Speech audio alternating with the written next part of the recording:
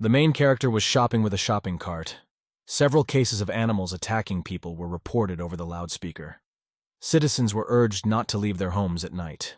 The guy thought to himself that it wouldn't be a bad idea to stock up on long-lasting food. He took a canned food from the shelf. The radio reported that several people had been infected with an unknown virus. Flu cases were also on the rise. One of the women told someone on the phone that the old man was in good health, but he retired a couple days ago. The main character was paying at the cash register at the time. John walked up to a car in the parking lot and began unloading groceries from the cart into the back. The driver had securely strapped the food boxes in the back of the truck. He'd bought everything he needed, and all he had to do was fill up on gas. The main character was speeding down the street. The road was completely deserted, at which time the protagonist received an incoming call on his cell phone. He answered it afterwards. The interviewer asked Tian Ren if he agreed to go to work. The boy agreed, but said he did not agree to send his sister Li Han to the orphanage. The interlocutor told the guy that he and the girl were not blood relatives. The woman said grudgingly that she would not raise someone else's child. Tian replied in an important voice that Han was his younger sister and an important member of the family. The female companion yelled at the guy that if he didn't take him seriously, they might not get married, but break up. Tian shouted angrily to the girl that he agreed not to marry her. At that time, there was the sound of a heavy impact. The car hit something on the road. The driver nearly hit his head on the steering wheel after a powerful impact. Tian was really freaked out. He didn't realize what had hit his car. The driver took a closer look. He realized he'd just hit a goat in the road. Suddenly, the wild animal came to its senses and jumped to its feet. It began to come to life. The wild goat's eyes glowed red. It looked predatory and unnatural. Tian was very unpleasantly surprised. The wild animal's head was crushed and the goat was still alive. The animated beast rose from the pavement and walked calmly away from the road. The goat leisurely approached the forest bowl and began to hide in the bushes. The protagonist was very surprised. He stared at the animal in silence. He thought to himself happily that he didn't have to call the police now, since the goat had gone. The main character drove up to the house. He stopped his truck outside the gate. Pulling, he walked over to the car and began unloading boxes of groceries from it. The boy heard a joyful shout from behind him. It was his little sister running. The girl ran full speed ahead with the dogs. She was glad her brother was back. Han was very happy. She told her brother that she could help him carry the groceries. The joyful dogs galloped nearby. The main character gave the girl a package of various goodies. She got very excited. Han ran joyfully and held the bag in her hands. She told his brother cheerfully that she had done everything he had told her to do. The girl was tired and wanted to eat the stew. Tian suggested that she taste the venison stew. The main character was carrying a large box in his arms. He looked around in surprise, at which time the dog came up to the bush and started eating leaves off the top of it. Han tapped the dog on the head with his hand and told him he wasn't allowed to tear up the plants. The boy along with his little sister were walking towards the house. They were carrying large packages of food. There were traces of some kind of predators on the earth. The guy and the girl approached the barn at that time. Tian walked past the animal enclosure. Inside was a large bull. The animal was quietly and calmly eating grass. It looked at the people passing by. Suddenly, the buffalo became very angry. His eyes began to glow with red fire. The buffalo looked at the people with unblinking eyes. Tian and his sister had already entered the house. The people put a large pot on the stove and got ready to make food. The girl told her brother that she had never seen a solar eclipse before. The radio announcer announced that today was a significant day in this century. An eclipse was about to begin. The girl happily said that the food was very good for her. She ate it with gusto. Tian told his interlocutor that during an eclipse, you have to wear glasses to see it. At that time, the radio announcer started the countdown. Han saw something unusual in the window and pointed excitedly there with her finger. The protagonist jumped out of his seat. He saw the window darken dramatically and the sun disappear. During the eclipse, the moon practically blocked out the sunlight. With a few seconds left until total eclipse, electrical discharges appeared on the light bulb. The girl said in a frightened voice that she was very dark and very cold. The eclipse made the dog very scared and angry. He started barking loudly. A very loud and unpleasant crackle came from the radio. The broadcast stopped abruptly. The Han excitedly pointed her brother's finger fearfully at something in front of her. The main character was very frightened. He looked anxiously from the house to the street. He jumped outside and noticed the weather had deteriorated sharply. There was a strong wind and rain. Very quickly, the heavy rain was replaced by snow. The main character was outside at the time. Han asked with fright, "Why did the summer snowstorm start?" The boy shouted to his sister to go inside. He himself decided to close the cattle and return soon.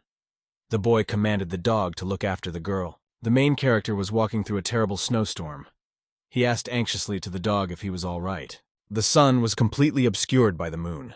A great storm was raging on Earth at this time. Tian tried to break through the storm. He turned his head and glanced to the side. The storm was really bad. The snow covered everything and froze on the trees. The main character walked up to the fence where his animals were. Then he looked up at the sky. The boy was very much surprised. He noticed something happened to the sun. The sky was still in the eclipse phase. There were bright flashes in the sky. The dog was staring angrily in front of him. He was very frightened by everything that was happening. Tian realized that something very strange was happening. He was struck by the snowstorm and the sun in the sky.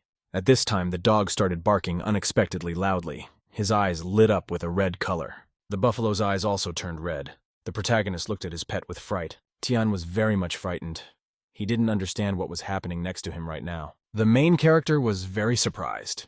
He didn't realize what he had just seen in front of him. The dog turned into a dangerous wild animal with burning red eyes. The main character was running at full speed and stopped abruptly. He was scared. Tian looked at his buffalo. He noticed that the buffalo had become very predatory. A dog was standing nearby barking loudly. The guy ran very sharply to the side. He knew his bow had to be somewhere nearby. The main character noticed his bow lying on a stump. Everything around him was covered with snow. The guy very sharply launched the arrow and sound in the direction of the dog. The wounded predator howled. The protagonist then decided to hit a rampaging buffalo with a shot. He looked at the buffalo with great attention through the scope. The animal's eyes were burning brightly. The protagonist took a close look at the target. He prepared to attack it. The guy grabbed several arrows at once and immediately launched them at the buffalo. The arrows flew at high speed towards the angry animal. The buffalo shouted unhappily and angrily after the arrows hit him in the head. He realized that he was able to finish off the predator with a powerful bow shot. The buffalo was very angry. His eyes were glowing red. The protagonist was not happy. He realized the animal was still on its feet. The buffalo was rushing at him. Tian carefully examined his bow. He realized that everything had gone wrong for him somehow. The system informed the surprise guy that he was out of shells. There were 3 living organisms around him. Tian decided to fire another shot. He reached out his hand for the quiver, at which time the buffalo bumped the man with its horns at full speed. After a powerful blow from the buffalo, Tian flew off to the side. The protagonist looked at the horned beast with great consternation. A dog barked viciously at the side. He realized that the animal wanted to warn him about something. The dog was barking very loudly. He was staring angrily in the direction. Tian looked apprehensively at his house. He figured things must be pretty bad there. The main character was startled to realize that Hanhan was in danger. At this time, the girl stood looking at the dog with frightened eyes. The little mistress frightenedly asked the Xiaobai dog what had happened to her. The dog was very angry. His eyes were burning and he glared predatorily at the girl. The dog started to move towards the girl. He prepared to attack her, at which time the protagonist swung around and kicked the dog with all his might. Tian realized with great excitement that his dog Xiaobai had also dangerously mutated. The main character shouted to the little sister that he would take her to the safe place. It's very dangerous outside. The girl, frightened, remembered about the dog. He explained to her that Xiaobai was very dangerous right now. The protagonist jumped outside. He wanted to take the girl to a safe house. Tian ran down the street past his house. A violent storm was raging all around. The protagonist carried the frightened girl in his arms. Han clung to him. The protagonist was startled to see a buffalo start to run up to them. The system informed the host that it had no more shells left. 4 living organisms were seen nearby. The protagonist took Han into the barn. He yelled at her not to come out. The system informed the guy that the number of living organisms had already reached 5. Chan noticed with consternation that there were predatory beasts outside around him. The protagonist heard a dangerous dog with burning eyes coming up behind him.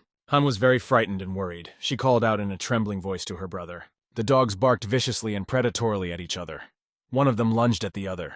Tian excitedly looked at his dog Xiao Hei and called him to him. The protagonist commanded the dog to hold up Buffalo. He ran with all his might. Tian ran up and grabbed the axe that was on the stump in his hands to defend himself. The protagonist turned abruptly on the spot. He was still standing by the tree. Tian stood and held an axe in his hands. He prepared to fight off the buffalo. The bull went full speed and hit a tree. The guy was able to bounce out of the way. The animal's horns were stuck in the tree. It could no longer attack humans. The protagonist swung around to kill the dangerous horned beast. Tian swung his axe. He shouted to the buffalo that he was going to die. The man didn't have time to kill the bull. A dog ran up behind him and bit him with its teeth. Tian excitedly glanced to the side. He realized that he was being attacked by his dog Xiao Hei. The buffalo managed to free itself from the tree and bumped the man's horns with all his might. Tian was very badly hurt. His mouth was bleeding. A dog had its teeth in his shoulder. The guy felt the dog continue to pound into his body. The system informed the man that a doomsday game was being set up. Pullen couldn't understand what the sound was. The protagonist couldn't understand what he saw in front of him. He saw a ravenous bull in front of him. The system reported that there was a new player named Lee Tianjan. The protagonist felt that the bull's horns had entered his body even deeper. The exhausted man let go of the axe. The guy thought to himself that his sister should survive. The system reported that the Doomsday survival game had been set. The main character felt as if he was diving into deep water. The system reported that the player Li Tianjan was registered. The system informed the host that the bonus ability of the first level of the asylum was the Eye of Truth. Tian opened his eyes. He read that his rank now constituted a guest house. The main character saw a bright glow in front of him to increase his rank. The protagonist gradually came to his senses. He saw a bright reflection in his eyes. The guy was lying on the ground. He had his hand on his chest, scared. There were still traces of blood on his clothes. The man groped his body for signs of the wound. He was surprised because he was still alive. The protagonist jumped up abruptly. He remembered frightened that he had been killed by a cow. His clothes were torn and there were traces of blood. The guy noticed with great surprise that the wound on his body had disappeared. He didn't understand where the cow and the dog had gone. The main character very realistically remembered the animal hitting him in the body with its horns. The protagonist remembered very clearly how sick he felt after being hit by the animal. Tian jumped up and looked in front of him with great excitement. He couldn't understand exactly what had happened. The guy looked away with great attention. He realized he was still outside his house. The protagonist looked up in surprise and saw the body of an animal lying next to him. Tian looked around with great excitement. He saw the body of his dog very close by. The main character couldn't understand what happened to him after he lost consciousness. Tian thought with great consternation to himself that a human was incapable of such destructive power. The system informed the host that a player named Li Tianjan had been activated. Blue lightning bolts appeared around the protagonist's body. He felt a charge of energy. The dog came to life and clung to the man's shoulder. The guy got into a Doomsday survival game. He activated his player status. Tian swung his arm with all his might and knocked the dog with all his might. The chief yelled loudly. He managed to kick the dog away from him with all his might. Tian felt new strength within himself. He swung his weapon to strike the animal in front of him. The protagonist swung his axe at the buffalo to strike it in one blow. The buffalo screamed loudly. The protagonist was able to give the animal a fatal wound. Tian felt a very strong surge of strength within him. He glared menacingly at the defeated animal. The protagonist felt energy running through his entire body. His body bent in half. The guy's body started getting stronger. His clothes started tearing after that. The protagonist jumped up sharply. He was still holding the axe in his hand. A very bright glow appeared all around. It immediately blinded the entire neighborhood. Tian looked around with great excitement. He had no way of knowing how he could have survived. The protagonist screamed loudly. The aftermath of the explosion was still visible behind him. Tian breathed out in relief. The guy remembered that he was dead. The wound on his body had healed. He felt someone else's power within him. The main character realized that all of this had happened to him because of the system. He sat alone on Earth and decided that it really did feel like a game. The system informed the user that he had received a rookie award and could check it out. The guy heard the system beep. He realized that there had to be a task for him now. At which time lightning struck. It blinded the protagonist. Tian realized with excitement to himself that the information was entering directly into his brain. The system informed the host that in 30 days there would be the next period of destruction. The player must survive the Doomsday game and make his shelter a reliable citadel. The protagonist realized fearfully that only the first period of destruction had begun. Tian realized that the first wave had poisoned the ground. He walked over and looked at the body of his dog Xiaobai. The main character realized that the dog and cow mutated after eating poisoned plants. Pull gently picked up the dog's body and carried it with him. He decided to check on his little sister. The main character walked up to the barn and opened the door. He noticed that there was no one inside. Tian leisurely went down the stairs to the basement. It was dark and there were barrels in the center. The guy flicked a switch. He realized the power wasn't fixed yet. The main character looked at his phone. There was no connection. He decided to start the diesel generator. Tian looked around carefully. He couldn't find the girl anywhere. The protagonist was startled to notice his little sister lying silently behind the crate. The guy called out to the girl fearfully and ran over to help her. The protagonist picked up his little sister in his arms. He asked her fearfully, "What happened?" The system informed the guy that the girl was asleep. Tian got very excited about it. The girl gradually came to her senses. She opened her eyes and looked at her brother. Han explained to her brother that she was waiting for him downstairs, and then a white light flashed, and then she did not remember anything. Her sister asked what had happened to Xiaobai. Her interlocutor explained to her that the dog was hurt and could not be seen with her yet. The main character came out of the barn. The girl was left sleeping on the floor covered with a blanket. Tian realized that there were no animals outside that had mutated. He decided to find out how this system was different from other computer games. The protagonist sat carefully in front of the system window. He scrutinized everything inside. Tian was studying the system. He wanted to get some special weapon or ability right away. The guy noticed some question mark on the scoreboard. The user realized that the currency in the system was points. Seeds that could germinate even in poisoned soil were available for sale. The protagonist sat and scrutinized the available items in the system. Tian was sitting on the floor of the barn. He checked the supplies at home. Everything that came in contact with the ground was contaminated. The guy decided to wait for the network to be restored. The guy sat and studied the system window with great interest. He read into the information. The protagonist remembered how his pet had mutated very badly and become aggressive. Tian thoughtfully recalled all the details and consequences of the animal infestation. The protagonist remembered how dangerous his dog had become. He realized he needed to destroy the sources of the contamination. In the sky at the time, the eclipse was ending. Sunlight was starting to break through. He had burned it down to get rid of any traces of contamination. The guy stood there thinking about something of his own. He decided he needed to go back to the house now. Tian walked to the front doors of his house and prepared to go inside. The guy went inside the house and headed for one of the rooms afterward. The guy pressed a button and the doors to the room opened. There were a lot of weapons. At the same time, the diesel generator was turned on. He picked up a gun for himself. He decided to take it outside with him. The protagonist pulled the bolt in the weapon and checked the combat effectiveness of the gun. Tian placed the walkie-talkie beside his sleeping little sister. The girl was resting quietly on the floor. The main character walked over and opened the barn doors. He decided to get away from home. Tian was driving his car on the road. There was silence all around and no one else was there. At that time, a flock of birds of prey appeared in the sky, their eyes glowing brightly. Predators gradually began to stalk the man in the car. He realized that he had attracted all the mutated animals in the area. He decided to deal with them as soon as possible. At that time, a military vehicle appeared on the road. It began to gradually catch up with the protagonist. Tian looked in the rearview mirror with great excitement. He realized that someone was following him. A military truck overtook the protagonist's car and stopped in the middle of the road. Tian hit the brakes very sharply. He had to stop quickly. A military truck was in the middle of the road. It had a gun on top of it. Tian stopped on the road in his car. He looked attentively at the military vehicle in front of him. The soldier was sitting near the machine gun on the car and looking intently at the protagonist. Tian raised his hands up fearfully. He realized that he was in the military's crosshairs. The soldier shouted to the side over the comms that the roadside alert had been cleared. The protagonist took a close look at the patch on the side of the military man's arm. The protagonist realized that he saw in front of him soldiers from the neighboring base. The guy decided that the city is now in total chaos. The soldier told the guy that it was very dangerous outside and not to drive here. Tian explained to the soldier that he had run out of supplies and went outside. He inquired about the situation in the city. Someone told the soldier that Zone B was under attack by mutated cats and that reinforcements were needed. The soldier told the guy to go to a government supply point. It's not safe in the city either. The soldier advised the guy to go home soon. At that time, an airplane appeared in the sky. A military helicopter flew over the road. He decided to stop by on the way to see how his girlfriend Jun Lin was doing. The protagonist drove into the inner city. The streets were chaotic and confused. Tian was traveling in a car through the city. News reports reported on bodies found and crimes committed. The protagonist was looking around carefully. He heard a siren wail. Pullman glanced in the rearview mirror. He saw a police car approaching. The protagonist thought to himself that only police cars and ambulances were left on the streets. Doctors were loading an unconscious man on a stretcher into a car.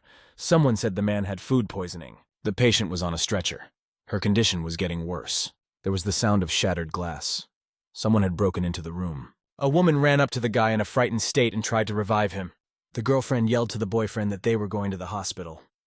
The interlocutor replied that the hospital was already full. They can't even call the ambulance anymore. Pullman thought that the medical system was already paralyzed and could no longer deal with the effects of plant irradiation. Tian grabbed the steering wheel with his hand. He prepared to drive off to the side. There was chaos and confusion in the streets. The supply point was crowded with people. There were basic necessities available. A policeman was standing there yelling at the megaphone for people to get in line. Someone shouted for people to stay calm. There should be enough food for everyone. There were boxes of food on the shelves. Each citizen could buy a certain amount of food for himself with an ID card. People stood in line and tried to get through. There was a woman sitting against the wall. She was hugging her daughter. The girl was screaming for food. The protagonist looked around carefully from the car, at which time someone ran up and tried to take the citizen's food from him. People crowded around the food distribution point. Conflicts arose between them. The main character pulled up to the corner of the house. He was on his way to see his girlfriend. Suddenly, a minivan pulled out in front of the guy, pulling sharply to the side and stopping to avoid hitting another car. The protagonist stopped in his pickup truck. At that time, the doors of the van opened and a stranger got out. The man was carrying a bag of some kind. He looked around with great suspicion. The stranger asked the protagonist, "Is he coming from a supply point?" The man asked with interest to the guy, "Did he manage to buy food?" The stranger showed the guy a bag of vegetables. He offered to buy them. Tian glanced anxiously at the food in front of him. He realized that it might have been contaminated. The guy studied the vegetables in the bag with great excitement. He decided not to buy them. Tian slyly told the stranger that if he ate any of his vegetables, he would buy everything from him. The man was frightened. He asked the protagonist, doesn't he believe him? The stranger kept insisting that the protagonist buy food from him. Tian shouted at the man to get out of the way. The protagonist glared very menacingly from the car at the stranger in front of him. Without thinking, the guy pulled out his gun and pointed it at the man. The startled stranger shouted to the boy that he was an obedient citizen and offered to talk. Tian explained to the man that if he shot him, no one would even say a word to him for it. The man was very frightened. He decided to run for his life. The stranger ran up to the car with his package and began to load it. The man was not happy. He did not like the fact that he had come across such a man. The stranger slammed his automobile shut and sped off down the street in it. The main character drove his pickup truck off to get to his girlfriend's house. Tian stopped near the entrance to the house. He decided to try to get inside the building. The protagonist slowly climbed the stairs. Inside the entrance, everything was smashed. Tian went to the door and knocked. He called his girlfriend Zhang Lin by name. No one answered the knock at the door. The protagonist lifted the mat and found the key there. The main character opened the door to the apartment. He called the girl's name. No one answered him. Tian looked around the room carefully. Everything around him was scattered. The guy looked over and noticed how the things near the bed were scattered. The protagonist looked closer and noticed a medicine packet lying on the table. Tian realized to himself with excitement that there was contaminated fruit or medicine lying in front of him. The protagonist examined the package and realized that it contained the antibiotic that Tianjun had used. The protagonist looked around and realized there was no trace of blood in the room. The guy realized his girlfriend didn't eat the poisoned food. He saw a picture on the wall. He remembered that the lock showed no signs of forced entry. It was all too suspicious for him. He didn't understand where his girlfriend could have gone in the midst of all this chaos. The protagonist was in his guest house. The system informed the host that all objects and living things would be digitally displayed to the host. The host could also control the shelter in real time. The main character looked at his greenhouse. So far, he had no income and only losses. The guy decided that after he got enough points, he could improve the facilities on the farm. Tian was pounding the ground with his pickaxe with all his might. He was cultivating his plot. Sis joyfully told her brother that the seeds had sprouted. Tian glanced carefully to the side. The dog approached and studied the green sprout from beneath the earth with great excitement. The girl sat up and looked at Rostock with joyful eyes. The system informed the guy that he could see tomatoes in front of him. He thought to himself joyfully that he had succeeded in planting a plant. Tian thought rather to himself that the seeds were maturing very quickly. The girl said that the seeds they had planted earlier did not grow in the end. She was already afraid that they would have nothing to eat. The main character reminded her interlocutor of the rules. Han said loudly that she could only eat the food that her brother would give her. The girl added that she cannot go outside the farm without her brother's permission. She must also hide from animals that act strangely. The system informed the host that he should gather radiation-resistant produce that had ripened. The guy looked happily at the tomatoes. Their shelf life was 30 days. Tian stood examining the tomato with great attention. He decided to taste it. The protagonist, without wasting a moment, decided to taste the vegetable he had grown. Tian felt a fever spreading through his whole body with interest. His fatigue from work disappeared. The guy realized that he had food and was getting a performance bonus. He decided to take up farming full-time. In the system, everything depends on points. Different functions are related to the number of points. The source of points is the exchange system. The exchange system uses agricultural products and minerals. Price is also related to the level of products. Poland now doesn't have to worry about supplies or shipping. With enough points, you can turn a homestead into a military base. The guy thought to himself that products from other levels carry with them more amazing effects. The main character happily turned around to the side. He decided to look at the fruits of the healing level. Tian looked at the bed next to him. He was very much dissatisfied. The main character saw that there were only a few grown carrots above ground. The protagonist realized that the small harvest was due to a very low ripening factor. The system reported that the carrot removes the negative effects of any poisoning and disease.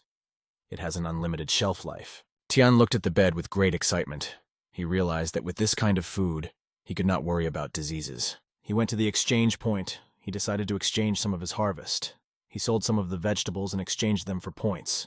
He left the rest in his backpack. The system asked the host if he was willing to trade 200 kilograms of anti-radical products. Tian confirmed the deal. The system informed the guy that he got 2,000 points. Also, the host got a healing product in his inventory. The system congratulated the player on a successful exchange. He received an intelligent robot in return. Tian was surprised because of the reward he received for the first exchange.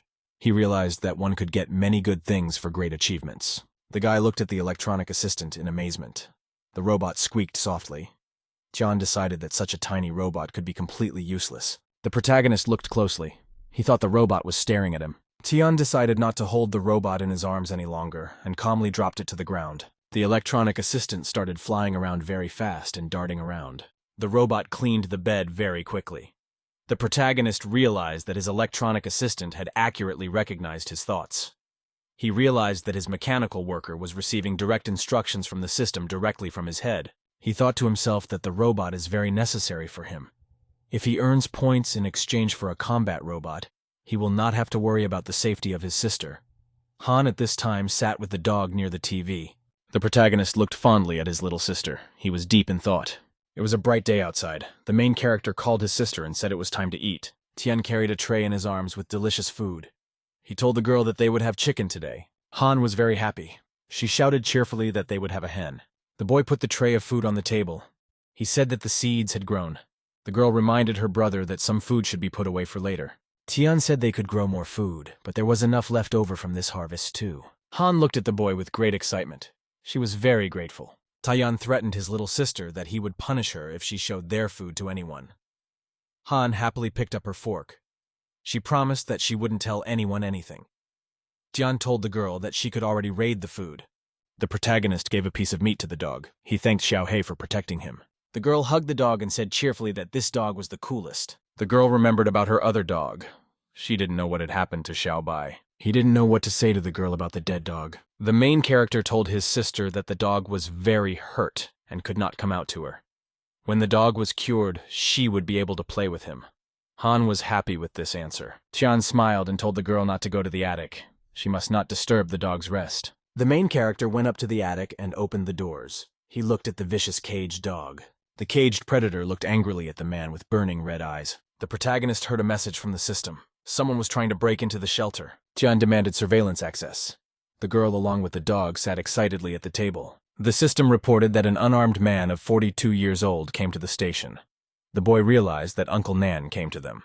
The man stood outside and smoked excitedly. The boy asked Uncle Nanya what happened. The guest was very excited. He threw his cigarette on the floor and ran up to the guy. Nan turned to the protagonist and said that he wanted to ask him something. The guy replied to Man that he could talk. The man asked the protagonist if he had any extra food on the farm. He explained that his house had been burglarized and all the food taken away. Nan asked humbly and fearfully of the guy to share his food with him. The protagonist fell silent. He looked at the man for a long time, wondering what to say to him. The guy told the guest that he had no supplies. Everything he grew was contaminated.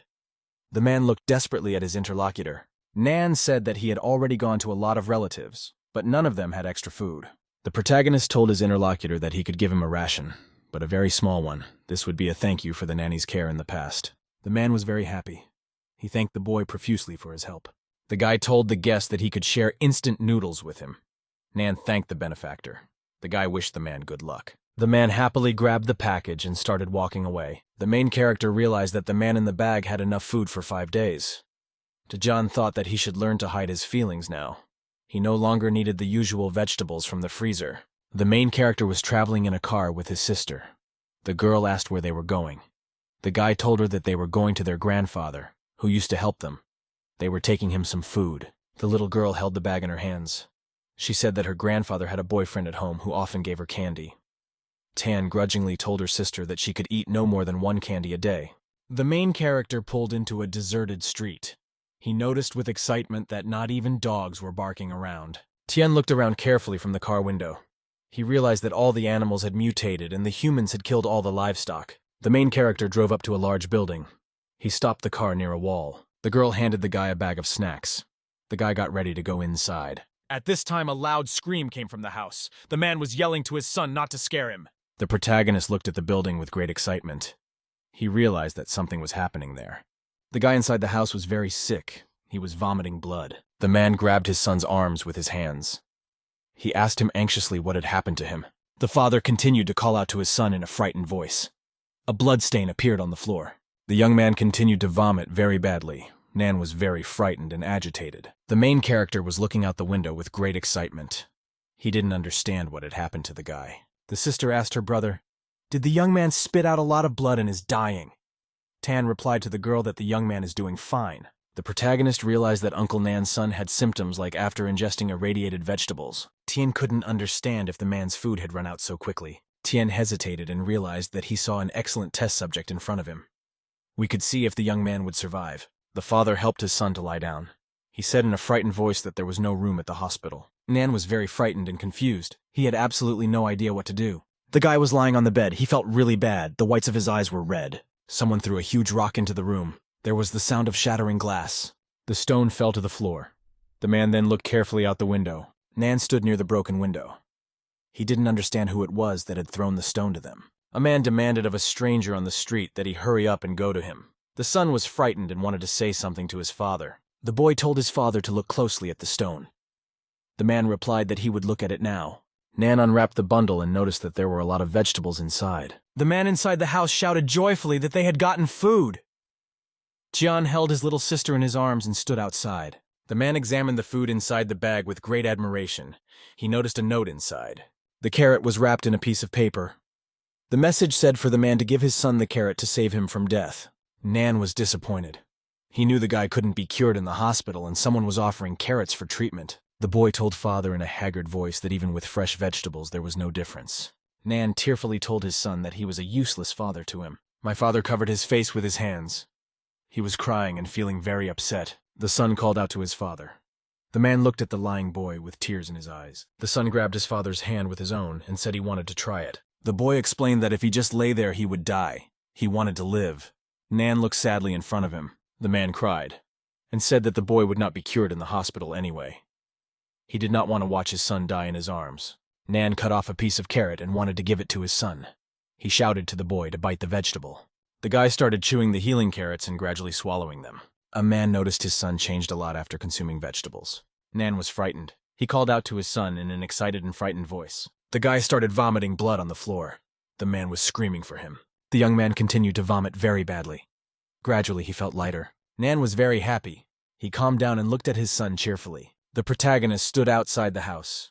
He listened joyfully to his father's shouts of joy. In the evening, sparks began to appear near the street lamp. Street lamp turned on and brightly illuminated the dark space below. The protagonist decided to himself that the power had been restored, so there must be a phone signal nearby. The guy decided to call his girlfriend Zhonglin.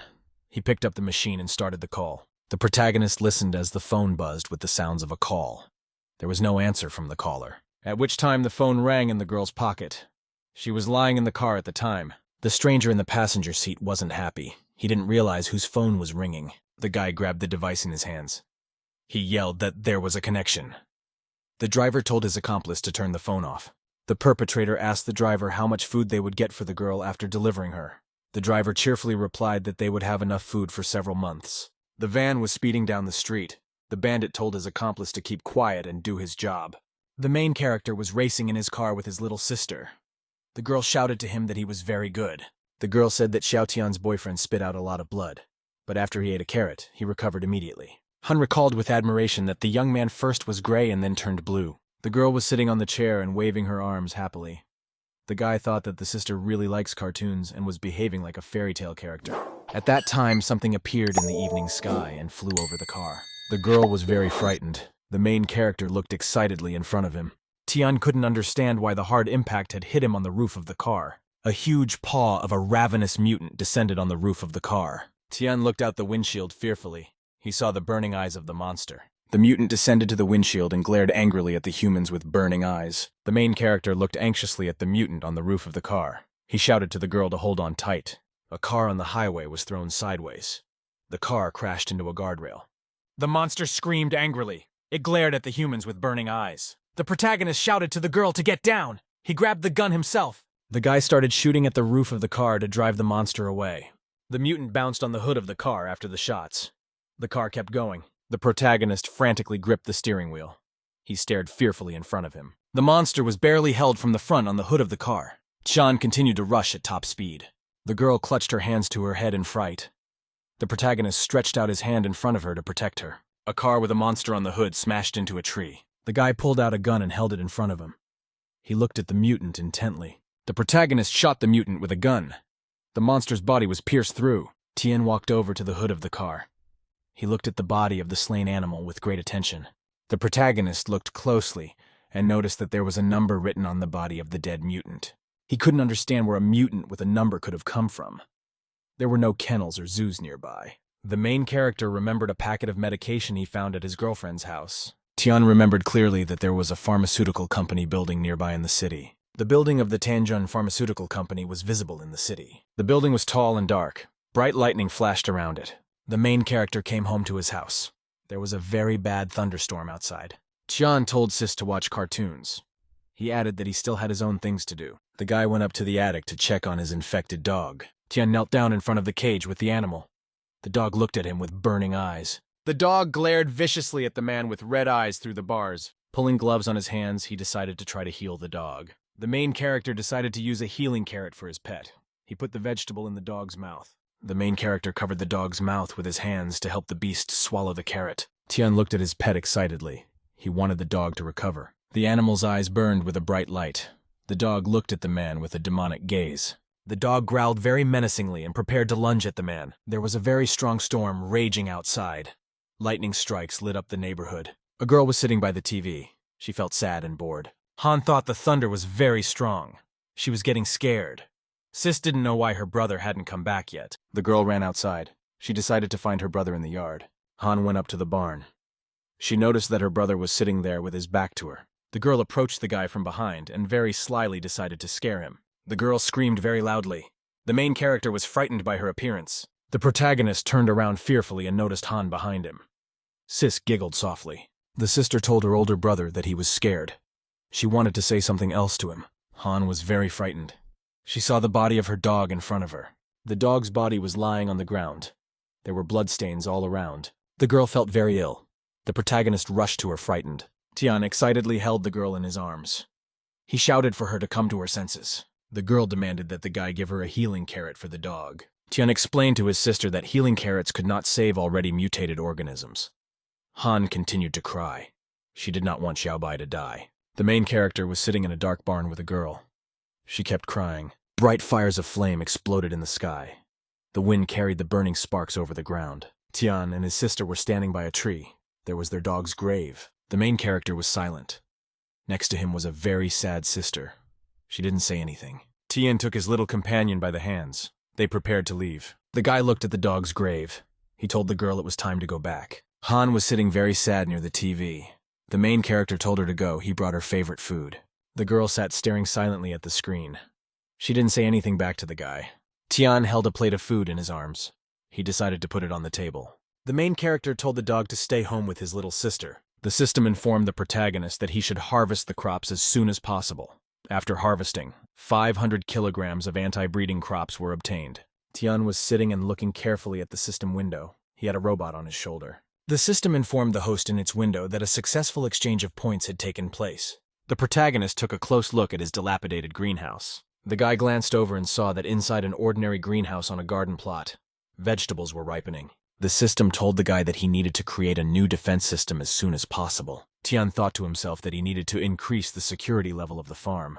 For now, he couldn't earn many points from the crops he was currently growing. The system informed the guy that the fence reinforcement had been increased to level 2. A live wire appeared around the protagonist's property. With the help of points, the protagonist bought a mobile radar for protection. Tian thought to himself that he needed to get a job protector for his sister. The protagonist looked out the system window with great excitement and interest. The guy saw the dog was worth 3,500 points. He didn't have enough points.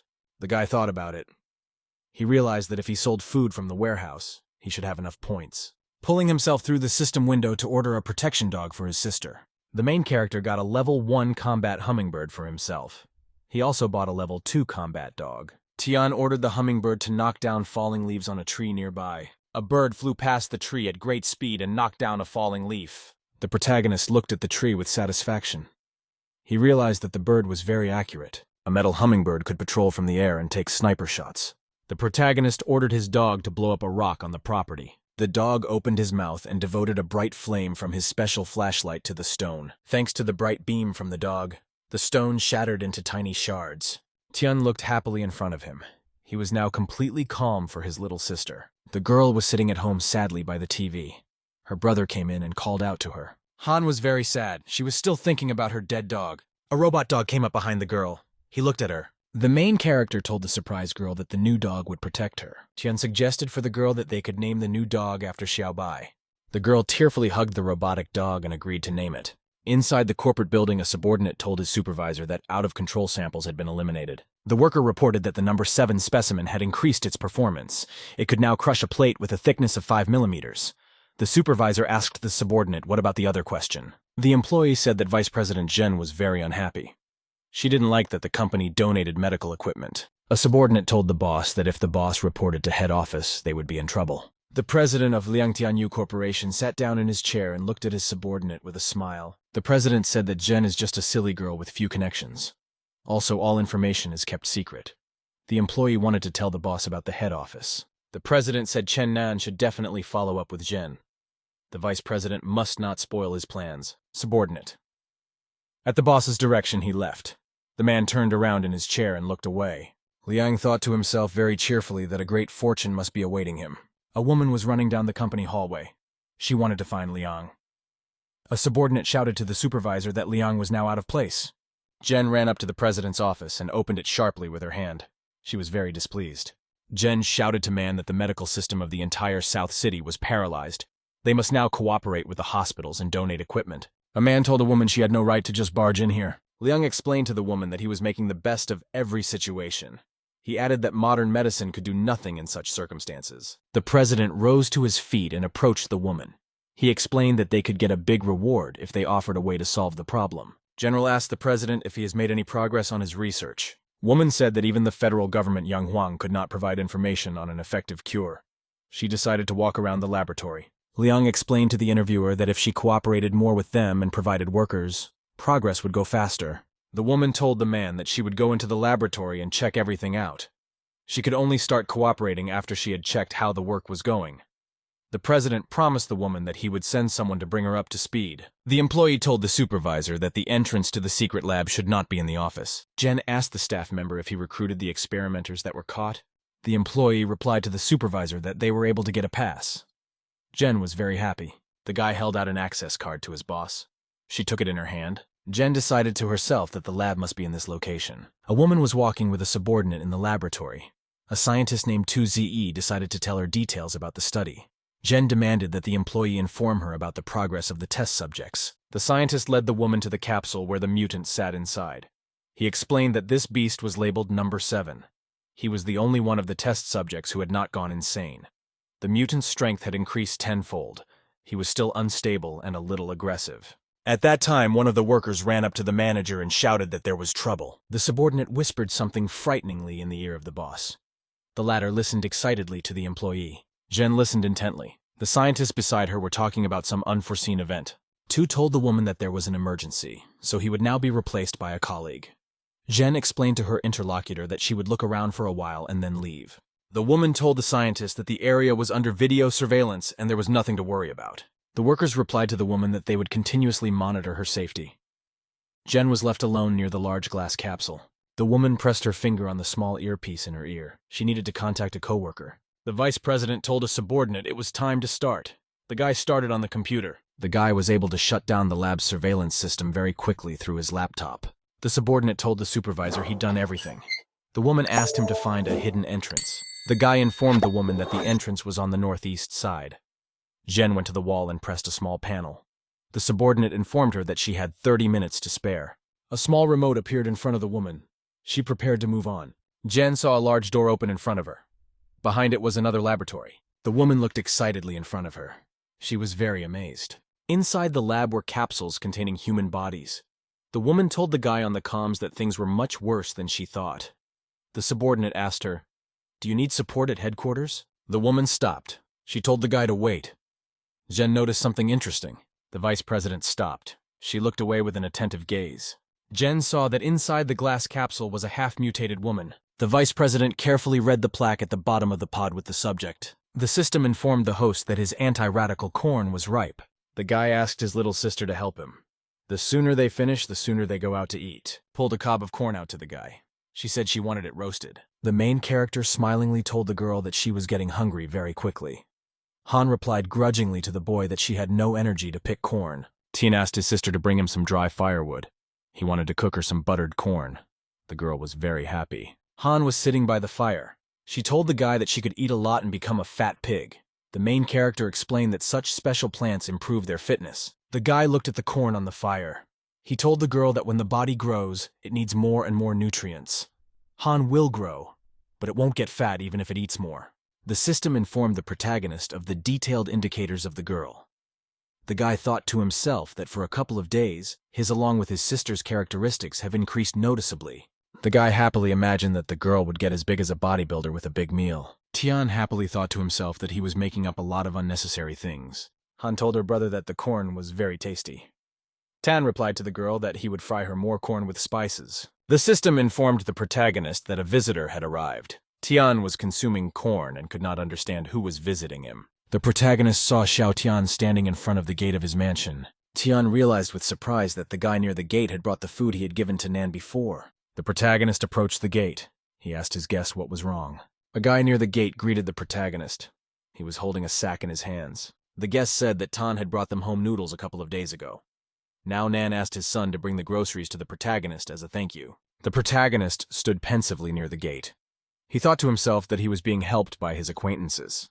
Tian inquired of his interlocutor where on earth did he get so much food from.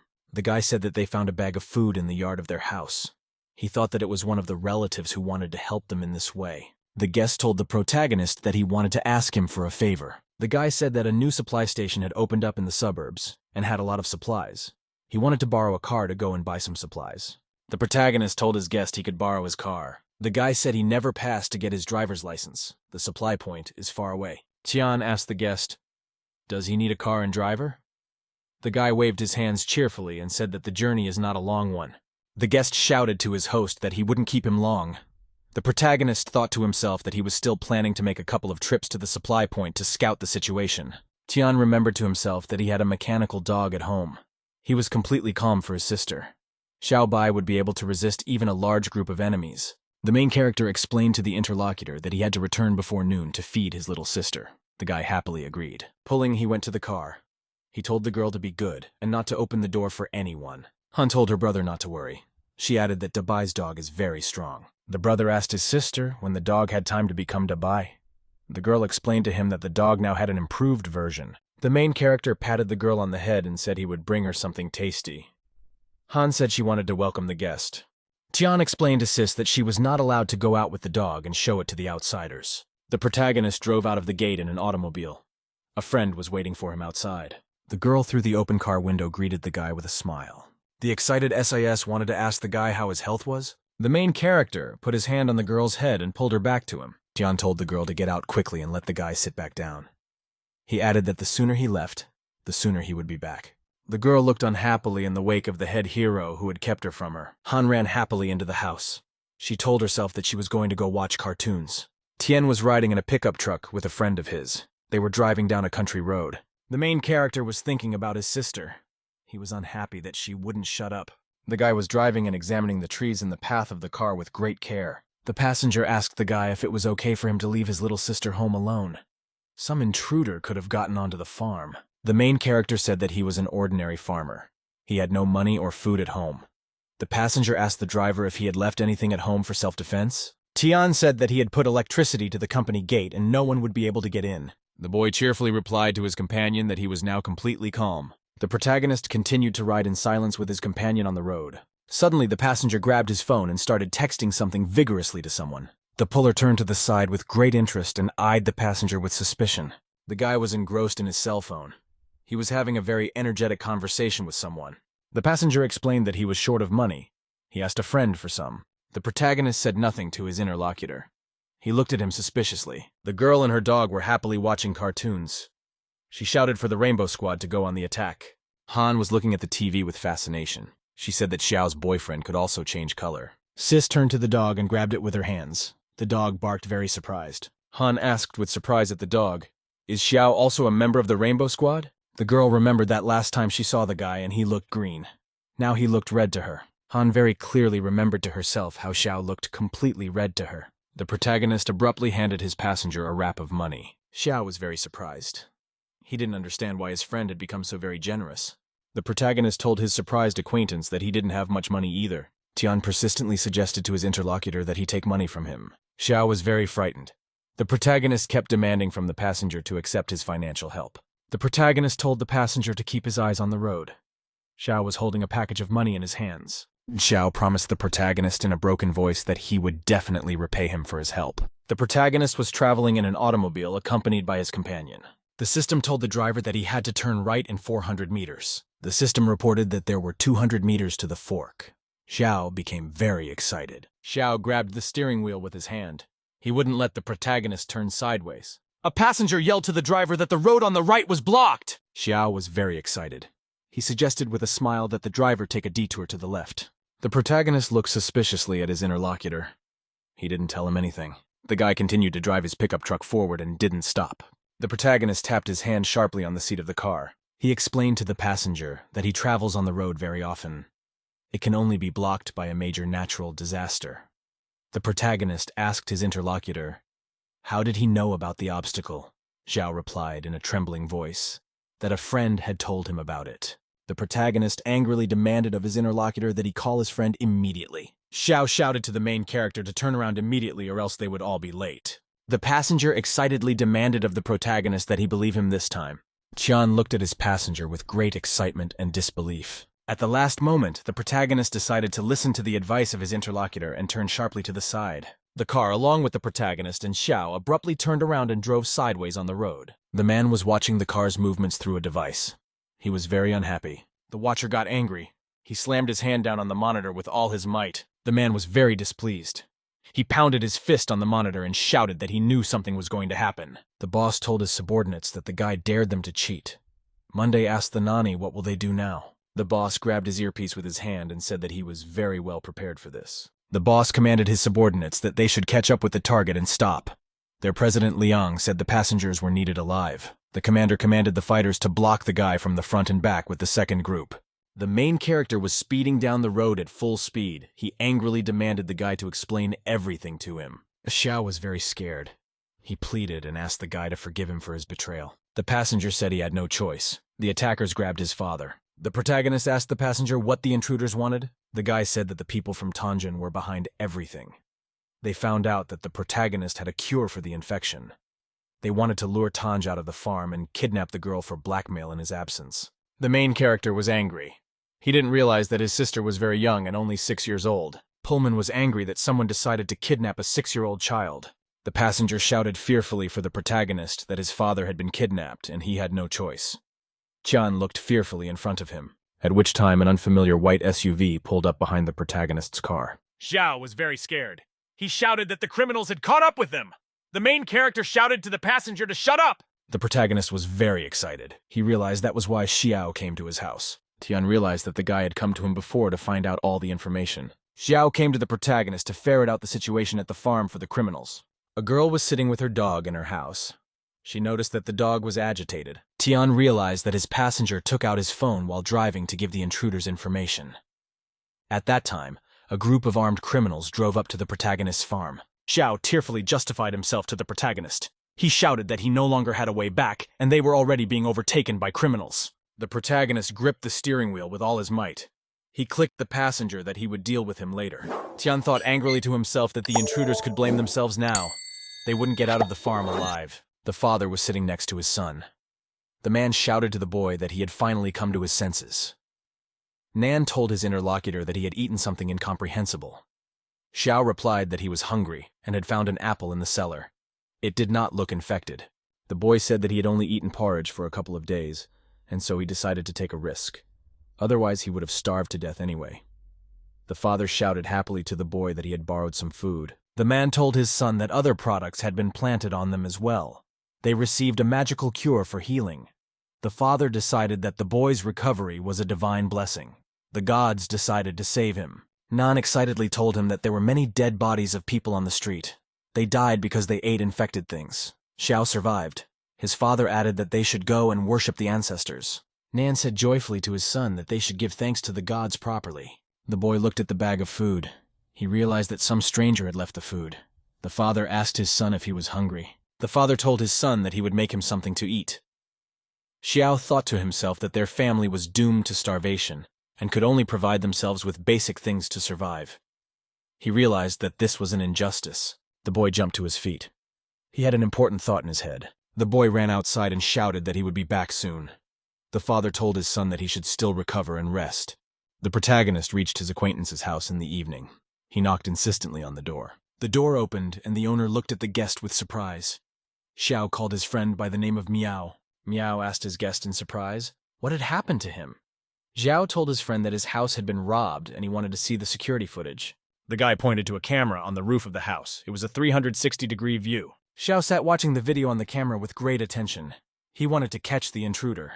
Miao told his friend to hurry up. He was about to go to bed. Xiao worked at the computer with great attention. He realized that the camera was only recording the area of the entrance to their alley. The guy sat by the computer with great attention. He really wanted to find the stranger. Xiao saw a familiar pickup truck on the video. He knew who the car belonged to. The boy returned home. His father asked him where he had gone. Xiao told the man that he knew who had saved him. Xiao said that he watched the security camera footage. He noticed the main character's car arriving. The man rejoiced. He said that Tian turned out to be a good person. He shared food with them and saved Xiao's life. The boy was silent. He looked at his father for a very long time and said nothing to him. My son told me that the Tanjin Company is now looking for a good medicine for a good reward. The man got angry. He asked the boy sternly what he was up to. Xiao answered his interlocutor that he wanted to make their life in this world easier.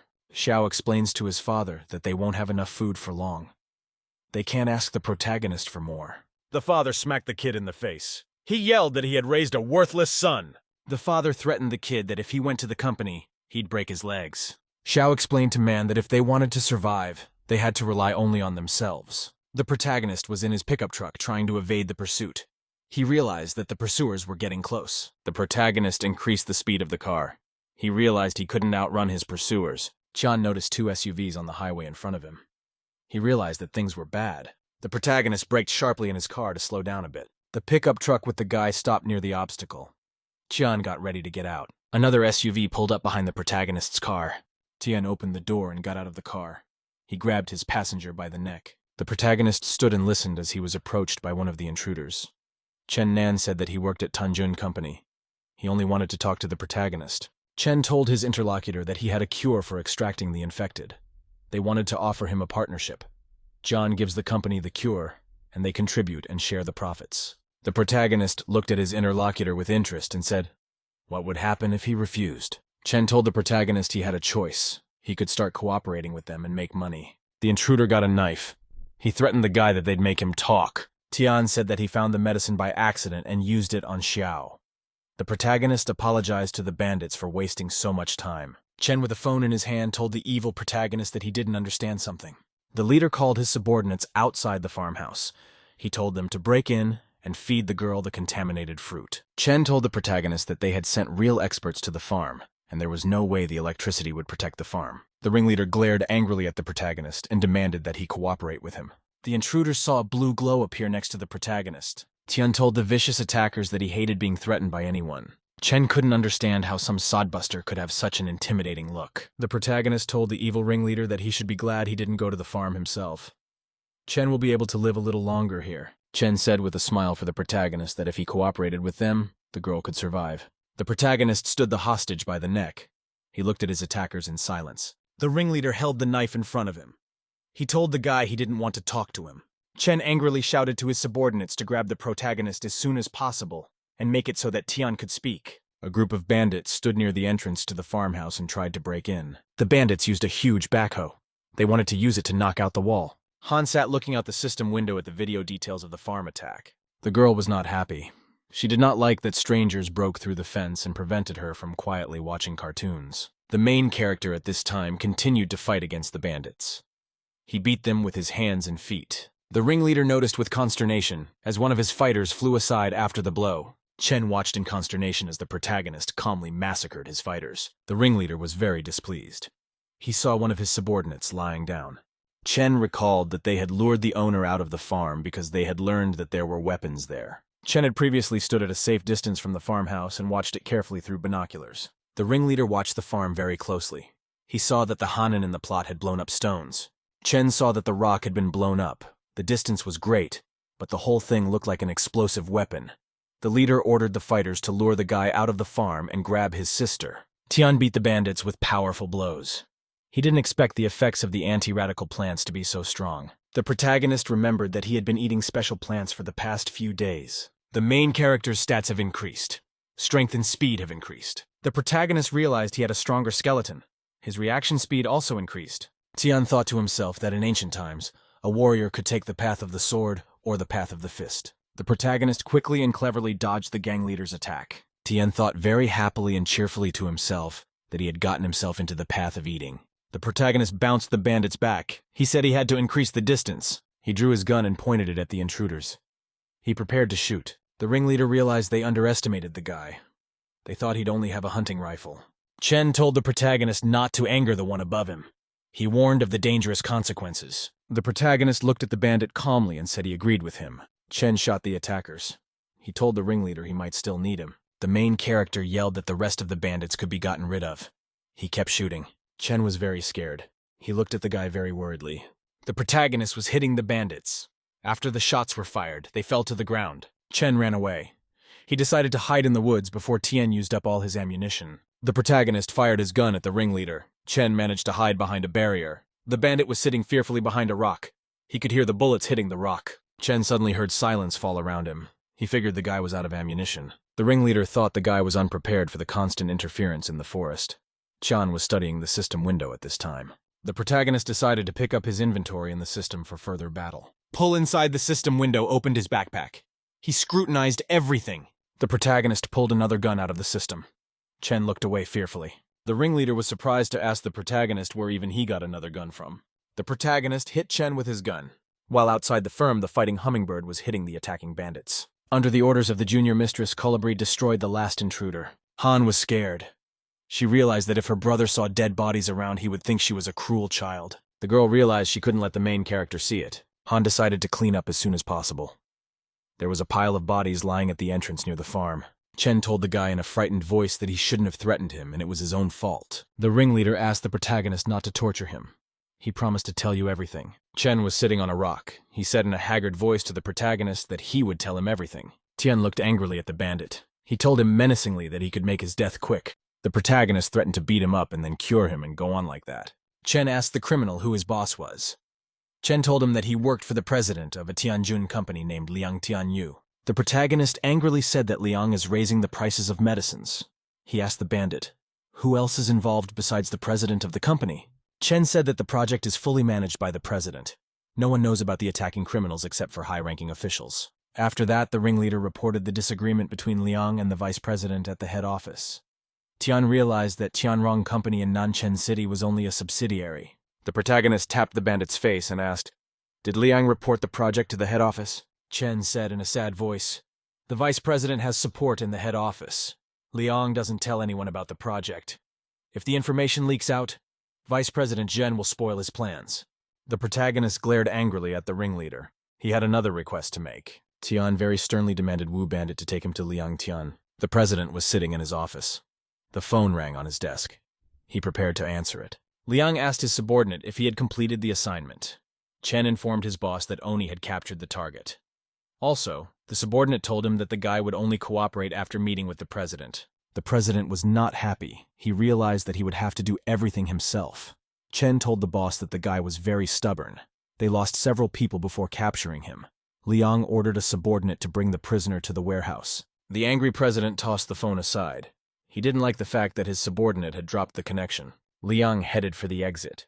He decided that as soon as he got to the head office, he would immediately replace Chen. The main character held the phone near the boss's head. Chen finished talking. Xiao thanked the protagonist. Tian replied to the guy that he was only picking up Uncle Nan on the way. The protagonist in his car sped down the highway. They all drove towards him. Xiao came to the meeting at the abandoned warehouse. He was carrying a bound bandit. Liang sat watching the guests in the warehouse with interest. Next to him was the bound Nan. The president grudgingly and with interest asked the guest, "Where are the Chen and the protagonist?" Xiao was holding a prisoner. He said that Tian had fainted and they had left him in the car.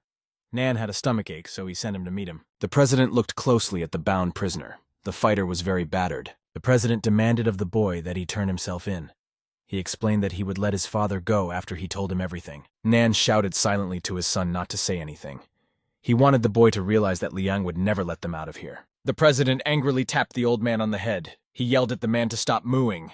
The president threw Nani hard to the ground and started beating him with his feet. Xiao looked angrily at the bandit. He was angry because Liang was beating his father. The president sternly demanded of the lad that he bring the prisoner to him. The main character jumped down from above. He kicked one of the attackers in the head. Tian jumped down from the ceiling and started kicking the bandits. He took them by surprise. The bandits were very scared. Nan looked silently at the protagonist. He was waiting for help from him, pulling the president to the floor and pointing a gun at him. He said it was uncomfortable to climb the wall. The bandits got scared. One of them called out to the boss. The protagonist shouted to the fighters to stay back. Liang turned around and angrily asked, "Where did his subordinate Chen go?" The protagonist told the president that his subordinate was just around the corner. Liang lay there and looked at the boy. He couldn't understand what he was talking about. The protagonist pointed to the bound prisoner and told the president that he was his subordinate. He threatened the boy that the old man would die if he dared to touch him. He pointed the gun at the ringleader. He said it would be better to kill him than a worthless man. One of the fighters rushed at full speed to the boss and wanted to help him. Another of the bandits was also very worried about his boss. Liang was in the crosshairs. The president ordered his subordinates to kill the hostage. The protagonist pointed a gun at the president and prepared to shoot. Tian pointed his weapon sharply to the side and fired it at the bandits. Xiao rushed joyfully to his father. Tian stood with a gun in his hand. He put his foot on the president's back. The protagonist fired his gun and killed the president. Liang fell to the ground. Lian's bloody body was lying on the ground. Father and son decided to thank the protagonist. Nan, along with the boy, bowed to the mountain hero and asked for his forgiveness. They thanked him as well. They also thanked him. Tian told the man that he didn't have to apologize to them. It wasn't his fault. Nan said in a frightened voice that he couldn't stop his son, and it was his fault. The protagonist replied to the guy that he wasn't worthy of forgiveness. Chen explained to Xiao that he would not touch him just because there was no need to. The protagonist told his companions that they should know for themselves what they would do next. Nan asked the protagonist with consternation, "What will they do with the bodies of the bandits?" Tian said he would go and open his car. Nan asked the guy fearfully, what was he going to do?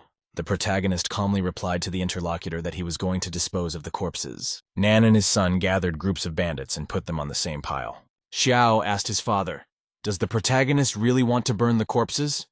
The man told the boy that they were in the middle of nowhere, and no one would just solve the case. The man was pulling his head. He wanted to pull Chen to the common pile, at which time the leader suddenly came to life, a shard of glass in his hand. Chen swung around and tapped the man's leg with all his might with the glass. The shard stabbed into the man's leg. Chen shouted in a disgruntled voice that Nan had dodged after all. The son was very frightened. He fearfully called out to his father. The boy decided to help the man. Chen swung a piece of glass at the man and shouted that he was already dead. At this time, Xiao ran up to the bandit and wanted to hit him with a piece of glass with all his might. Xiao received a very powerful glass blow to the chest. He managed to cover his father with his body. Nan was frightened. He realized that his son had just been very badly hurt. At that time, the protagonist in a car drove into the warehouse. He hit Chen. Tian drove up at full speed and knocked the bandit down. He drove him to the wall. The protagonist jumped out of the car and tried to run to the aid of the man and his son. Nan was very scared. He was holding his son in his arms. He realized the boy was dying. Xiao said in a dying voice to the protagonist that he never became a good person. Tian listened to the guy with great attention. Xiao told the protagonist that he had gotten his father into this situation because of his greed. The guy held out his hand, clenched into a fist. He told Pulin to thank Han on his behalf. The dying Xiao passed small candies for the protagonist.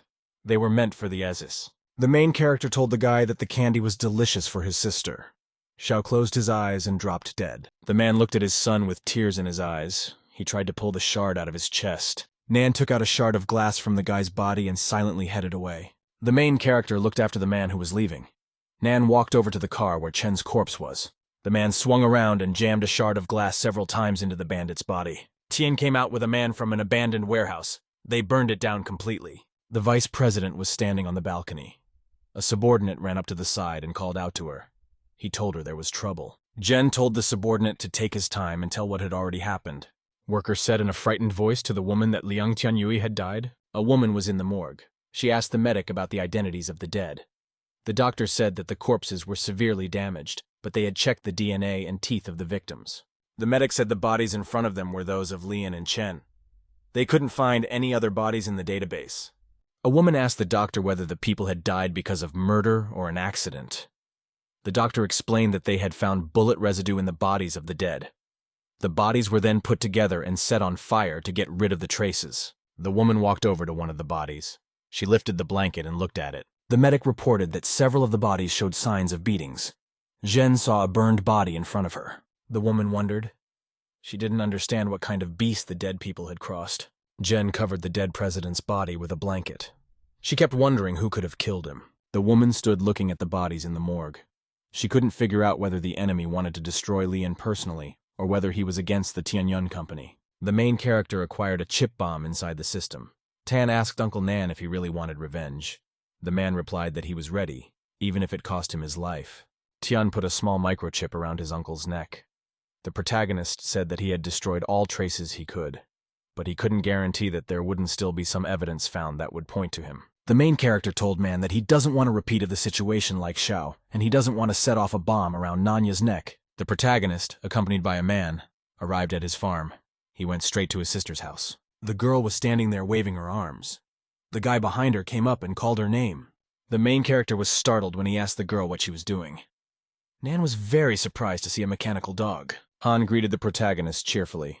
She said she was playing in a sandbox. Next to her was an excavator. Near it was a huge pile of sand with people's bodies inside.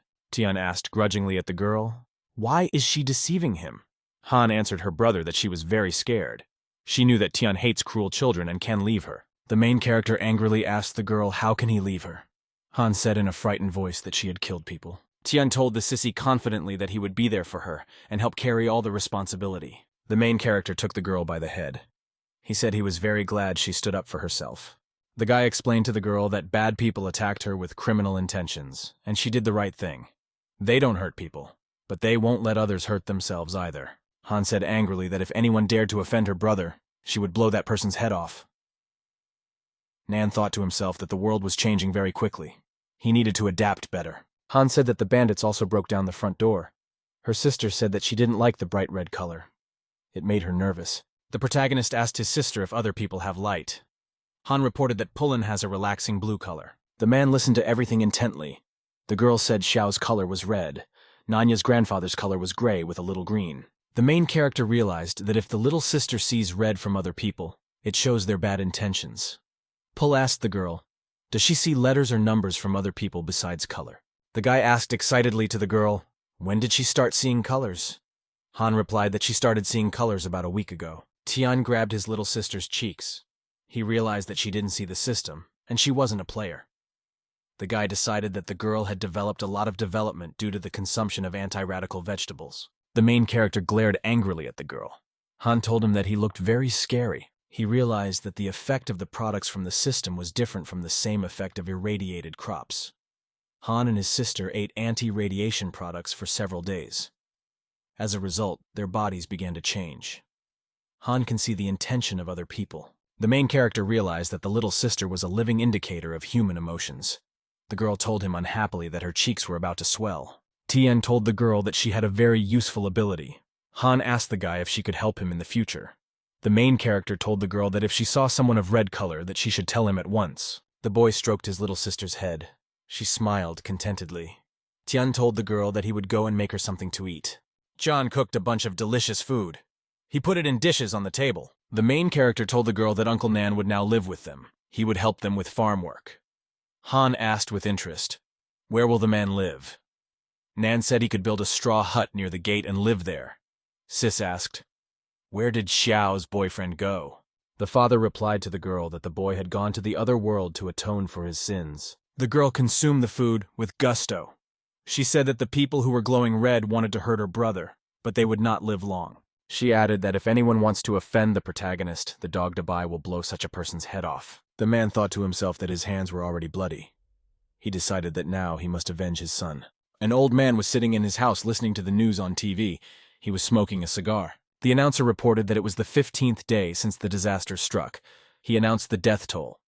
The federal government was actively distributing grain reserves. The old man stared silently in front of him. At that time, the door opened and someone entered the room. The announcer said on TV for people to stay calm. The host turned off the TV with the remote. The boy went up to his father and greeted him. The old man did not turn around and ask the guest if he had read Xiao Zhen's report. The boy answered that Liang was dead. The old man said that Liang was bringing them good money. Now the mutation process had accelerated. He added that the military had caught a level 5 mutation beast in the mountains. The guest was surprised that there were already monsters with the 5th level of mutation. So far, the scientists had only encountered the 3rd level. The old man told the guy that there are no humans in the mountains. The soil for the spread of radiation is very rich.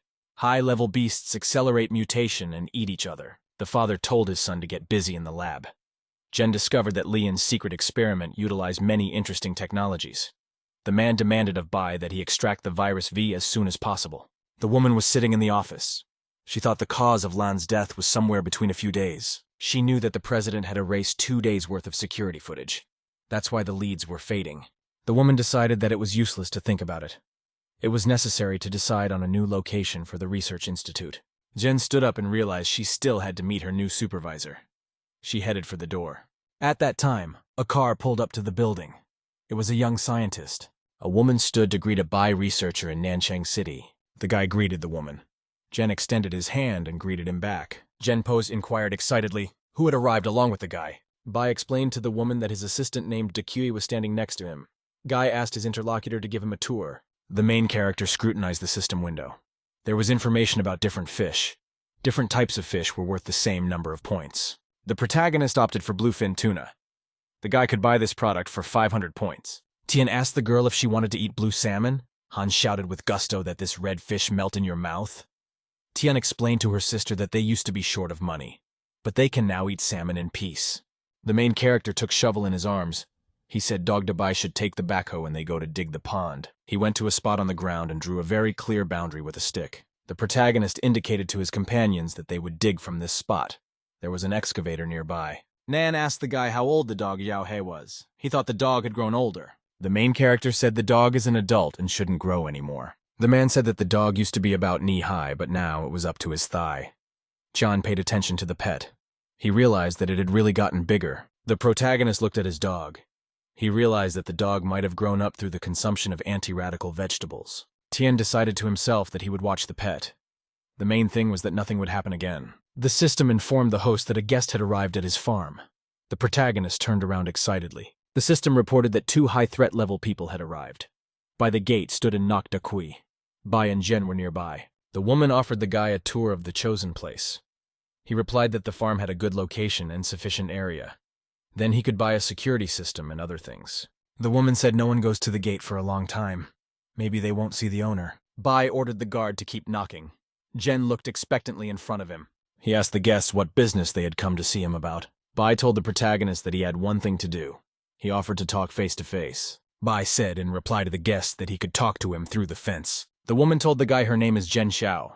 She is the president of the Tianzhong company. The guest handed the guy a business card. She said they wanted to buy the farm from him for a price. The protagonist excitedly realized that the Tianzhong firm had learned about the farm. Jen informed the guy that she could pay him with money or resources. She could also provide him with an apartment in the city center. The protagonist replied to his guest that he didn't need anything. Jen was very surprised. The woman told the guy that if he heard the price, he might change his mind. He replied that he would not agree even for a pile of gold. The guard began to break the gate with all his might. He yelled that they were talking nice for now. The system reported that the farm was under attack. It offered to launch a counterattack. John rejected the counterattack offer. The protagonist thought excitedly to himself that the man was able to trigger the system's alert with a single blow. Bai was very displeased. He called the guard by name in a very angry manner. Dakui stopped. He looked at his master with a frightened look. The guy swung around and punched the guard in the face with all his might. Kuk didn't see that coming. Bai warned the man that if he allowed himself any more liberties, he would slide back to where he had crawled out of.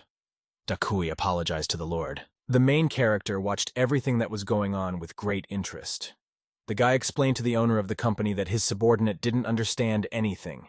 John suspected the guard. Tian told the man to come closer to him. The guard approached. The protagonist then punched the man in the stomach with all his might. After a punch from the protagonist, a hummingbird scout hit the body of the guard.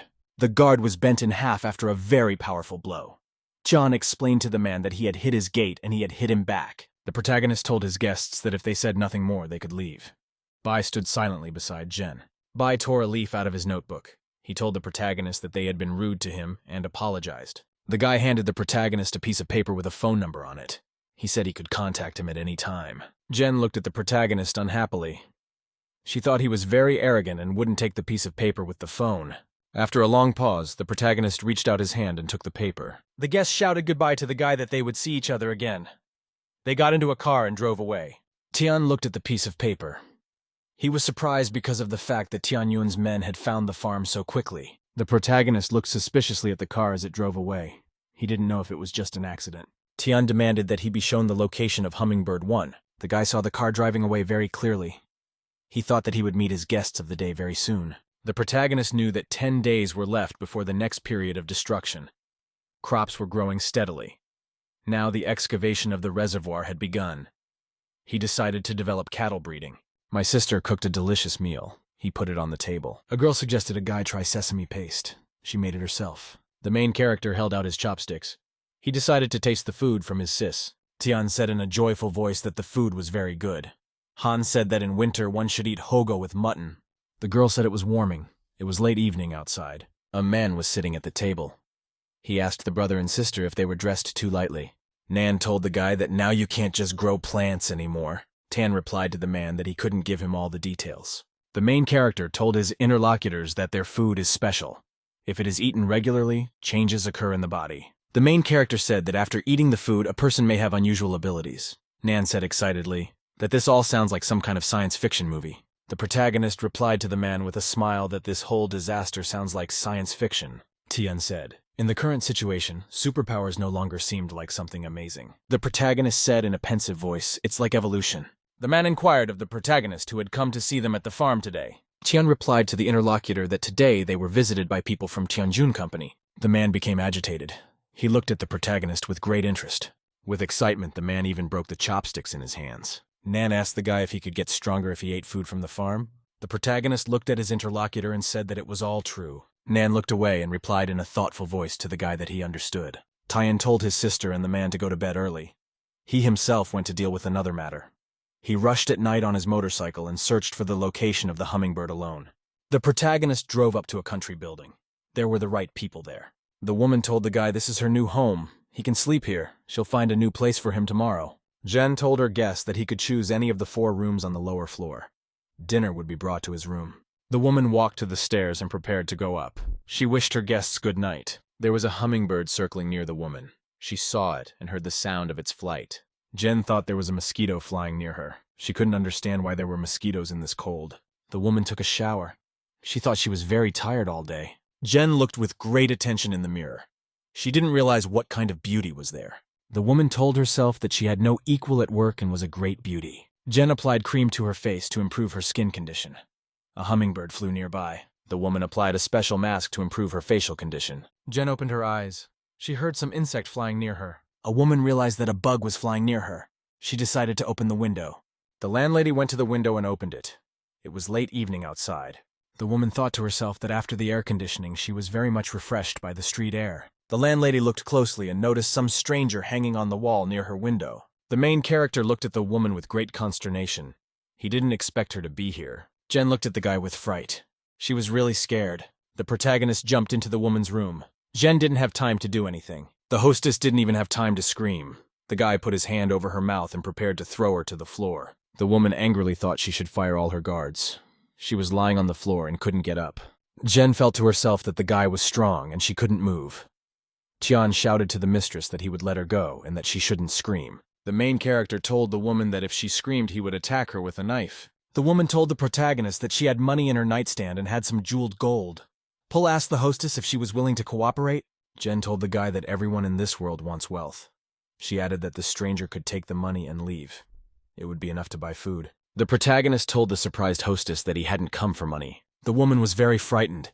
She looked angrily at her attacker. Jen shouted at the intruder that he was a horny and moral freak. The protagonist reached his hand forward and covered the girl's mouth with his fingers. The guy asked the woman if she had sent people to assassinate President Liang. The hostess realized that the uninvited guest was not a rapist. Tian released the girl's mouth with his hand and gave her a chance to respond. The woman asked the stranger if he was Liang Tianyu's man. The main character replied that President Liang had once helped him, and therefore he should avenge him. He demanded from the interlocutor all the materials on the case of Liang's death. Jen explained to her interlocutor that she and the police are now trying to figure out everything that happened, but the evidence is abruptly cut off. So far, they can't establish who the killer was. The main character said that a woman took over as president after he was killed. She could have been involved in the crime. Jen explained to the guy that Lian had a lot of enemies, so he could have been killed by someone in the confusion. Jian told the hostess that he didn't believe they had no suspects. The woman said that the president himself destroyed all documents and camera footage. She doesn't even know who he communicated with before his death. The protagonist hesitated. He looked at the woman incredulously. The hostess demanded that he let her go. Tian listened carefully. He heard someone approaching the room. There was a very heavy knock on the door. The man who had come demanded to be opened. The protagonist thumped the woman with his hand and prepared to run away. The housekeeper shouted to the guard that the alarm had gone off. He must now save President Jen's life. The guard kicked in the door with all his might and broke inside into Mistress's bedroom. Jen was lying unconscious on the floor. The housekeeper called out to her with great excitement. A maid ran up and picked up the mistress. The guard was looking out the window at the time. Kyui looked out the window and noticed the stranger had escaped. They missed him. The main character landed on the ground after jumping from a window. He prepared to escape. Pullman thought to himself that the scarred guard had actually managed to break down the door. The main character thought it was very rude to break into a girl's bedroom at night. Tian turned around fearfully to the side. He realized that someone was standing next to him. The protagonist asked the Bayan how he could find him. He left no trace. The guy said that when Chan jumped out of the window and activated the gravity sensor, it immediately sent the guard to the door. The protagonist didn't want to face the people in the house, and so he jumped out of the window. Tian looked at the guy with interest and realized that the man was very intelligent. The protagonist rushed forward. He realized that no one could stop him. Tian accelerated and tried to knock his opponent down with all his might with a fist strike. The protagonist banged his fist against Bai's arm with all his might. The protagonist was surprised. He realized he couldn't take his opponent down with his punch. Tian bounced backwards on the ground after a failed punch. Bai remained standing on his feet. The guy's knee was smoking. He used it to fend off the main character's attack. Bai said in a sly voice that the arm bones could not equal the knee joint. He added that the protagonist's elbow joint and radius bones should have been broken now. They received a load of 700 kilograms. The guy said with a smile to the protagonist that he didn't use any special fighting technique. He demanded an explanation. Tian looked at his opponent anxiously. He didn't know what to do next. Bai threatened the protagonist that if he didn't answer him, he wouldn't go anywhere today. The protagonist realized that his opponent was able to hold back the blow, meaning that Bai might have been trained in some special fighting skills. He glanced carefully to the side. He heard voices there and prepared to leave. Bai told his opponent in a cheerful voice that he had no time to entertain him. The guy jumped up. He decided to attack the protagonist in flight with his foot. Bai in flight menacingly warned the protagonist not to dream of leaving here today. Tian grabbed a small handful of sand in his hand and threw it at the opponent flying at him. The guy coughed due to the sudden throw of sand in his face. He stopped his attack. The protagonist ran to the side. He shouted to his opponent to go and wash up. Bai was very angry. He realized that the protagonist had been mean to him. The protagonist ran to the side. He said goodbye to his rival as he went. Tian was running at full speed. He had to get away quickly. Guards came running up from the side. They asked the scholarly Bai if he was all right. The guy was sitting on the ground and coughing. The fighters asked if he was okay. Bai came to his senses. He realized that in front of him was an opponent who had broken the human limit. The guy got up and said he was fine. He needed to wash his eyes. The guard offered to catch the stranger. Bai explained that the attacker was very fast and couldn't keep up. Guy walked into the woman's bedroom. He examined her carefully and said she was just unconscious. Bai Dal gave the maid the medicine. He explained that the woman should give it to the patient according to the dosage. The maid offered to report to the police. Bai told the woman that the city was a mess. They would not add work to the military. Also, nothing was stolen from their house. At that time, one of the guards came running into the room. He shouted to Mr. Bayou that they were in trouble. The fighter told Frightened that a hard drive had disappeared from Bai's room. Bai asked the guard if the gray disk that was plugged into the computer had disappeared. The fighter replied to the scientist that the same disk had disappeared. At this time, the protagonist was racing on a motorcycle. Tian was speeding down the road. He was taking the computer disk with Bai's information with him. A guy at home decided to unplug his laptop from the network cable. After that, he needed to plug in his hard drive. Tian plugged the disk with the information into the computer. Then he opened it. The guy noticed a folder on the disk called Notes on the Experiment. The protagonist was reading the documentation. The scientist was describing his findings. John realized that what he was looking at were not secret company documents. Tian was completely immersed in reading. Bai wrote in his documents that he would be able to find the right path even at the cost of human lives. The scientist decided that he could lead mankind out of the catastrophe to a new level of civilization. Bai wrote in documents that in the future people would be cured of dangerous diseases. The guard approached the gentleman and asked if he had found the disc thief. Bai explained that the guy was able to find a way to hide, or had not yet opened the disc. Yes, Kui asked if there was any important material on the disc. Bai replied that the source of the information only had old data on it. The guy stared thoughtfully in front of him. The guard told him that they were attacked right after they arrived in Nanshan. The guard assumed that they were attacked by number 7 men. The guy explained that number 7 would not direct the newcomers against them. The main character sat and carefully read the contents of the disc. Bai was also at his computer at the time. Tian read the scientist's notes. He realized that Bai's ideas were completely in line with his, but Bai was willing to sacrifice human lives. The protagonist read the documents and thought the scientist was very arrogant. Tian frightenedly thought to himself that the lab was already experimenting on humans. The main character brought his sister a bunch of different babies. There were chickens and animals. Han asked the protagonist with interest, "Where did he get so many fluffies?" The protagonist hesitated. He realized that his little sister wouldn't understand the complicated explanation. Tian told his sister that he has a Doraemon magic bag. He can get anything he wants out of it. The girl smiled happily at the protagonist. At the same time, she was coloring a rabbit. The main character warned the girl not to tell anyone about their secret. The boy looked closer and noticed that the little sister was holding a painted rabbit. John angrily told the girl not to play with the precious food. He demanded that she put the cub in its place. Sis shouted that the rabbit was very cute, and she wanted to raise it. Tian explained to her interlocutor that the animal could be used to make spicy rabbit meat. The girl thought about it. She immediately thought of a huge number of dishes with rabbit meat. The protagonist thought that now his little sister should become a vegetarian. Brother told Sis she should be grateful for the food. It's hard to grow. Tian explained to the girl that if she became attached to the rabbit, it would hurt later. He asked that Han pass the animal for him. A little girl was holding a little rabbit in her hands. She didn't want to give it away. Han handed the boy the animal.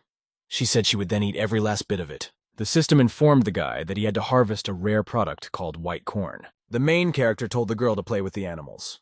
He'll go and check the beds himself. The system told the guy that white corn was bred from anti-radiation corn. This product gives a person an increase in speed and reaction strength for 30 seconds. The protagonist staggered back and looked at the cobs in front of him with great interest. Tian took the corn in his hands. He realized that he had only gotten 1 cob at harvest. The guy walked carefully looking for more corn. He couldn't find it anywhere. The protagonist was walking through a field. He noticed that there was nothing there for him. Tian crouched down in the shrubbery.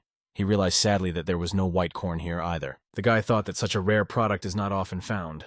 A cob like this can only grow if you're very lucky. Tian thought he needed to get serious about farming. He decided to increase the density by 1.5 times.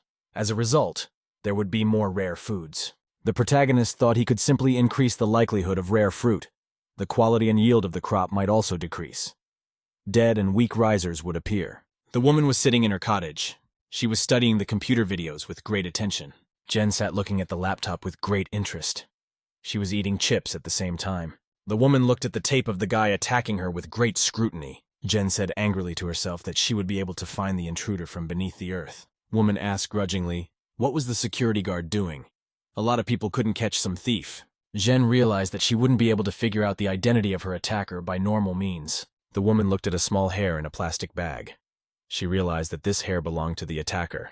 The woman recalled with great attention all the details of the attack on her. Jen told herself that she didn't need to think about the intruder anymore.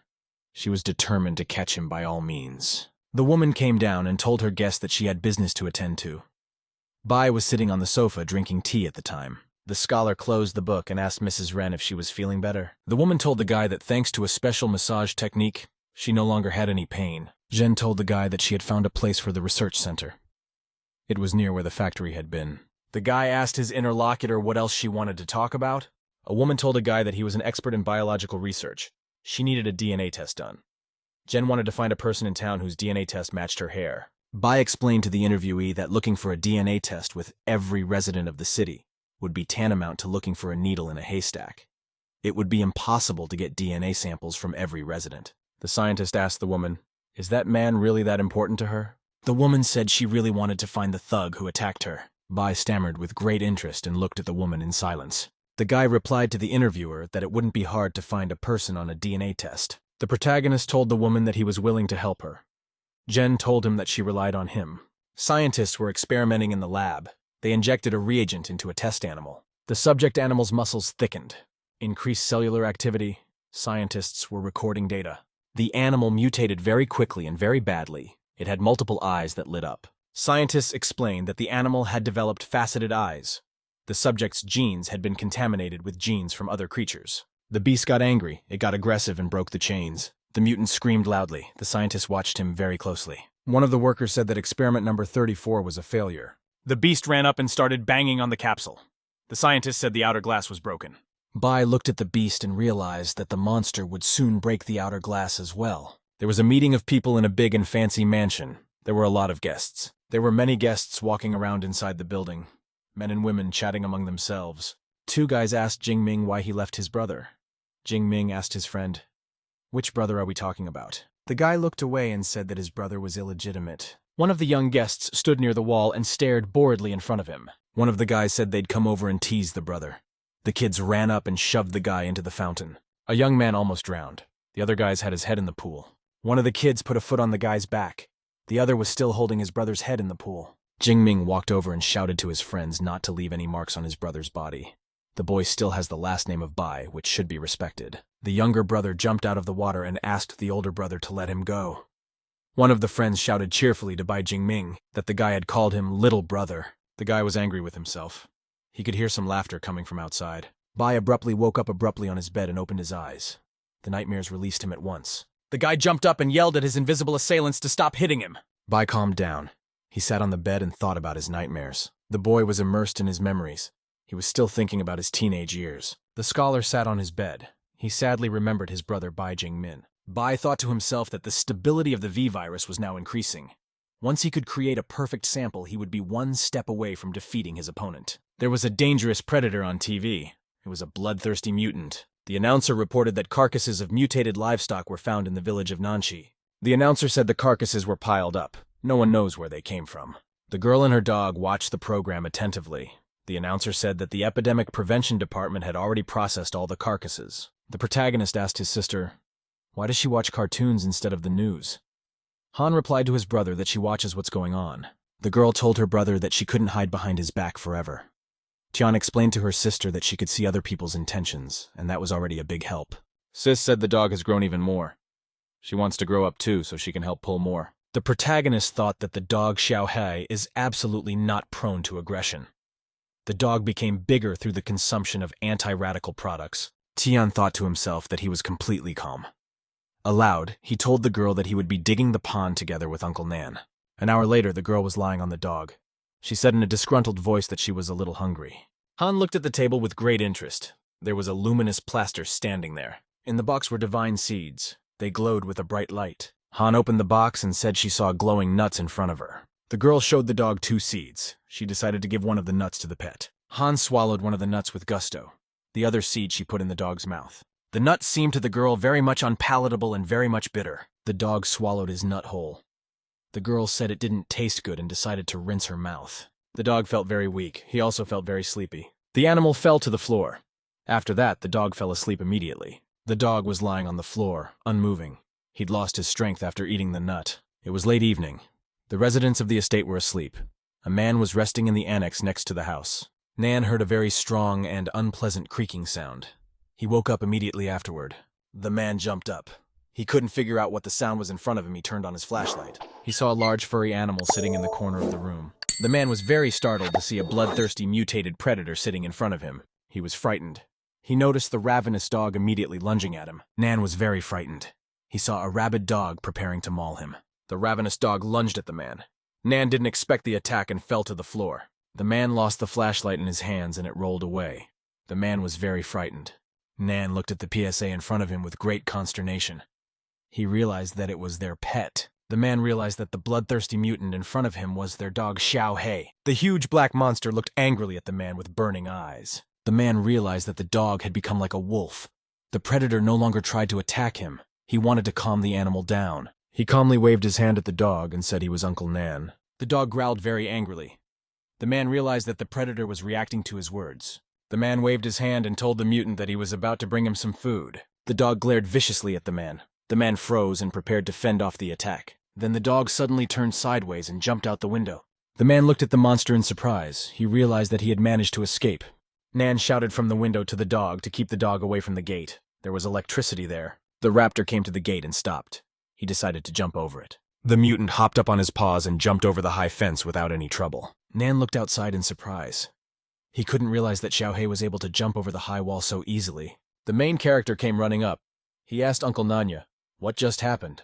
The man told the guy that the dog freaked out and jumped outside. The man explained excitedly that none of this was like a normal mutation. John listened to his interlocutor with excitement. A girl came running up. She yelled that Xiaohei was missing. She couldn't find the dog by the bed when she woke up. The main character told the little sister that the dog would get tired of running and come back. He added that the girl should go back to sleep. He noticed that his little sister came running in barefoot. He asked why she was without shoes. The girl said she was worried about Xiaohei. The dog might get mad and become like Xiaobai. The guy asked the girl if the dog had eaten anything unusual lately. Han said the dog ate only what was grown on the farm. In the evening, he ate a glowing nut from a box. The protagonist realized that the dog had consumed level 4 divine amplification seeds. Tian realized with excitement that the dog had definitely evolved. The master began to make inquiries for the system about the side effects of the level 4 seeds. The main character told his little sister that he would go and look for Xiaohei. He added that the girl should come home with her grandfather on her. The guy promised that he would bring the Sobaka back home. Xiaohei is a member of their family. The dog was speeding through the forest at night. The moon was shining in the sky. The angry predator felt himself getting very hot while running. The dog realized that he wanted very badly to tear into the fresh meat. His eyes glowed red. The mutant felt the urge to tear the throats out of anything that moved. The monster knew he couldn't hurt people. Xiaobai still remembered that if he hurt people, he wouldn't be able to return to his mistress. A hooded woman stood at the side of the tree. She thought she saw a holy beast in front of her. The stranger looked after the fleeing monster. She decided it was the holy beast from the prediction. The woman realized he should take the dog with him. That would please God. The protagonist was on a motorcycle. The patrolmen were telling him that nothing had been found. The main character realized that Xiaohei was no longer in the area. He realized that he had to find the dog quickly. If the military found the dog, Xiaohei would definitely be locked up. The protagonist heard some noise. He asked apprehensively, "Who is there around here?" A stranger showed up. She asked the guy slyly if by any chance he was looking for a black wolf. The main character asked the woman if she saw where the dog ran off to. The stranger asked the guy if he knew the truth about the disaster. The boy asked the woman about the missing dog. The stranger began to tell the boy that mankind had done a lot of evil and that people had angered the gods.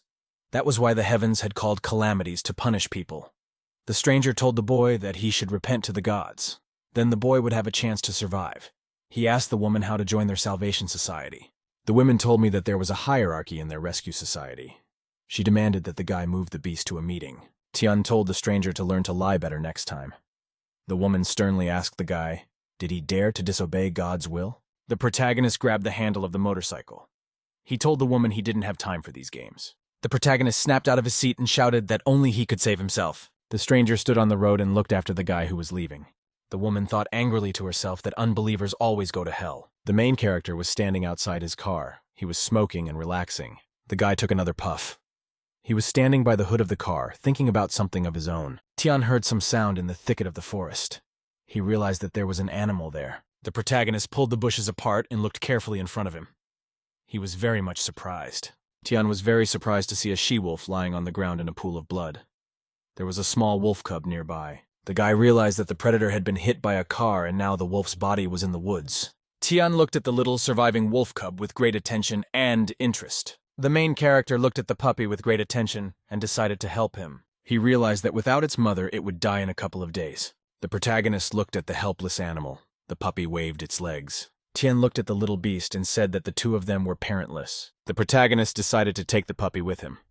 The animal fell asleep in his arms. A predatory mutant attacked a man in the woods.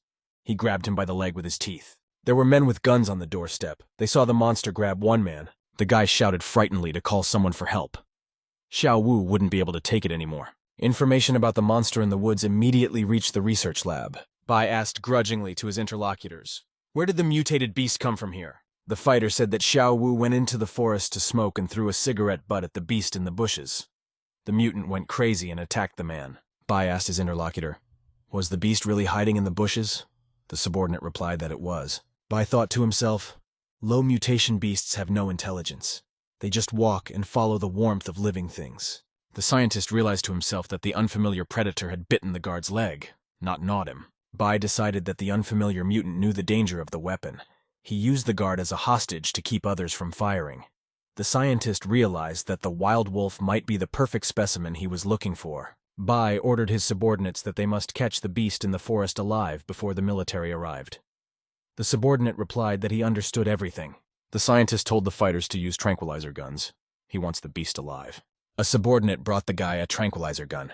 Bai reminded the fighters to aim for the animal's limbs. The scientist drew his pistol and took careful aim through the telescopic sight at the wolf. Bai caught sight of the mutated predator and fired his weapon at it. The vicious wolf looked at the humans with great scrutiny. He decided to run away. The mutant jumped above the ground very quickly. The ampoules flew past and hit the ground. Bai stood next to his subordinate. The two of them continued to shoot at the predator. The wolf jumped up sharply and jumped to the side. He dodged the shots. The mutant released the guard with his teeth.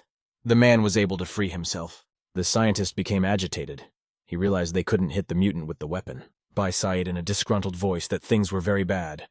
The monster prepared to run away. The guy commanded his subordinates to go after the predator. The protagonist received a report from a hummingbird. Large dog tracks were found 700 meters away to the southeast. The protagonist turned on the motorcycle engine and raced at full speed to the right place. He scrutinized the traces of blood on Earth. The protagonist realized that the blood on the footprints was still fresh. He knew for sure that it was his dog, Xiao He. Tian wondered what could have happened here. Bai was speeding down the road in a car. They were chasing the predator as a group. A guy leaned out the window with a gun. He thought he'd never met such fast mutants before.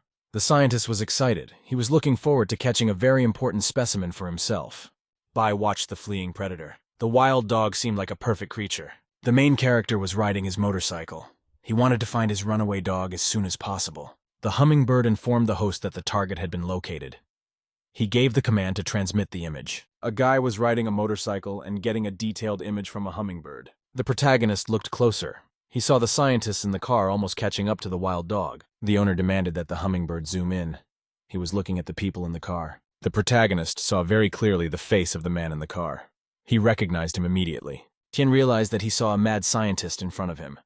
Bai was rushing after his prey. The protagonist could not understand why the scientist was chasing Xiao He. He decided that the guy wanted to capture the dog as a test subject. The host gave a command to the system to extract the white corn. The system followed the command. Tian looked at the cob in his hand with great attention. He prepared to accept it. The mutated dog was running at full speed. He was trying to get away from the humans. Scientists in cars chased the dog. The predator continued to run with all its might. The scientist commanded his subordinates to drive the loot to the old factory ahead. People in cars were chasing a running dog. They were squeezing it from all sides. The mutant ran and watched carefully for the people who were chasing him. The dog decided to take a detour. He jumped up at full speed and kicked away from the tree. While jumping, the mutant abruptly turned around and rushed towards the humans. The dog jumped on top of the car and pounded the roof with his paw with all his might. The driver was terrified. He couldn't understand where the predator could have come from on the roof of his car. The driver of one of the cars shouted that the second car had been hit. The dog continued to be held on the roof of the vehicle. One of the drivers stopped the car and started shooting at the animal with a gun. The mutant grabbed the man's arm at the same time. The dog turned around at the last moment. He saw several bullets flying towards him. The mutant glanced up and realized that he wouldn't have time to run away or somehow defend himself from the flying ammunition. The main character jumped up from the side. He reached out and stopped all the bullets near the dog. Due to his tremendous speed, Tian was able to run up in time and protect his pet with his hand. The system informed the man that he would still be in a state of rage for 26 seconds. The people in the cars stopped. They couldn't understand what was happening in front of them. Bai looked in surprise in front of him. He couldn't figure out what the white light in front of him was now. The system informed its master that the effect would last another 26 seconds. Cars were parked around the place where the main character's body was glowing. The dog was on top of one of the cars. The system informed the owner that the effect would last another 20 seconds. The protagonist turned around on the spot. He realized he didn't have much time left. The system informed the host that he still had 12 seconds left. Bai pulled out a gun and shot the guy. He couldn't figure out what was going on. The system told its master that he had 5 more seconds left. Bai looked anxiously at Tian. The protagonist turned around at breakneck speed. He decided to attack the scientist. The protagonist swung around and punched the scientist in the face with all his might. He bent to the side. The blow was very strong. Bai didn't defend himself in time and blood spurted from his mouth. The system informed the host that the effect would last 2 more seconds. Tian decided to escape. He ran full speed ahead while there was still time. The system informed the host that he had 1 more second left. At the last moment, the guy thought that this effect had a side effect. The scientist was lying on the earth. He thought he had blocked the blow at the last moment. Otherwise, he would have said goodbye to his life right there. Bai pulled out a gun and pointed it at the guy. He decided to get rid of the protagonist. At this time, Tian very abruptly began to move in different directions to defend himself from the shot. Bai had a gun in his hand. He pulled the trigger and prepared to shoot his opponent. The predator ran up from the side and clamped his teeth on the scientist with all his might. Bai managed to pull the trigger. A shot rang out. The bullet came out and headed for the protagonist. It hit him. The vicious predator, meanwhile, continued to gnaw at the scientist's throat. The main character was unconscious. He was carried on his back by a mutated dog. Tian came to his senses and opened his eyes. He couldn't understand what had happened to him, and who was helping him now. The wild dog was breathing very hard. He was pulling his master with all his might. Tian was very much in a state of weakness. He called his dog by name in a tired voice. The dog stopped. He didn't have the strength to go on. He decided to abandon his burden. The dog turned with his body and dropped the man to the ground beside him. The animal didn't even have the strength to stand anymore. The dog dropped dead to the ground. Tian called out his name. The guy stood up and walked towards the lying PSU. He asked fearfully to Xiao Hei what had happened to him. The protagonist looked at the pet with great excitement. The dog was lying motionless. The guy asked the system what was going on. The protagonist demanded answers from the system. The dog lay there with eyes blazing. At which time the dog's body began to undergo some changes. The protagonist remembered very vividly the dog at his throat. The dog's body continued to change. His blood cells mutated inside. Tian once again distinctly remembered how the dog had attacked him before and clawed at him. A small seed was activated inside the dog. The divine level started to kick in. The astonished protagonist noticed the animal lifted off the ground with white streaks. The dog was unconscious. White streaks began to cover his body from all sides. Tian stood up and looked in front of him with great amazement. He saw a huge white cocoon. The protagonist called his pet by name.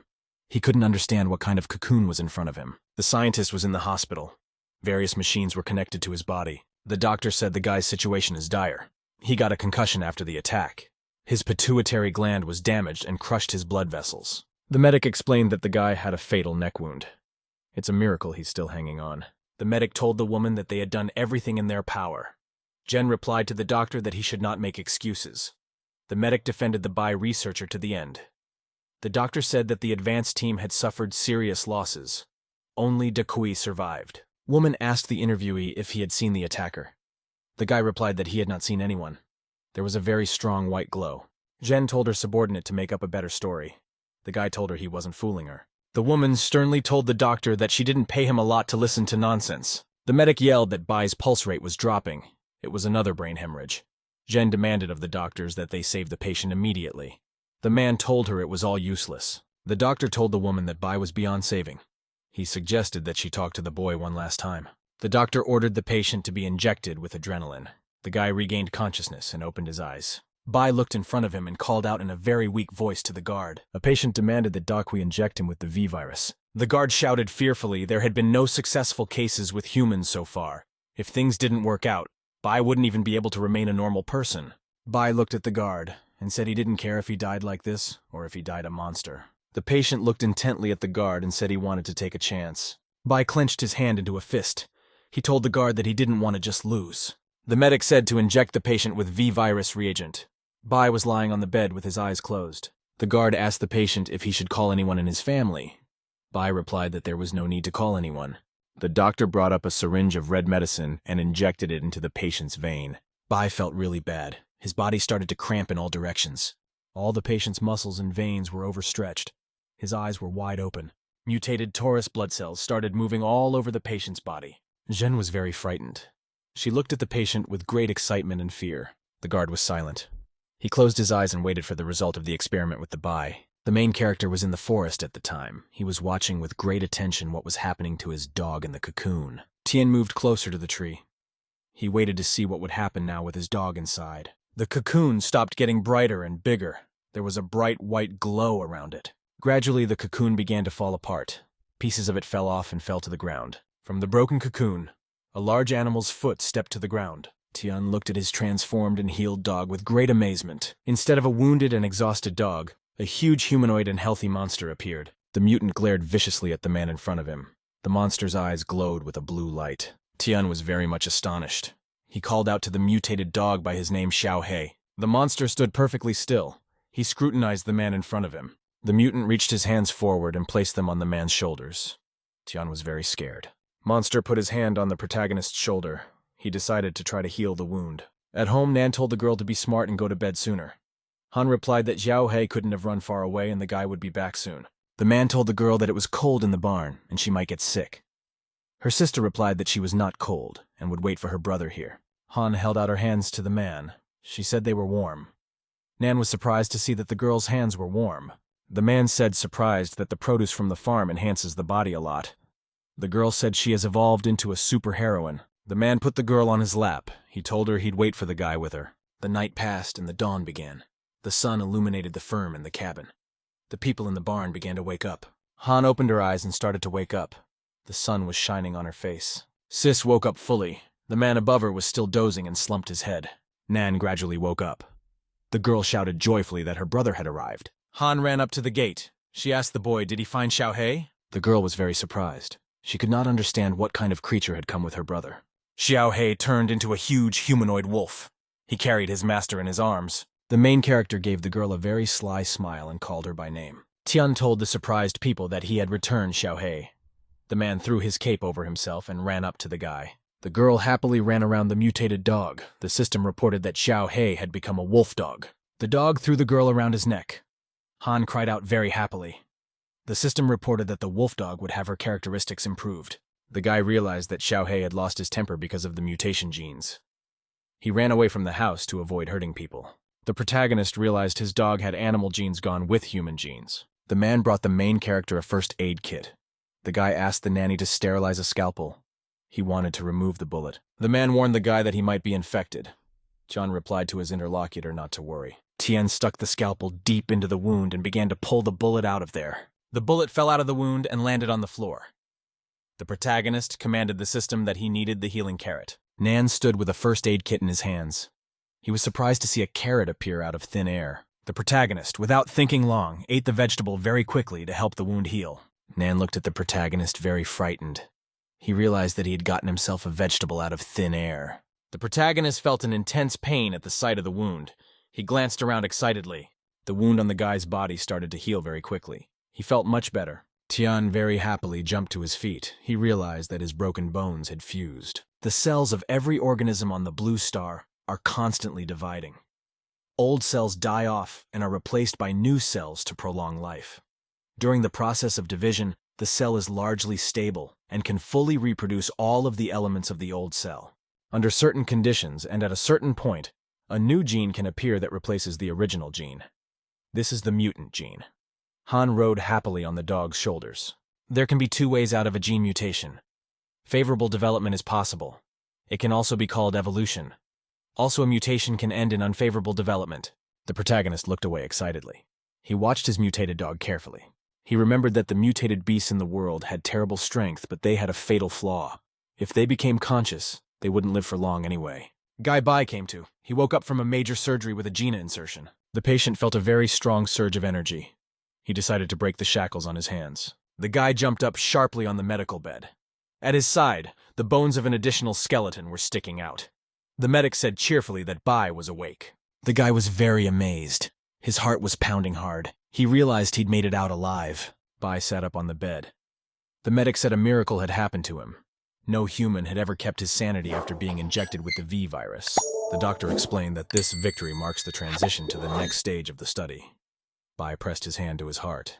Jen, along with the guard, looked at the explorer with excitement. The guy said he survived, but the V virus kept him from mutating perfectly. Bai explained that his mutation had failed. He gained strength and speed. Negative changes appeared in his body. The scientist said he could live for a week at most. They need to find the perfect mutant and take his DNA. The guard and the woman listened to the guy carefully. Bai Jinyan leisurely buttoned up his shirt sleeve. He knew that a new spine, stronger and more flexible, had grown on top of his clothes. Dakui worriedly reported that military officer Yuan had arrived. He wanted to talk about the recent incident in the forest. The researcher boastfully listed all the types of Eastern martial arts he was proficient in and added grappling techniques. The man stated that there were few men who could fight him in battle. He had to admit that his attacker had great strength. Jin Yan assumed that the source of that guy and the wolf's mutation was the same. In addition, he had recently met a person with a similar technique. Dakui remembered the incident with Vice President Ren Xiao. Back then, he had failed to catch up with the kidnapper. The guard worriedly said that he needed to return the research results. The researcher leisurely headed for the exit. He said the mutation would help find those two. They might have the hard drive. Dakui escorted the boss to the door. Jin Yan said that time was working against him, so he needed to find the missing person as soon as possible. Officer Yuan was already waiting for the researcher in the lobby, turning to leave. The man approached the visitor with a quick step. He said a loud hello to the girl. Hearing his voice and the stomping of feet, the officer immediately turned to the staff of the complex. Jin Yan apologized in advance. His current appearance could frighten an unprepared person. Seeing the ridge on the explorer's back, Yuan Wen froze, but still pretended that even with this, the military couldn't be interested. Shrugging, the man politely apologized and began to slowly undo the buttons on his shirt. The officer watched him perplexed. Outwardly, the man resembled an ordinary man, but he looked strange under his clothes. Jin Yan opened his shirt, exposing his torso. Instead of a human spine, he found himself with many sturdy bones. He declared that he wouldn't be able to live with this for long. Those bones from the mutation will reach his heart in a week and pierce it through. We need to act fast. Researcher Bai took out a bag of the night kidnapper's hair. He asked for help with it as soon as possible. Yuan Wen thought for a moment. She quickly estimated how long it would take to analyze the DNA and search the databases for the right person. The terms of the deal seemed good to her. Officer Yan smiled kindly. She agreed to go along with it. Tianzhan still couldn't sleep despite the late hour. After his unexpected success with Xiaohei, he decided to buy divine enhancement seeds. The mutant dog was also busy. He was putting the tiny Han Han into bed and gently covered her with a blanket. The young man asked the system for information on divine seeds. It turned out that they remove negative effects and promote evolution. The man immediately smiled. He had a great wealth in his hands.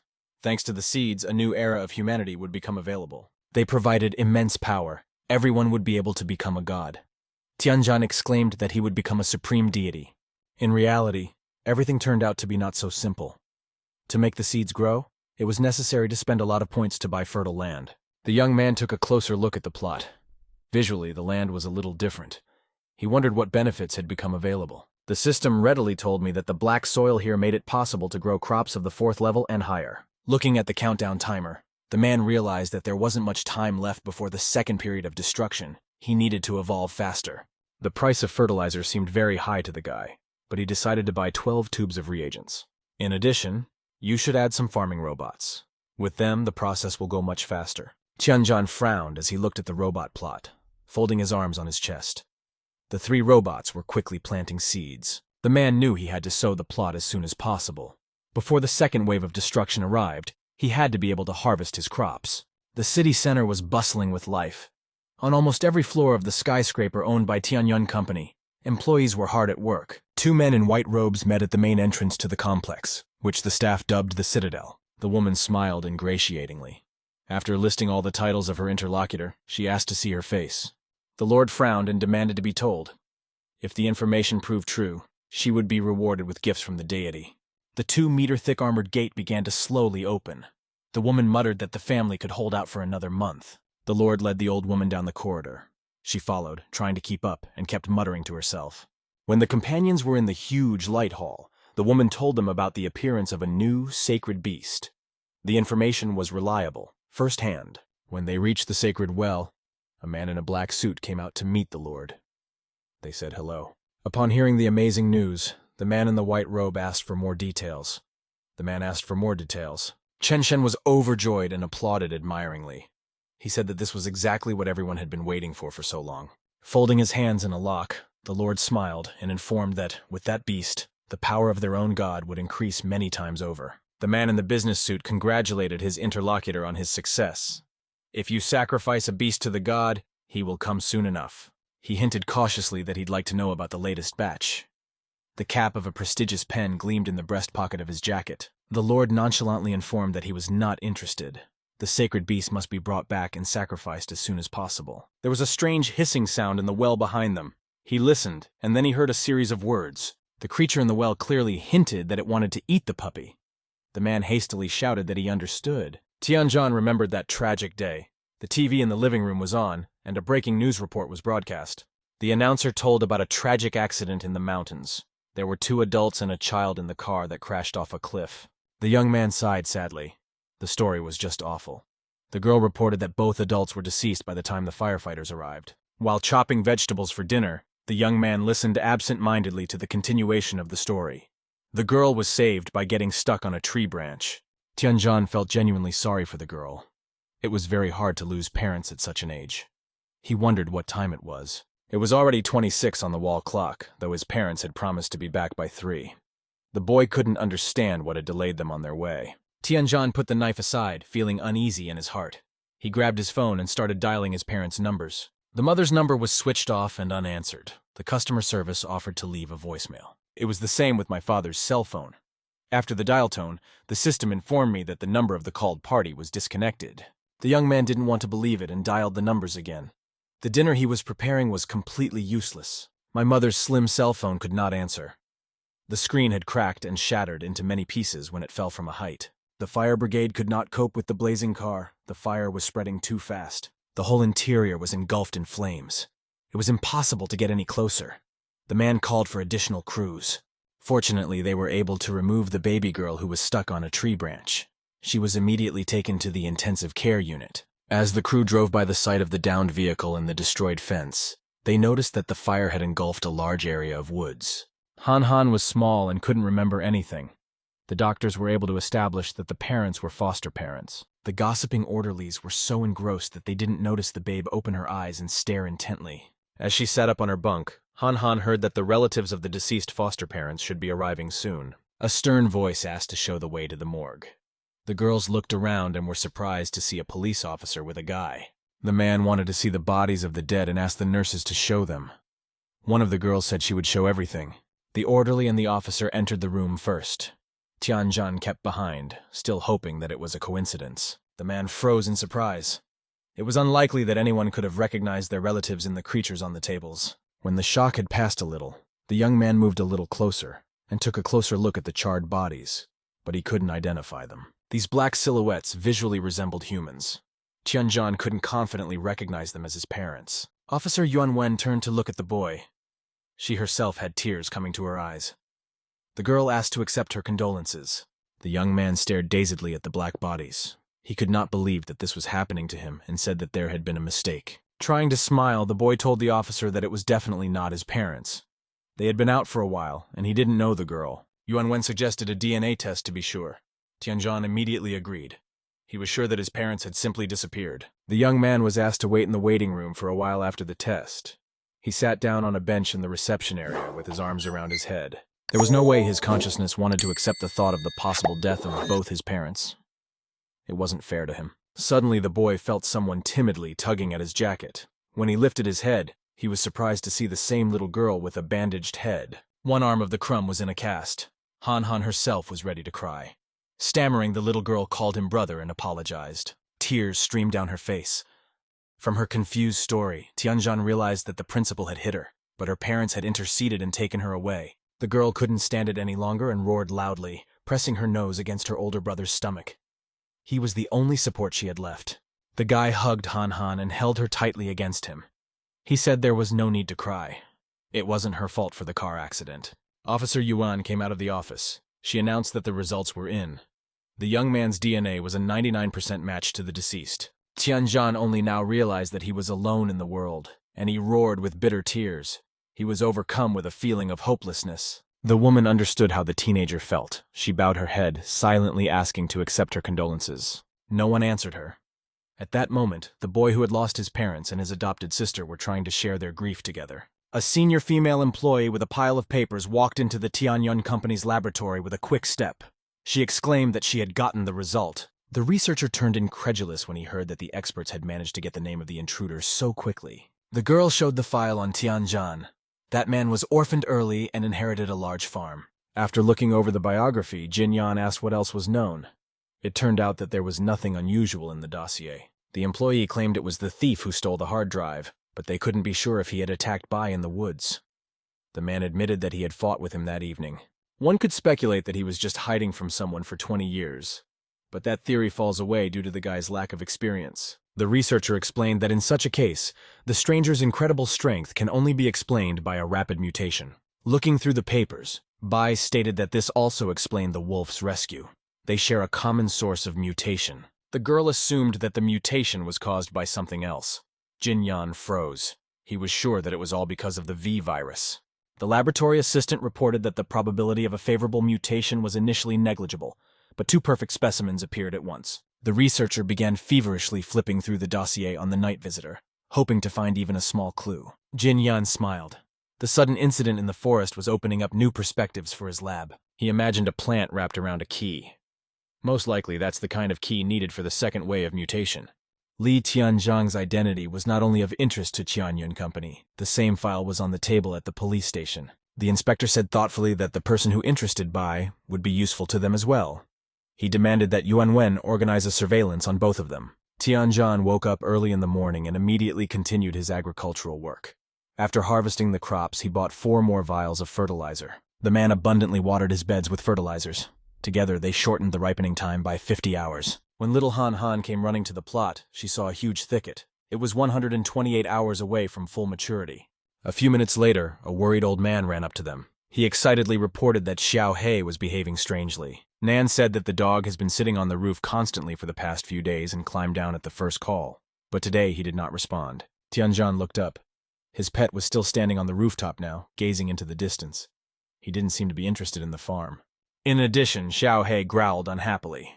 The young man remembered that the dog had already behaved like this before the first period of destruction. The man suspected that he smelled someone and was therefore acting erratically.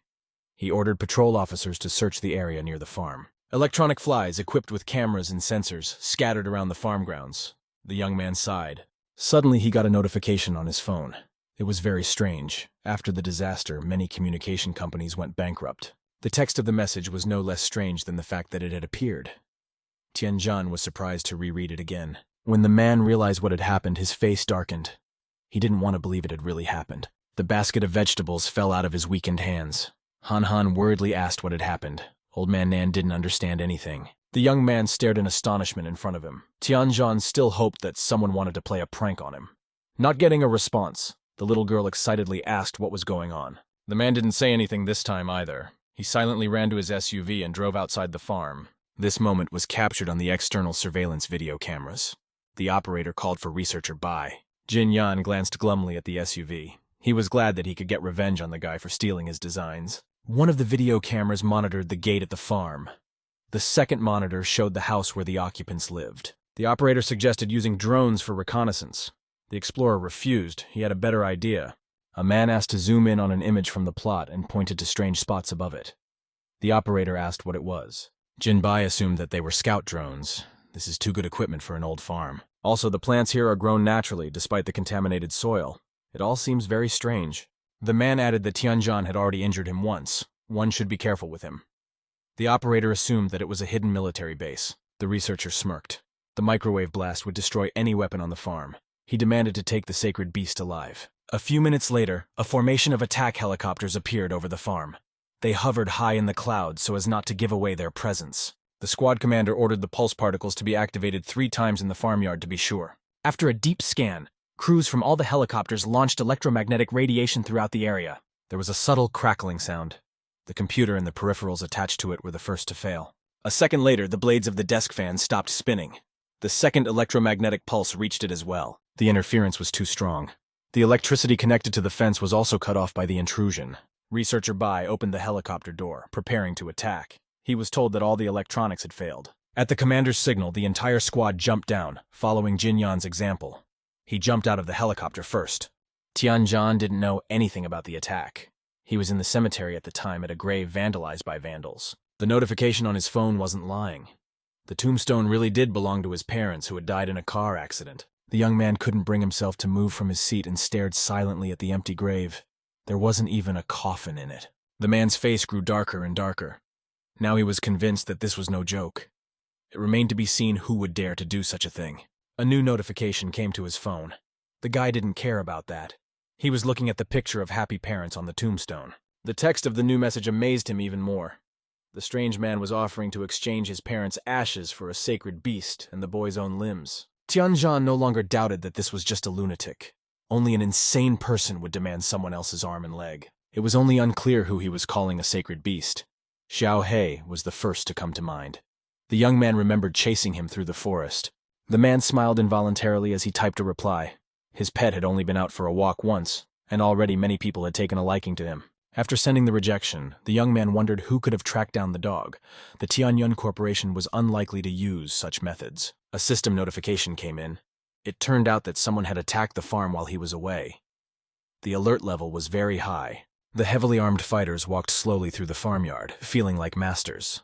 The thermal imager detected a target inside the building. Explorer Bai ordered the soldiers to surround the building.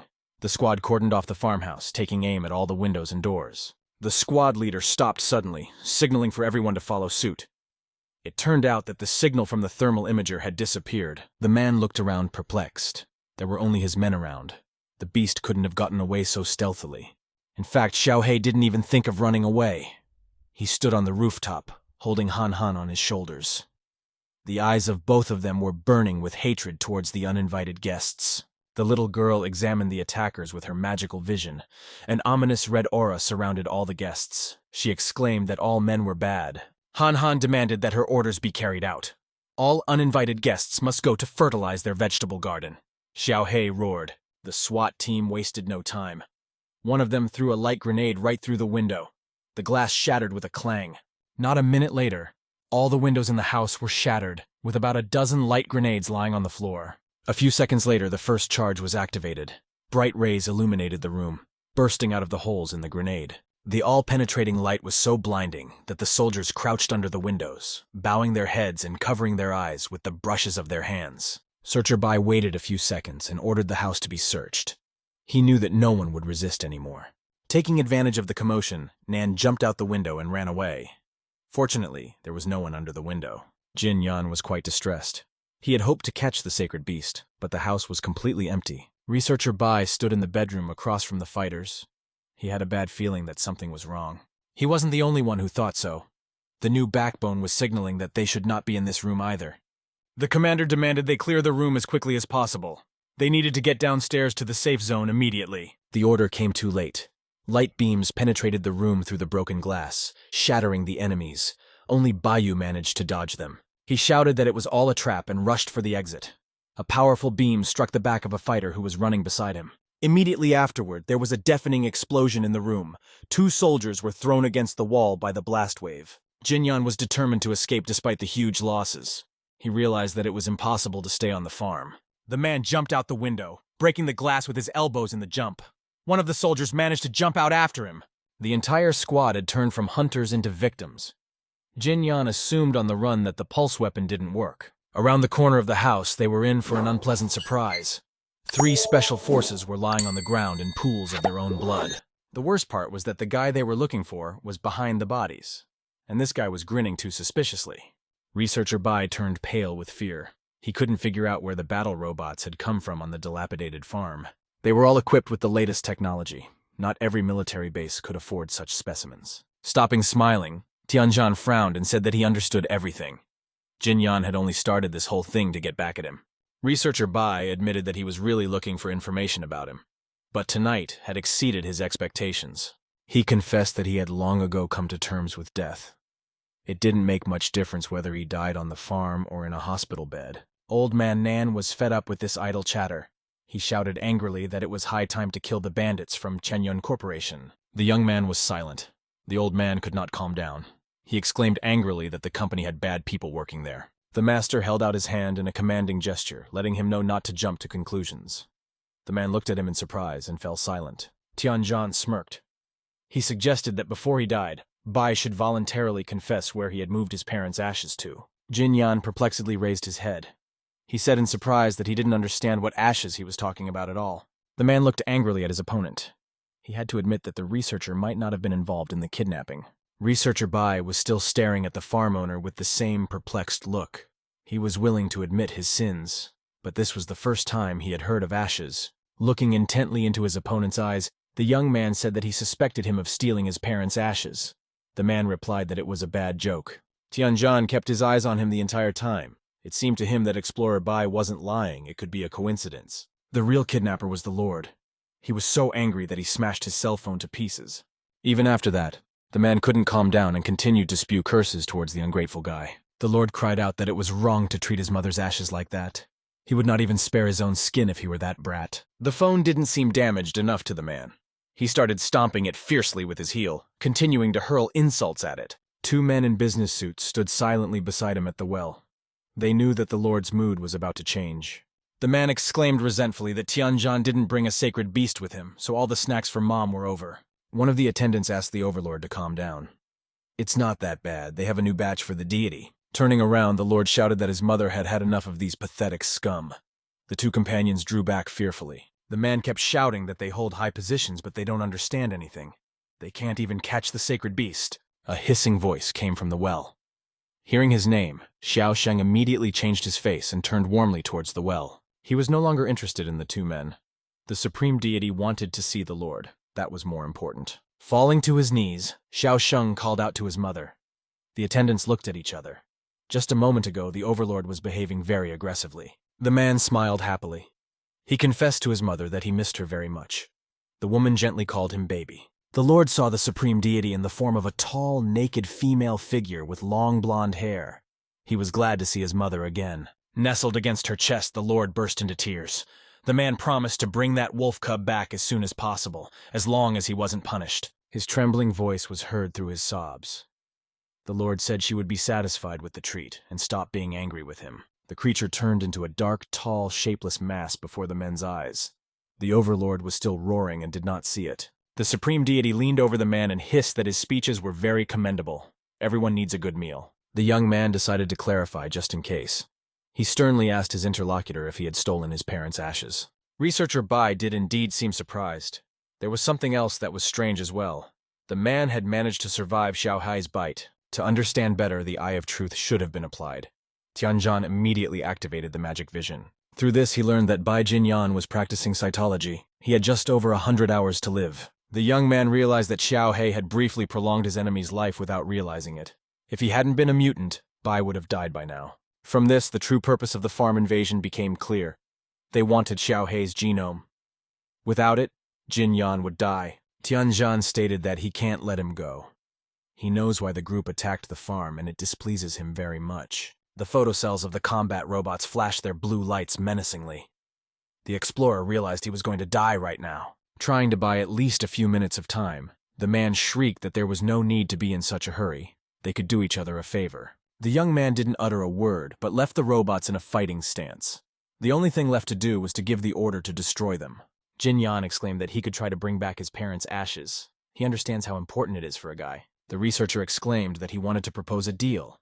All he wants is the perfect gene, no need to antagonize each other. The man stared intently at the intruder. He figured he could always kill him.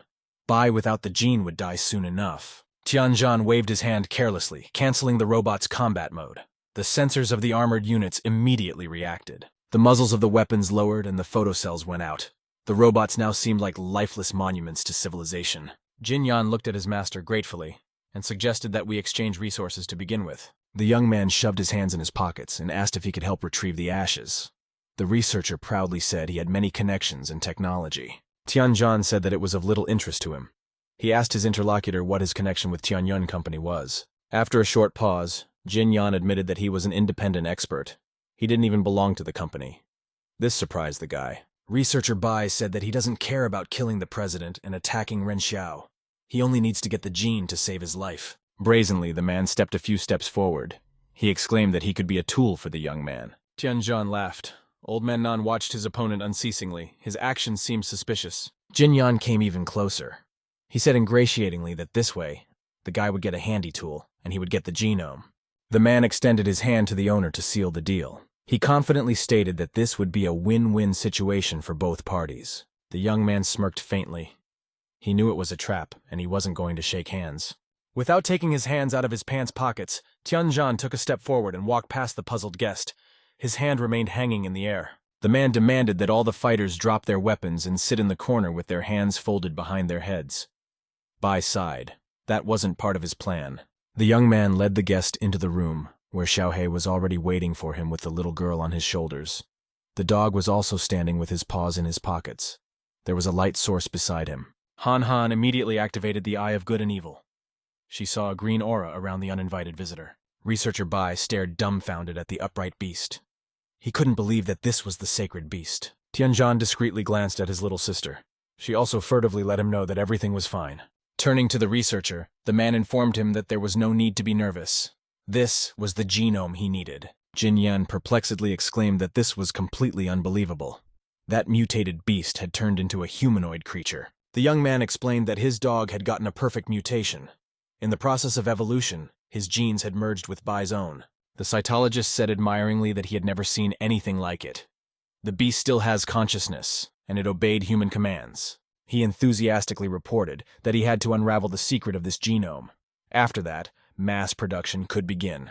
Tianzhan clapped his palms together loudly. He exclaimed that that was enough for today. The researcher had already seen everything he needed to see. The young man stated that he had fulfilled his part of the obligation, so he would like Jin Yan to help him with something as well. He showed the messages on his phone and asked to track call records for the last 10 days, as well as the geolocation of the number. The man held out the phone to the interlocutor, ordering him to show his abilities. He is very exacting in his choice of tools. Explorer Bai stated that he had only 5 days left. The young man interrupted him, reminding him that the man could not impose his conditions on his farm. Tianzhan smiled kindly, saying that it was in Bai's best interest to find that strange man as soon as possible. Jin Yan humbly closed his eyes.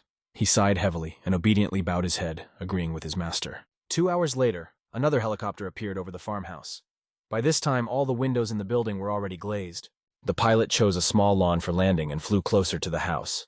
A boy with a backpack got out of the helicopter. He went straight to his supervisor and bowed, saying he could do everything remotely from his base. Lan Ning considered himself a cult hacker. He even had a laptop lid stylized as a circuit board. Researcher Bai asked him to shut up and recognize the geolocation of the number. The young man adjusted his glasses in surprise. He couldn't believe he had flown in for such a small thing. Jin Yan demanded that the hacker fix the microchips in the farm as an apology for using the pulse weapon. Tianzhan nodded approvingly. It wasn't a bad move. The boy grudgingly set to work. The master asked in a whisper if he could be trusted.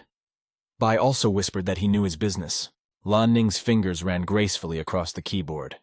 Few of his acquaintances could follow his movements. The hacker quickly typed in the code to trace the number, continuing to mutter unhappily that it was too easy. The men stood behind him. Tianzhan asked the researcher how he became a mutant in the first place. It was hardly like the era of gods he was dreaming of. The man laughed. He knew from that remark that the young man had managed to bypass the protection and look at the files on his hard drive. Remembering Xiaohei, Bai said that he had conducted many experiments, but the mutants die quickly and are only able to eat food.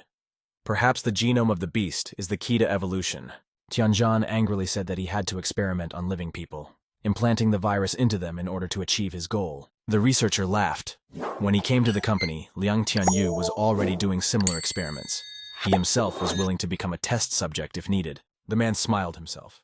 He said that Bai was just crazy. The cytologist only laughed even harder in response. He stated that science has only been able to reach its current heights by walking over countless corpses. The researcher smirked and added that in the new post-apocalyptic world, all the more nothing would change. Lan Ning took a few more minutes to extract the required information while continuing to mutter to himself. As he worked, he nonchalantly shouted that he had found all the required information and had already forwarded it to the post office. Tianzhan incredulously took out his cell phone. Its screen was indeed glowing. A new notification had arrived.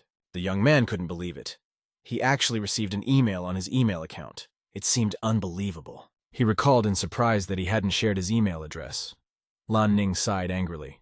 Sometimes you have to deal with people like that too. The hacker turned and exclaimed indignantly that he could get any information about a person in 10 minutes from a single photograph. The young man froze. Lan Ning stated, "That's not all." He had heard every word of their conversation. Don't underestimate him. The young man angrily promised to hack Tianzhan's phone next time and live stream his bathing procedures. Jin Yan asked him to stop talking nonsense, or else he would have his funding cut. The young man hastily replied that he was already continuing his work. After figuring out the location of the monastery that the cell phone number signal was coming from, Tianzhan headed there personally. 2 guards in white hoodies with automatic rifles were guarding the main entrance. One of them was yawning, and didn't immediately notice the moth near him. When he heard his partner's exclamation, the second guard turned perplexedly toward him. He looked surprised. A moth flew right in front of his eyes. The man couldn't believe it was still possible to see insects in such extreme cold. His partner worriedly asked to be careful with him. This strange moth could very well be a poisonous mutant. At that very moment, an insect crashed into the forehead of the guard. Seeing him fall, the other one asked worriedly what had happened. The man didn't have time to finish his sentence. The same moth slammed into his forehead, causing him to lose consciousness. The explanation was simple. Tianjin climbed to the roof of an abandoned cathedral and launched the nanobots from there. He wished the guards a good night's sleep and took a closer look. The robots had accomplished the mission. Both boys were sleeping soundly in front of the monastery entrance. The young man arrived on time. The Lord had already taken out an ivory chest with 2 artifacts and was ready to begin the ceremony. He solemnly opened the casket and showed everyone 2 superb red eggs on white velvet and asked the deity to reincarnate into an immortal body. The novices in white robes knelt down. The Lord raised the casket high above his head. He announced the beginning of the ceremony. The 2 adepts knelt down, bowing to the master and holding out their hands to the chest of sacred artifacts. The novices synchronously put their balls into their mouths. Each understood that they were honored to be near the Lord. With a careless wave of his hand, the man demanded that the fruit be sprinkled with the nectar of the sacrifice. The adepts turned to the altar. A naked girl lay on the wooden table. Her glassy eyes expressed no feelings. She had been dead for hours. Bending over the table, the adepts began to tear the dead flesh with their bare hands. They were ready to do anything to get closer to the Lord. Tianjin watched the horrible scene through the opening in the roof. He couldn't believe that such people even existed. He had a clear view of the bloody altar and the adepts who allowed themselves such mayhem. The young man could take no more. The first bullet hit the adept, who did not raise his head, and went through the back of his head through and through. The second novice turned anxiously at the sound of gunfire. He was horrified to see that everything was splattered with blood. This caused panic in the hall. All the novices, regardless of their rank, screamed and tried to leave the building. Chen Sheng angrily looked up and angrily shouted that no one dared to interrupt the rebirth ceremony. Suddenly, he saw the stranger at the edge of the opening in the roof and realized everything. The situation was clearly not in his favor. That man was standing on one of the beams under the roof and aiming straight at the minister. There was no way to escape. The smoke from the first shot had not yet completely cleared. The mad eyes of the intruder said that he would stop at nothing. Trying not to lose his composure, the Lord asked with hesitations who he was and how he dared to break into the territory of the temple. Tianjin victoriously summoned a few hummingbird drones, ordering them to destroy everyone remaining in the room. Small silver drones with golden tails swooped down. The senior adept demanded that everyone else protect the overlord, sparing no life. No one was going to listen to him. One by one, the novices fell dead to the floor, the survivors fleeing screaming. One of the adepts set an example for the others and covered Chen Sheng with his body. At the same moment, the man was mortally wounded. A low-ranking novice shouted to his fellows that the guards had been killed. The second one ran as fast as he could, trying to keep up with him. When Tianjin jumped in front of the overlord fell on his 5th point out of fear and quickly crawled back, his entire body trembling. The young man said angrily that he had hoped to see a couple of vandals stealing the ashes, but it turned out that there was no one worse than this sect. Chen Sheng finally began to realize who he was dealing with. He raised his head and suggested in a stammering voice that it was Li Tianjin. The man silently pointed the gun at the minister's forehead. The Lord was so frightened that he began to stammer and could not say a word. The young man suggested that Chen Sheng return his parents' ashes quickly. In that case, he would die quickly and painlessly. The Lord looked furtively at his fallen brethren. He needed to stall for as long as possible. One of the guards who had tasted the sacred artifact was now lying in a pool of his own blood and seemed completely useless. That wasn't quite true. A dark creature was slowly crawling out of his mouth. It was the hope of saving the Lord. Chen Sheng smirked. If the guy is impatient, he can kill him, but in that case, the man will never see the ashes. Tianjin demanded not to provoke him. The Lord only laughed when he saw the creature slowly rise behind the uninvited guest's back. The young man couldn't see the zombie behind him, but his intuition told him that something was wrong. The man became alert. The Lord laughed, demanding that the conversation continue. He warned that this was the end. His brothers had time to hatch. Turning around, Tianjin was horrified to see some slimy worm-like creature with paws and sharp fangs crawling out of the zombie's mouth. When the creature showed itself fully, it appeared to have a sturdy spine and powerful wings like a dragonfly. Tianjin gingerly looked at his new opponent. Fighting such bizarre creatures was not in his plans. The monster grinned, noticing the stranger's presence. He slowly approached the man, keeping his eyes on him. Worst of all, the first creature was joined by the exact same one a moment later. It posed a serious threat. The monster came closer. Now you could see the many paws on its torso. The tail ended in a massive trident. The creature's back seemed enormous.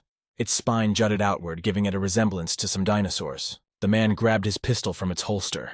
He no longer hid his anger and looked at the ugly monsters with hatred. Taking out a second gun just in case as well, Tianzhan smirked disdainfully and told the overlord that they were disgusting. The jaws of the creature closest to him opened, revealing a multitude of bloodthirsty, sharp teeth. The monster was anticipating the pleasure. When the distance between the opponents had shortened slightly, both creatures suddenly soared into the air and swooped down on the man. Tianzhan was alert and immediately opened fire with both pistols, hoping to deal with the mutants quickly. To his surprise, the monster's shell was as strong as their armor. The bullets bounced off the creature's tail. The spine had not been damaged either. The young man was surprised to think that the point-blank shot hadn't even scratched the creature's hard surface. Dodging the monster's sharp paws, Tianzhan regretfully realized that he would have to change tactics. The gun was useless. He ordered the system to open the backpack. A different kind of gun appeared in the guy's hand. Of course, it wouldn't save him. The young man wondered with annoyance if the system could provide a more lethal weapon than this pistol. The monster was breathing directly into his back. Tianzhan clarified the request. The new weapon should be a rocket-propelled grenade launcher. Unfortunately, there were not enough points to buy a new weapon. The man only now remembered that he had invested almost all of his savings in seeds. The monsters were creeping closer and closer. The young man remembered that there was one more thing left to do. He summoned a hummingbird to deal with the enemy. It turned out that even hummingbirds couldn't penetrate the monster's thick hide. It only made them more annoyed. Tianzhan regretfully thought that he had underestimated his opponent. He didn't expect that the sectarians had such a strong trump card hidden. The man didn't want to draw too much attention to his person, so he didn't take the combat robots. He ran out of the abandoned monastery and hid around the corner. The monsters were already very close by. The Lord mockingly asked where he was hiding. The young man quickly deduced that the situation was against him. If you can't kill monsters, you have to at least deprive them of sight. At that moment, the man heard a suspicious noise around the corner and became alert. He tried to sneak a peek. As luck would have it, the monster also looked out at that moment. The eyes of the opponents met. The boy realized it was time to flee. When the two monsters broke the wall that Tianzhan was sheltering behind, the young man was already busily running away from the dangerous place. The man glanced unhappily at his pursuers. The man glanced at his pursuers in displeasure. Turning towards its opponent, the creature released a thick beam of energy that slammed into the wall at breakneck speed. There was a loud explosion in the abandoned temple. A huge cloud of dust covered the entire wall of the building. The loud sounds frightened the locals. In the Nanchang police station, the phone rang continuously. Everyone was busy doing their own things and didn't pay attention to the ringing. Yuan Wen finally had a moment to spare. After picking up the phone, the officer politely introduced herself and asked how she could help. The elderly woman was glad that she was finally answered. She said that she heard an explosion outside her house and strange sounds. The caller was standing on a hill with her young grandson. From here she had a clear view of the black smoke on the horizon at the foot of the mountain. Yuan Wen worriedly asked where exactly the explosion had occurred. She promised to send a squad to check it out. Gathering the sweep team, the officer warned of possible mutants. One fighter exclaimed delightedly that he would like a reward for it. The girl smirked and cooled his ardor by checking his weapons. She said that level 3 mutants were to be taken seriously. Tianzhan at this time was lying in a large crater created by the fall of his body. Monsters were slowly creeping up on the guy. The man's ribs were broken, needing immediate treatment. Calling up the menu of the backpack, the young man extracted a tomato. Although the creatures had lost their sight, they knew perfectly well where their prey was, thanks to their sniffing. The Lord shouted angrily that with such wounds the young man would not last long. He would be a great snack for the brothers. Tianzhan himself realized that his chances of survival were minimal. The furious monsters were getting closer and closer. Smelling the victim's scent, one of the monsters rushed after and broke through the thick wall into the next room. The blast wave threw the guy against the wall, and for a few minutes nothing could be seen in the room because of the cloud of dust. The Lord smiled happily. He hoped that the intruder was finally finished and would not disturb anyone. When the dust cleared, it appeared that both monsters had dived into the opening in the wall at the same time and were now unable to get out. Tianzhan gingerly looked at the trapped monsters. If only one of them got into the hole, he would be in a bad way. Chen Shen finally realized what kind of room it was. He shouted fearfully that he couldn't go in there. There was a valuable commodity in the room. The young man finally allowed himself to catch his breath. He realized that he had been saved by a miracle. The monsters had almost gotten to him. Suddenly the man realized that he was not alone in the room. A quiet voice sounded behind him, begging for rescue. Ignoring the monsters, the boy turned away from them. This room was filled with slave girls with collars on massive chains. The slaves, handcuffed to each other, were trembling with fear. They all roared when they saw the monsters. Tianzhan became angry. He now realized what kind of valuable commodity Chen Shen was talking about. That girl on the altar was also regarded as a commodity. He himself trembled at the sight of the unfortunate prisoners. No one had any idea how many innocents the sectarians had killed. The raptors behind him were jostling fiercely, trying to get into the room. They snarled at each other. At last, one of them managed to squeeze forward a little and put out a huge paw. The wall cracked, and several pieces of stone broke away. It was enough for the young man to cast one quick glance at his pursuers to appreciate the horror of the situation. He stood just in the middle between the would-be victims and the predators. The slaves were roaring. They knew perfectly well that nothing could stop these hungry monsters. Anticipating a large prey, the monsters clanked their massive jaws.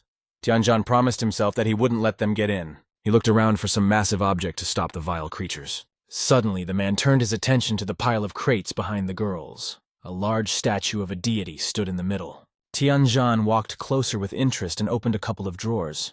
There were gold bars and many antiques hidden in them. The crates on the other side of the statue were full of foodstuffs. Apparently, the sect had set up a warehouse here, and the statue itself was not easy. It appeared that she was holding a rack of swords to her chest, the blade of one of them shining brightly. The young man realized that this was not an ornament, but a chance for salvation. He jumped up and ran toward the statue. Moving in long jumps, the man covered a solid distance in just 4 jumps. Tianzhan climbed onto the statue and realized that he was not mistaken. In front of him was indeed a very sharp Tang Dynasty Hendao sword. The boy looked admiringly at the sword blade. He knew that weapons of this level were highly valued. Not every master could forge such a masterpiece. Putting the sword into the scabbard, the young man kept thinking that there were not many such excellent swords left in the world. He was lucky. The monsters, meanwhile, had advanced a little further. The captives screamed even louder. The man assessed the situation. Taking the sword, he angrily thought that the situation had gotten more serious. Those creatures had managed to advance a bit. The raptors were more than halfway through the opening. Anticipating plenty of prey, they both clucked their massive jaws. Tianzhan swung his sword. It was time to try out his discovery. He wondered if he would be able to cut through the enemies. The young man leaped towards the predators with his sword and brought the full force of his blade down on the nearest monster. The ancient sword met his expectations. A slash appeared on the monster's body, through which a blue liquid oozed out. Unfortunately, a single blow was not enough for such a monster. The wound he received only enraged the ugly mutants. Tianzhan realized that the best thing to do was to flee and divert the attention to himself.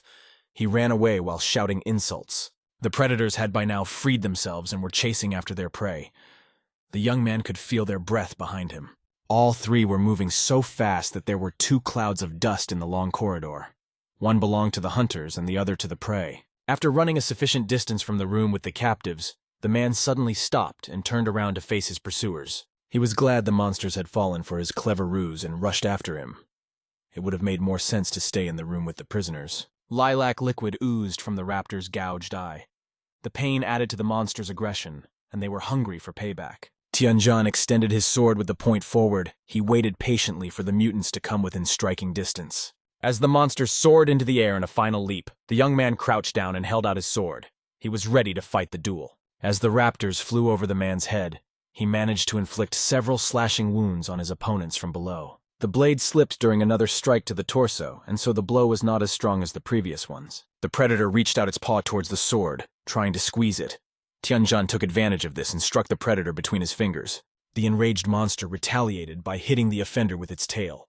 The young man didn't expect it, and didn't have time to jump back. Just like last time, a powerful blow dented him into the wall. Pieces of stone immediately fell to his right and left. Coughing in pain, the man slowly got up from the floor. He realized he needed to change tactics. The shell was too strong. He had to look for vulnerabilities. The predator turned around for its next attack. Tianzhan stared intently at the monster, trying to find its weak point. The mutant's blackened eye was bleeding more and more. He roared with anger, but there was nothing he could do about it. As the ominous black shadow loomed over the man, he looked warily at the monster's torso. The vulnerable spot had been found. Tianzhan gripped the hilt of his sword tighter. This time, he wouldn't let himself be offended so easily. The man clenched his teeth and stared at the monster. The raptor suspected a trick and flew in circles around the boy. Tianzhan chose the right moment and delivered a crushing blow to the monster that flew past. A blinding radiance flooded the boy's face. He cried out in surprise. There was some kind of blue substance around him. The blow was so strong that this time the young man managed to sever the mutant's head. Purple blood gushed from his throat. Half of the monster's head fell to the floor. Purple blood gushed from the wound and splattered the entire room. The man's sword and clothes were also covered in scythe and purple stains of the predator's blood. The young man examined himself unhappily. Droplets of hostile blood were even on his face. Tianjin didn't even know if this strange liquid was poisonous. Meanwhile, the second monster was crawling toward him. He grinned ravenously, unaware that he had less than a minute to live. The raptor swung his tail a little before his opponent and missed. He suffered the same fate as his tribesmen. The captured girls were unaware of the successful outcome of the battle. They were still trembling with fear, fearing for their lives. The Lord was very displeased when he saw the open drawers. He angrily exclaimed that the young man had dared to break in and steal a precious collector's item. Chen Shen slapped his knuckles on the crate. He shouted that it wouldn't pass so easily to the guy. His brothers would eat him and wouldn't even leave a bone. Suddenly the Lord realized that the room was suspiciously quiet. He glanced back warily, already aware that the situation had changed. When the cold point of the sword touched the man's back, he realized that now he was definitely finished. The battle was lost. Falling on his fifth point, Chen Shen started to stagger backwards. He shouted that the worker ants couldn't be killed.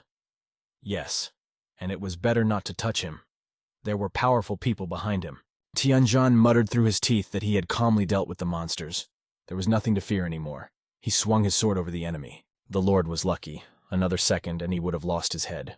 The bullet hit the blade of the sword and ricocheted off to the side. The young man held the blade in his hand, but by inertia his arm was deflected to the side. An insignificant life was saved. Tianjin perplexedly turned his head back. It appeared that there was a whole group of people standing behind him. Officer Yuan Wen took aim at the guy with a machine gun. She demanded that the sword be put down immediately. Behind her stood the assault squad. The Lord decided to turn the situation in his favor and shouted that it was a hunter. He needed to be killed as soon as possible. The man smirked and stated that it wasn't like that at all. In fact, they should aim for the other person. They stood amidst the ruins. Officer Yan demanded an explanation of what he meant. The young man offered to look around. Not far from them, there were captives in chains and handcuffs hiding around the corner under an archway. Tianjin didn't understand why the police officers didn't see it right away. Yuan Wen slowly turned her head to the side without lowering her assault rifle. She didn't trust the guy with a sword in his hands too much. Girls with collars and heavy chains peered out from behind the column. They all shuddered and roared as one. The officer raised her eyebrows in bewilderment. She couldn't believe that slavery thrived here. It was just awful. One of the stormtroopers said he recognized some of the girls. He had seen pictures in the department, and they were reported missing. Besides, the warehouse was all packed with bags and boxes of glittering jewelry. There was clearly a dirty business going on here. Yuan Wen turned pale. If you put everything you've seen here into a pile, it's quite an unpleasant picture. A few minutes later, 3 fighters ran up to her. They reported that things were much worse than they looked. One stormtrooper whispered that there was a girl lying on an altar in the main hall. Several shot cult members nearby. The officer was horrified. Tears came to her eyes. She immediately realized the connection between the dead woman and the rescued captives. Continuing to hold the men at gunpoint, Yuan Wen demanded that everyone who was available be called immediately from the station and the hospital. The Lord's attire left no doubt that everything here was done on his orders. His hands were cuffed. The 2 fighters led him towards the exit. Chen Shen didn't even think of resisting. He happily laughed at his opponent. The man couldn't help himself and turned to show the young man his tongue. He thought he had won the duel. The Lord whispered that the boy was too late to retaliate. Now he would definitely not be able to do anything bad to him. Tianjin's face turned white with anger. He didn't need to hear it. The guy could even read the message from his lips. The young man gripped the hilt of his sword tightly. It was a great effort to keep himself from lashing out at the Lord. The girl's voice made the man lower his sword. She said that fate had brought them together before. Tianjin looked into the officer's face. He asked where they had met. Yuan Wen recalled that 3 years ago, the guy came to the lineup after a car accident. The man said she has an excellent memory. The officer identified herself. She represents the Nancheng military police. The girl added that they knew about the guy's connection with Bai Jin Ming. Tianjin looked at her interlocutor in surprise. She worriedly exclaimed that she understood perfectly well. Even a police squad wouldn't stop the guy from killing the overlord. The officer reminded that Yanhuang Federation is under the control of the military police, so she asks him to tell everything he knows. The man looked at the officer angrily, but still hid his sword in its scabbard. Yuan Wen thanked him for his cooperation. Half an hour later, several police and ambulance crews arrived at the building. Paramedics helped the prisoners out of the place of confinement. The girls had white sheets thrown over their shoulders to keep them warm. The police monitored the order. One of the prisoners' parents came to visit. All three of them hugged each other and roared with happiness. The mother and father no longer hoped to see their daughter alive. The officer took Tianjan aside to the police car. They had a lot of things to talk about. Suddenly, someone called out to her. One of the employees whispered to the supervisor that he was in a quandary. He did not know what to write about the dead in the report. The girl in the same whisper asked to write that the detachment met with serious resistance. A firefight ensued. The young man stood at some distance from his interlocutors, but it did not prevent him from hearing every word. He realized that he would not be touched. Returning to the guy, Yuan Wen asked to follow her and pointed her hand towards the police car. Tianjan heard a barely audible rustle behind him and immediately turned around. The sheet on the body of one of the dead men began to move. He looked up perplexed. A hand crawled out from under the sheet and stood motionless on the bunk. The man looked more closely, but there was nothing else suspicious. The officer tried to follow his gaze. The young man frowned and turned away reluctantly. The last thing he wanted was for any of the villains to escape punishment. A ringing girl's voice made him turn the other way. The girl didn't even know how to thank her savior. It turned out to be the same prisoner that her parents had come for. They were still standing there, unable to believe their happiness. Her mother tearfully hugged her by the shoulders. The prisoner told her that they had an unenviable fate ahead of them. The prisoners were to be sold to rich people. Tianjan and the officer looked at the girl worriedly. Yuan Wen asked if she knew anything else. The girl was ashamed to admit that they brought girls to the organization and could buy food at a low price for it. She tried to escape, but they locked her up. But the prisoner knows where the ledger is kept. The officer asked for more details. They stood outside the police car for at least half an hour, listening to the rambling story. The officer made occasional notes in her notebook. All four were so engrossed in the conversation that they did not notice the police car nearby. Its passengers were watching the conversation through the rearview mirrors. One of the observers was smoking nervously, scrutinizing the facial expressions of the interlocutors. It helped to understand what they were talking about. Continuing to look in the mirror, the man absent-mindedly exhaled smoke and said that the Lord was safe. We could go. The police officer stood with his back to the departing carriage. He carefully interviewed the injured girls, recording all the testimonies in the protocol. Tianjan was sitting at the table. He was alone in the interrogation room. 2 cameras from the ceiling were filming the young man. The man grudgingly said, scratching the back of his head, that they had already figured out all the circumstances of the case. He asked if he could go. No one answered. Closing his eyes, the boy rocked back in his chair. He angrily announced that he couldn't be here. He had a lot of things to do at home. 2 people were watching him through the one-way glass. Yuan Wen said that she did not agree with this approach. Observing the captive, Chen Yu replied to the interlocutor that the guy had committed a crime and should answer for it. The girl tried to object. The senior officer rudely interrupted her and angrily reminded her that ordinary citizens had no right to judge and kill others. Yuan Wen recalled that they had been able to save many girls because of this. She asked if there was an order to detain the man. The warden had to admit that the guy wasn't being detained legally. Ian's precinct is still waiting to hear back from the city council. The officer said thoughtfully that the world was changing. The military's strength was lacking. They could use the help of a guy like that. You shouldn't judge him so harshly. She looked the chief straight in the eye and told him that he was just afraid of not doing his job. She already had the evidence of the law violation ready. The girl wondered how treating a guy unfairly could help those innocent girls who were killed in a cult. Chen Yu instantly became angry. He called out Officer Yuan's service code and said that she should keep her mouth shut. The man's face darkened. He shouted that he didn't care who Yuan Wen used to be. She was now obeying his orders. The girl was surprised at the demand to immediately detain the suspect Tianzhong and take him into custody. A loud voice asked what Chen Yu was doing here.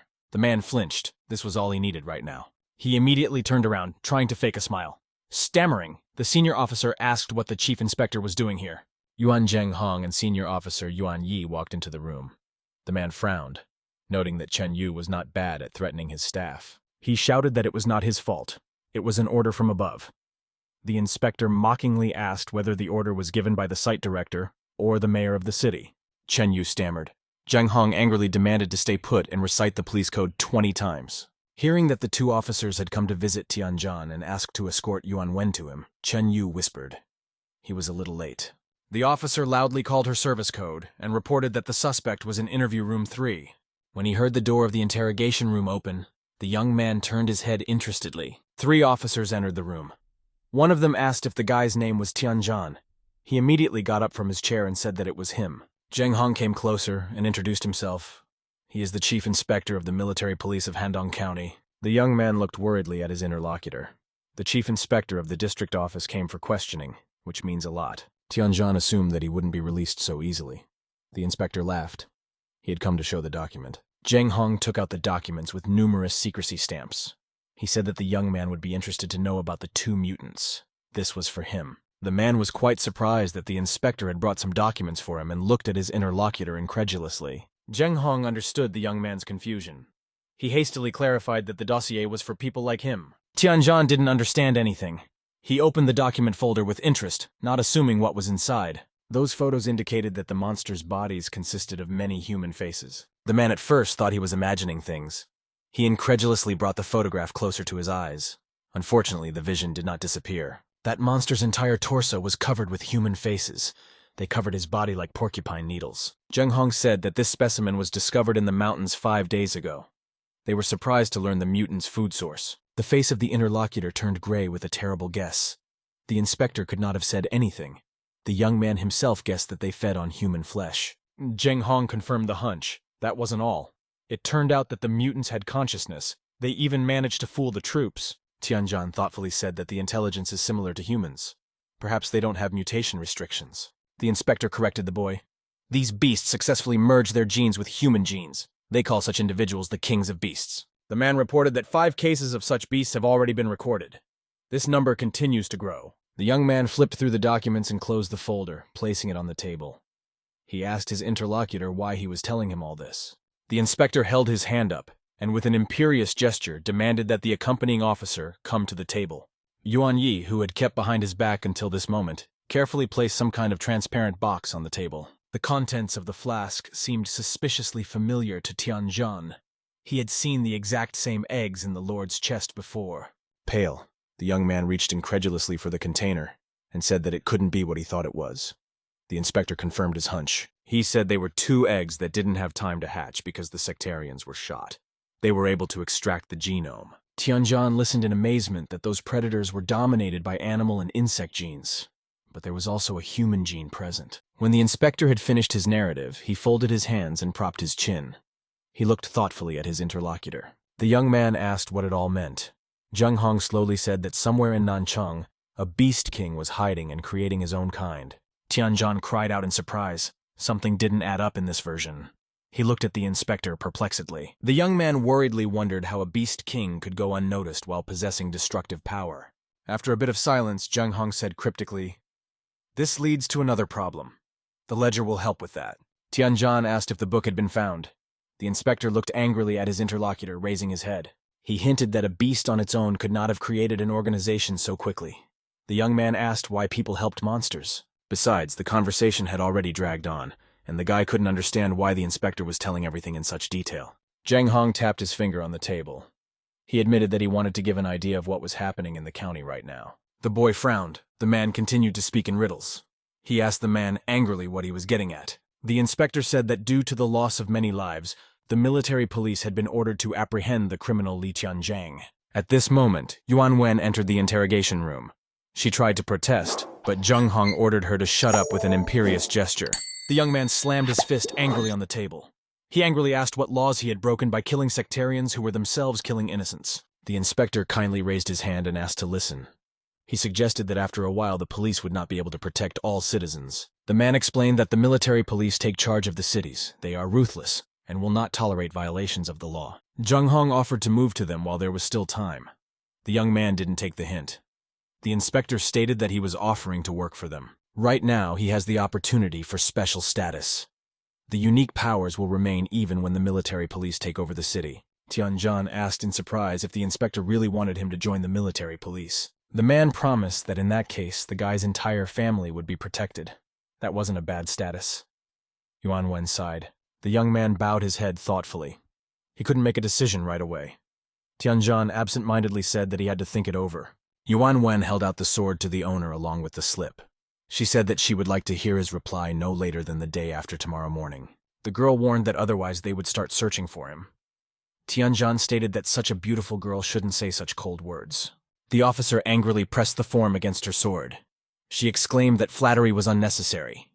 If he joined the military police, there would be no problem. The young man took the sword and the application form. The young man took the sword and the application form. Several handcuffed men walked past them under escort down the corridor. Tianjan looked around perplexed. He assumed that these were the same people listed in the ledger as being involved in human trafficking. The officer confirmed the boy's hunch. Tianjan couldn't get rid of the thought that he had seen those men somewhere before. Memories came to the rescue. The man remembered everything. They are both members of the Nanchang City Council and hold very high positions. One of the detainees also turned around. Their gazes met. The young man realized that he was wrong. These two were not ordinary rich men. Yuan Wen stood silently by her side. She didn't understand anything yet. Tianjan was surprised to learn that even the city parliament was involved in the crime. The only question was to understand the true role of the detainees. It is good if they were only engaged in buying and selling. It could be much worse. City council members may be on the other side of the barricades from humanity. After signing all the necessary papers, the young man left the station. Now he could finally return to the farm and get on with his business. During his absence, the cherry tomatoes had almost grown, less than 20 hours away from being fully ripe. By adding fertilizer, Tianjan cut the ripening time in half. He asked his little sister how she felt about the idea of becoming a military policeman. Han was very surprised at first. They had never talked about it. She said admiringly that she supported his endeavor. The man admitted that in that case she would have to stay home alone for long periods of time. The little girl said quietly that she understood. Clenching her fists, the girl exclaimed that she shouldn't give up her desires just because he was worried about her. She reminded him what was dragging Tianjan down. 3 years ago he had to leave his job and go to the farm. The young man stroked his little sister's head and told her that it was his decision. Han exclaimed that she wanted to grow up quickly, then her brother wouldn't have to protect her all the time. Blushing, the little girl said that she would support him in everything. She has Xiaohei and Grandpa Nan for protection. The man looked thoughtfully at the little girl. Despite her age, she was thinking like an adult. She had grown a lot in these 3 years. With his arm around his sister's shoulders, Tianjan told her that he had an important task. Han had to put the growth potion on the tomatoes, and he couldn't be distracted by the cartoons. Chen Yu slowly walked down to the basement where the detainees were kept. There was no one in the corridor. He was lucky. At the end of the corridor, the man he needed was sitting behind the bars. The officer was clutching a hard-won egg in his hand. Hysterical laughter came from the cell. The Lord knew that nothing would stop him now. If the police had arrived later, things would have been different. Seeing his man, the man was overjoyed. He knew that Chen Yu had not come empty-handed and had brought what he needed. The officer crouched by the bars and discreetly handed the red egg to the prisoner, nudging him under the bars. Chen Shen humbly sat and waited for the egg to roll to his feet. He did not give away his anxiety in any way. When the glowing egg was close by, the Lord quickly bent down and picked it up. He laughed. There was nothing the police could do now. The man looked at the egg in his hand with delight. He looked like a child who had finally gotten the toy he wanted. Closing his eyes in pleasure, Chen Shen launched the egg into his mouth. No Tianjan could stop him now. At this time, the young man met with Lan Ning and handed him a vial of dark red liquid. The blood sample was the freshest. Just a minute ago, he had hooked up an IV to the dog's shoulder and taken a sample. Hearing that this was the right gene, Lan Ning unsatisfactorily muttered that he wasn't quite sure about it. The hacker fixed his glasses and looked at Xiaohei carefully. Without stopping chewing Chupa Chups, he said that the beast didn't look much like a perfect mutant. Tianjan shrugged his shoulders and explained that perfect mutation could take different paths. There were many factors. He asked what could be considered the main thing about mutation. On the one hand, it is the increase in strength, but the change in intelligence also speaks volumes. Lan Ning corrected his glasses. He said he was wrong. The same genes in different organisms can produce unpredictable results. Taking advantage of the moment, Tianjan inquired about Bai Jinyan's situation. The hacker scratched the back of his head thoughtfully. Time was running out. The cytologist was already lying on the operating table. The surgeons tried to remove the bones that could pierce the heart, but they grew even faster. A team of doctors bent over the patient. They were all thinking the same thing. One of them exclaimed that it was no longer possible to operate. Jinyan knew this without him saying anything. The bones were squeezing his heart and chest too tightly, the man gasped. The hacker's loud shout made him forget the infernal pain for a few seconds and turn his head toward the door. The young man happily showed the diplomat. He boasted that he had returned with samples. The cytologist sat up jerkily on the operating table. The man demanded that the experts analyze the genome immediately. He only had 24 hours left. The vial was immediately taken to the laboratory. The technician carefully poured the contents into a research flask. The expert reported that the bone density is 10 times that of a dog's.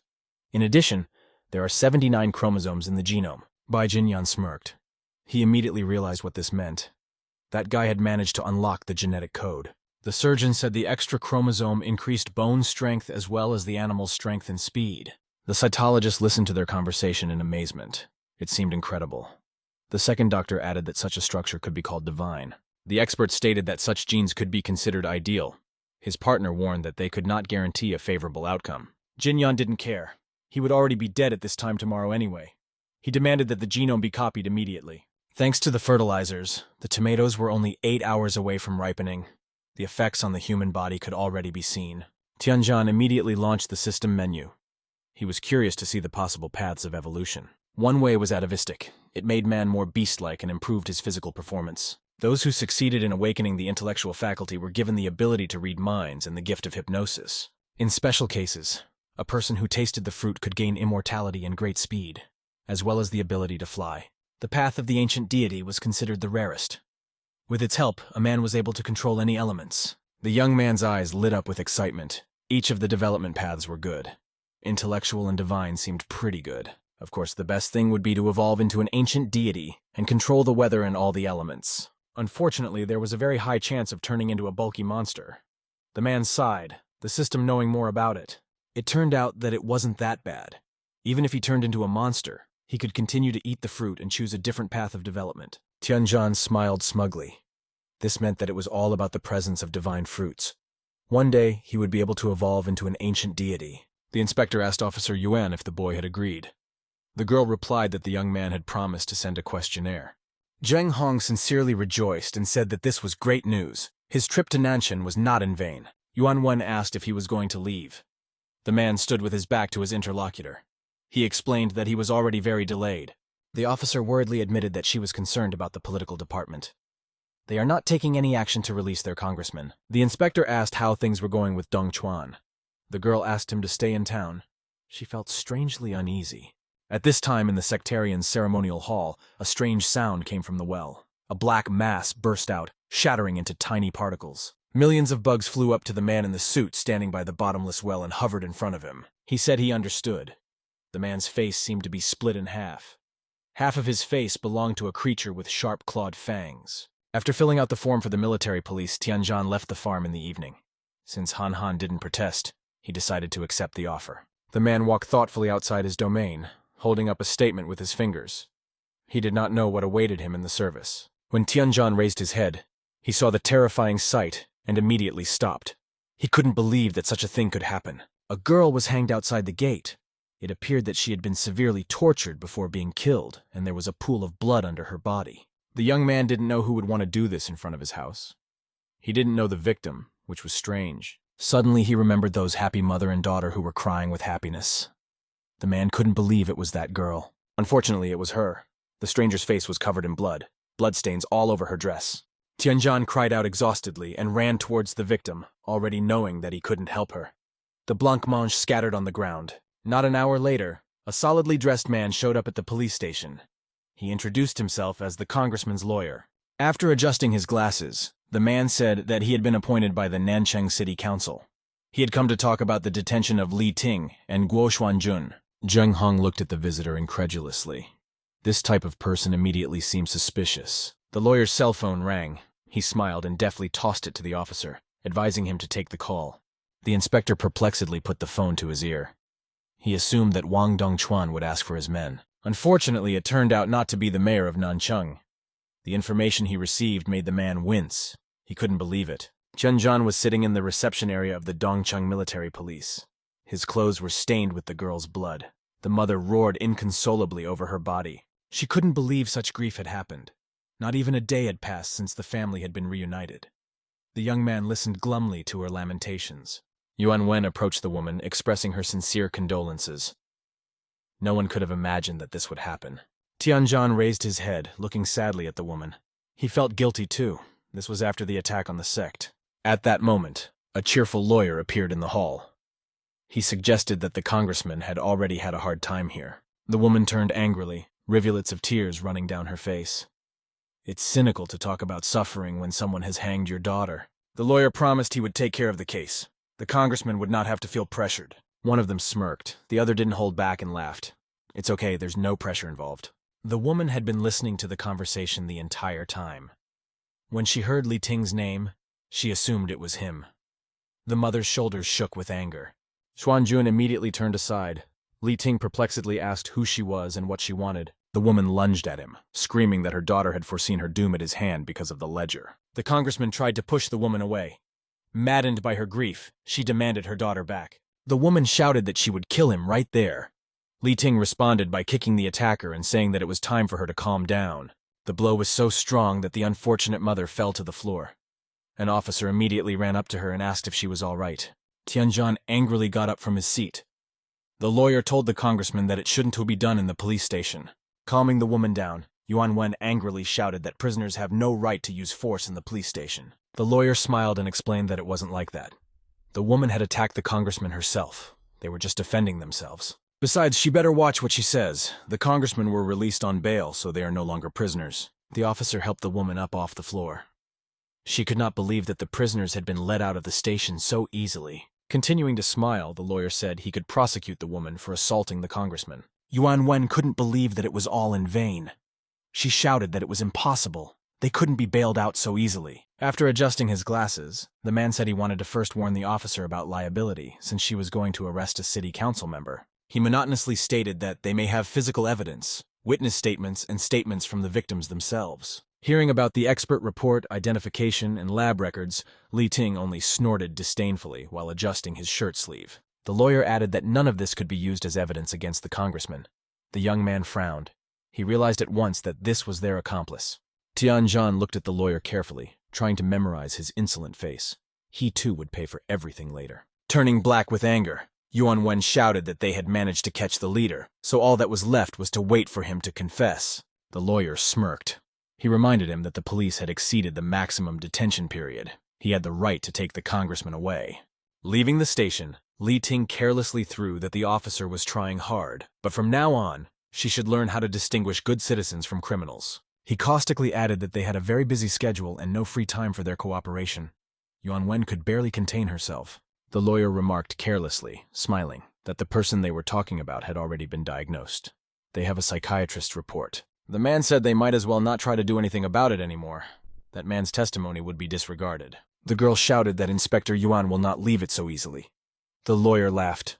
Young people do not know how to behave. He proudly announced that he had just come from the inspector's office and had released the congressman on orders from the Secretary of Homeland Security. Before leaving, the lawyer reminded her that a little later, the person they needed would be transferred to the psychiatric hospital.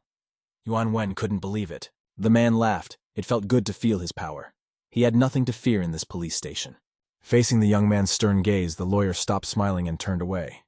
There was something intimidating about the man. Closing the door of the blue car, the man cheerfully said goodbye to Officer Yuan. The sedan drove away quickly. The woman bowed her head dejectedly. Her daughter had said that no one could bring the villains to justice. Her body trembled with resentment. The woman sobbed. If the military police can't do anything, then it's over. The officer clenched her teeth. She didn't like the situation herself. Suddenly, something hit the girl in the face. She saw with a glance that it was a piece of paper. Yuan Wen turned it over. She immediately realized that it was the tattered statement that Tianzhan had brought with him. The officer looked up.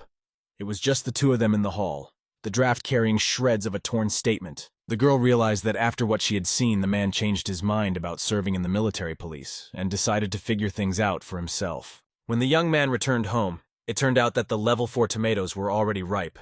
One should pick them as early as possible. Tianzhan couldn't calm down even now. He looked at the tomatoes with such anger as if they were hiding his enemies. Aggression added strength. In half an hour, the young man had picked all 100 tomatoes, but even after that, his look didn't change. The man greedily ate a whole handful of golden fruits. As one might expect, evolution had followed an atavistic path. When the lawyer and the congressman were alone in the cabin, the man rebuked the passengers. He managed to resolve the situation. Not many people knew about the case, and further publicity could be avoided by following the mayor's instructions. Xuanjun remained silent. Li Ting puffed his cigar and said that they understood the situation perfectly. He smirked and offered to take care of the people of the lower classes, expressing his deepest sympathy with money and supplies. Xuanjun suggested holding a press conference. Thanks to the reporters, they would be able to quickly regain their reputation. Li Ting gritted his teeth. He admitted that he didn't like pretending to be in front of journalists. The mere thought of it annoyed him. Xuanjun urged his interlocutor to be patient. They need to calm the unrest among the people now. Then they would be able to provide food for themselves. Puffing his cigar, the man absent-mindedly replied that he understood. The Lord was having a hard time too. He turned back to the window. At the same moment, Li Ting's face turned white with horror, as if he had seen a ghost outside the window. The man cut off his remarks halfway through. Tianjin appeared outside the window. He heard every word and angrily asked what food he was just talking about. The high speed of the blue car didn't stop the guy from riding on the roof and peering out the window. Both MPs yelped in terror. The car was swerving left and right on the road. The young man was prepared for this and held tightly to the roof. The congressman shouted that he would be in trouble. The man replied that he knew everything. All three of them ate an egg each, and only blood would wash away their sins. Li Ting shouted fearfully that he didn't know anything. Tianjin looked at the sword thoughtfully and said that he would help the congressmen since they didn't want to be ordinary people. The lawyer's face darkened. He shrieked with horror, realizing that he was going to die with the city council members. The blade glinted ravenously in the sunlight. The young man grinned gloatingly. They're a long way from the station. No one will come to help them here. When the car hit the tree, there were no more living people in the cabin. The back door was open and everything was covered in blue blood. Tianjin arrived just in time. The larvae had already hatched. One of them was still alive and still able to move around. The creature was bleeding blue and trying to get out of this dangerous place as quickly as possible. It moved its 5 limbs quickly. The young man stepped his boot on the mutant with a sense of satisfaction. There was a loud crunch under his heel, and all 3 were dead. The man went for a walk in the forest and ate another tomato. He had already eaten 40 of them, but he was still on the atavistic path of evolution. He swallowed a few more fruits. This doubled the values of the character's main characteristics. Tianjin filled a mouthful of tomatoes. He realized that he couldn't eat anymore. The young man decided to eat one more for the last time. Suddenly the man felt something change in him. He couldn't understand what had changed, and it made him a little wary. A bright white light appeared in his eyes. The system reported that the evolutionary path had changed. The guy had gained new skills. It turned out that he was able to switch to the intellectual path and awaken telepathy. At the same time, his physical characteristics remained at the same level. The young man's eyes lit up. He thought enthusiastically that telepathy must be a useful skill. It would be good to try. Stopping on the spot, Tianjin stretched out his arm and activated a summoning skill. Concentric circles spread out in the forest. It turned out that telepathy allows you to notice the presence of living beings within 10 meters. There was a rabbit lurking in the bushes nearby. A squirrel lurked in the foliage of the trees on the pole. It looked suspiciously at the man who stood in the middle of the forest. A sparrow skipped past the man, not even paying attention to him. The young man looked at the bird thoughtfully. He decided to make direct contact and caught a sparrow. It chirped resentfully in his hand, hoping to be released. Through telepathy, Tianjin knew that the sparrow was very hungry and was going to find at least a couple grains of rice. The young man released the bird. He could now read the thoughts of others, but it was still not enough. The man decided to call the hacker. After learning the Lord's whereabouts, Tianjin went to the mental hospital. A code lock was installed at each door. Unfortunately, the wrong person was being held in the clinic. Lan Ning was surprised. The electronic eye showed that it was him. The young man assumed that the prisoner had been replaced. Lan Ning promised to check again. They would find that person. A few minutes later, the hacker called back. He had managed to pick up the target's location. He sent the geolocation to an email. Tianjin read the message. Lan Ning warned that the man would have to search manually. The equipment couldn't see him. Looking carefully at the map, the young man realized that the Lord was underground. Now he understood why he couldn't detect him with telepathy. The man in the white robe walked calmly through the underground labyrinths of the city's sewer system. He knew that all the bad things were behind him. There was some noise from behind. It was strange. The Lord knew that no one should be here at this hour. Chen Shen started to turn back fearfully. A bright white light flooded his face. The man froze. This was not good. The powerful blow shattered pieces of brick near his head, and the Lord was able to deflect in time. The young man shouted that he had been looking for him everywhere. The Lord laughed. The same red veins that Jin Yan's cytologist had on his face protruded. Tianjin exclaimed in surprise that he too had managed to be reborn and swung his sword. He noticed that the Overlord's reaction became faster. As he continued to cut the brick shards from the wall, the young man told his opponent that this would not save him. He would not be able to dodge the next blow. Tianjin wasn't lying. The sword strike was so lightning fast that the Lord didn't have time to react. His right arm was cut off at the shoulder. Chen Shen's face was splattered with his own blue blood. The man wrinkled his nose unhappily. He realized that the opponent was stronger. The Lord didn't wait for the next attack. The sword slammed into the wall, shattering pieces of the brick wall. A second before the impact, Chen Shen jumped back and jumped over the underground channel, ending up on the other side of the tunnel. When he looked at his interlocutor, the Lord laughed snidely. Even though he had lost his arm, he retained his power over his men. Tianjin turned his head towards his opponent. He perplexedly asked if the Overlord was about to escape. The man only laughed. It would not be long before the young man would be unable to stop the creature he would be reborn into. Tianjin covered the distance that separated them in one leap and brought his blade above his victim's head. To the young man's surprise, millions of bugs suddenly appeared in the air between him and the Overlord.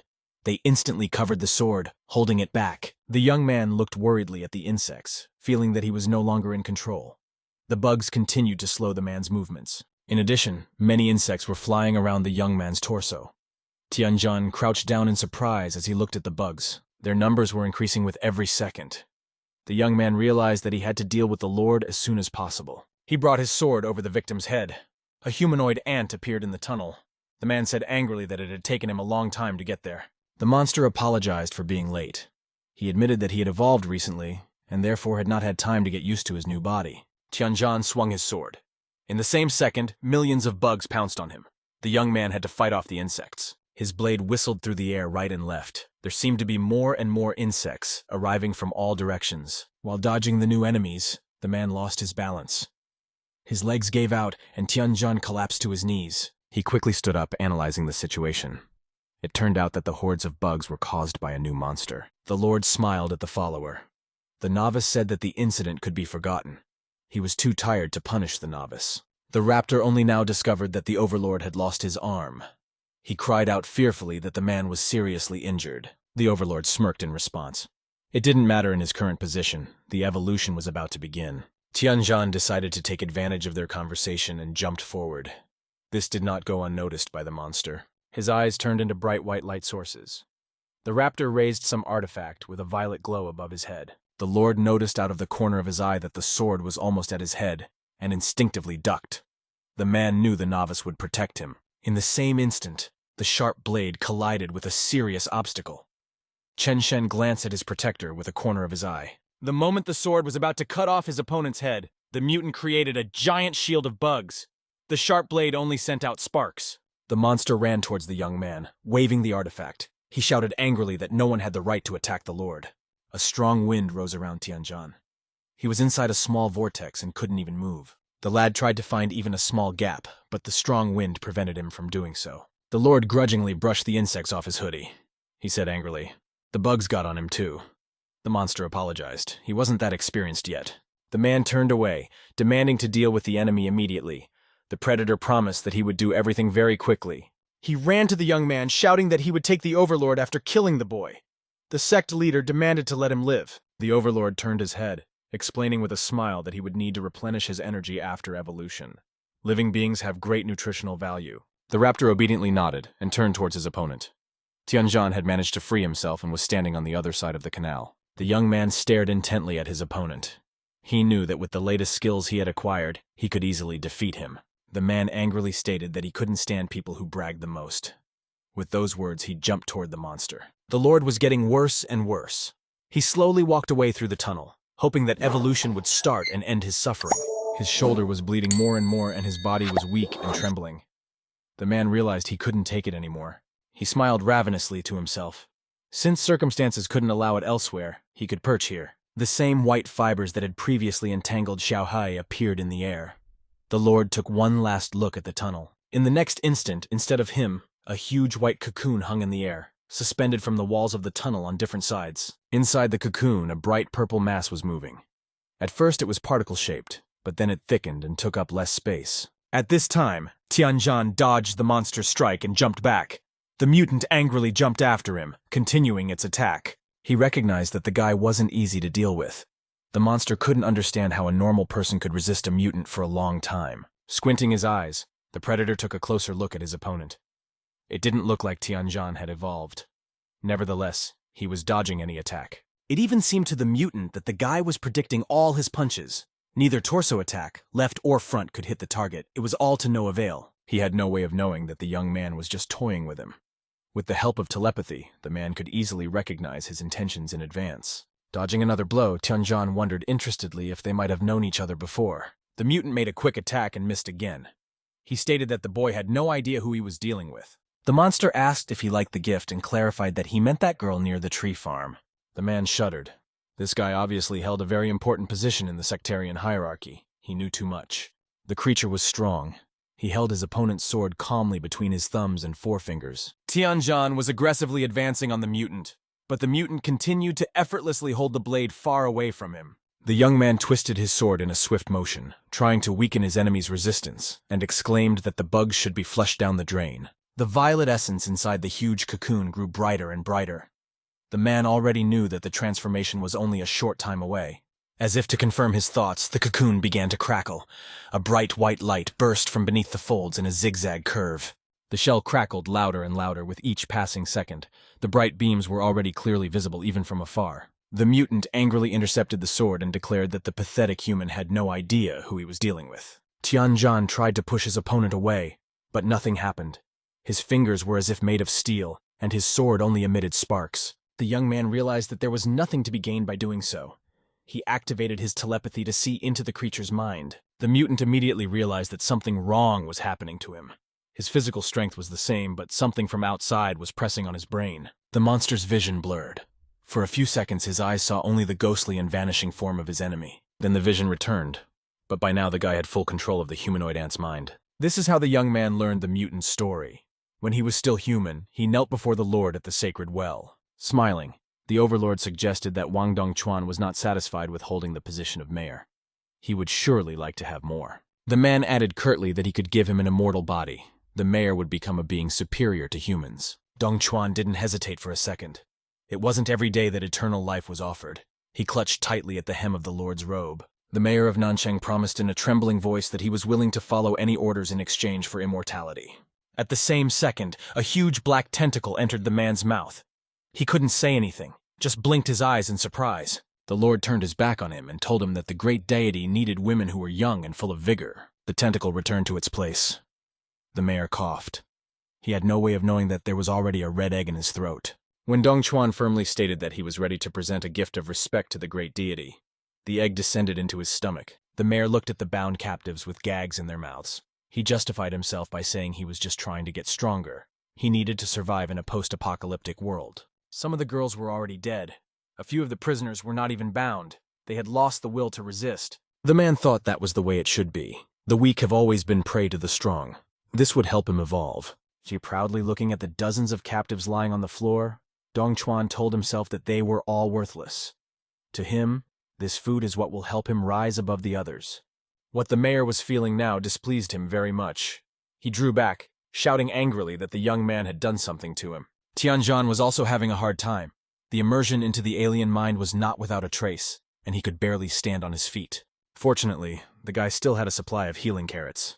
He took one out of his spatial backpack and began to crunch it greedily. Smiling, the man told his opponent that he knew everything now. He had never thought that the mayor of the city would turn out to be such a coward. The monster became angry. The mayor couldn't understand how Tianjin recognized him. Besides, vegetables don't appear out of thin air. The young man admitted to peering into his memories. The mutant began to stammer in surprise. He suspected that his opponent had evolved too. Dongchuan remembered the words of the Lord. He had convinced him and everyone else that evolution was only possible after eating the sacred fruit. The guy perplexedly said that he didn't have to resort to such a vile method to evolve into a superior being. Smiling, Tianjin said, "That is not an accurate term. It would be fair to call the mayor a parasite."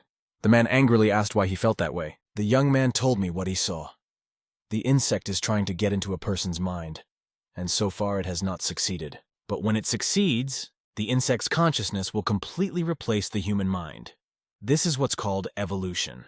Tianjin thoughtfully said that it was only a matter of time. When his consciousness split apart, he would cease to exist as a person. Right now, Dongchuan was in a protective sphere and was in no danger. The insect did not stop trying to break into his mind. The young man remembered the ants that the Lord had set upon him in the abandoned monastery. He said that the mayor's identity would soon disappear. The monsters were only interested in food. They didn't have the brains for anything else.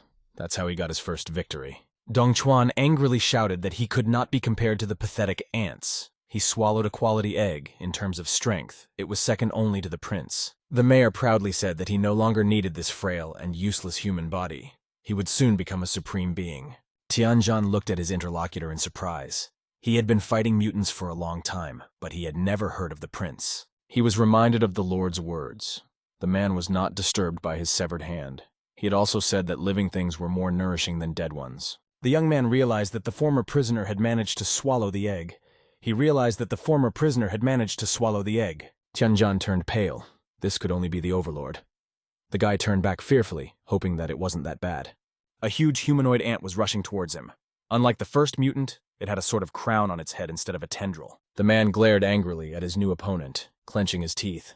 This monster had hatched from an egg too quickly. The massive mutant came closer and closer. Its massive fangs glistened in the underground tunnel as if they were made of steel. Dongchuan took advantage of the man's confusion and lunged at him as well. Tianjan cried out in surprise.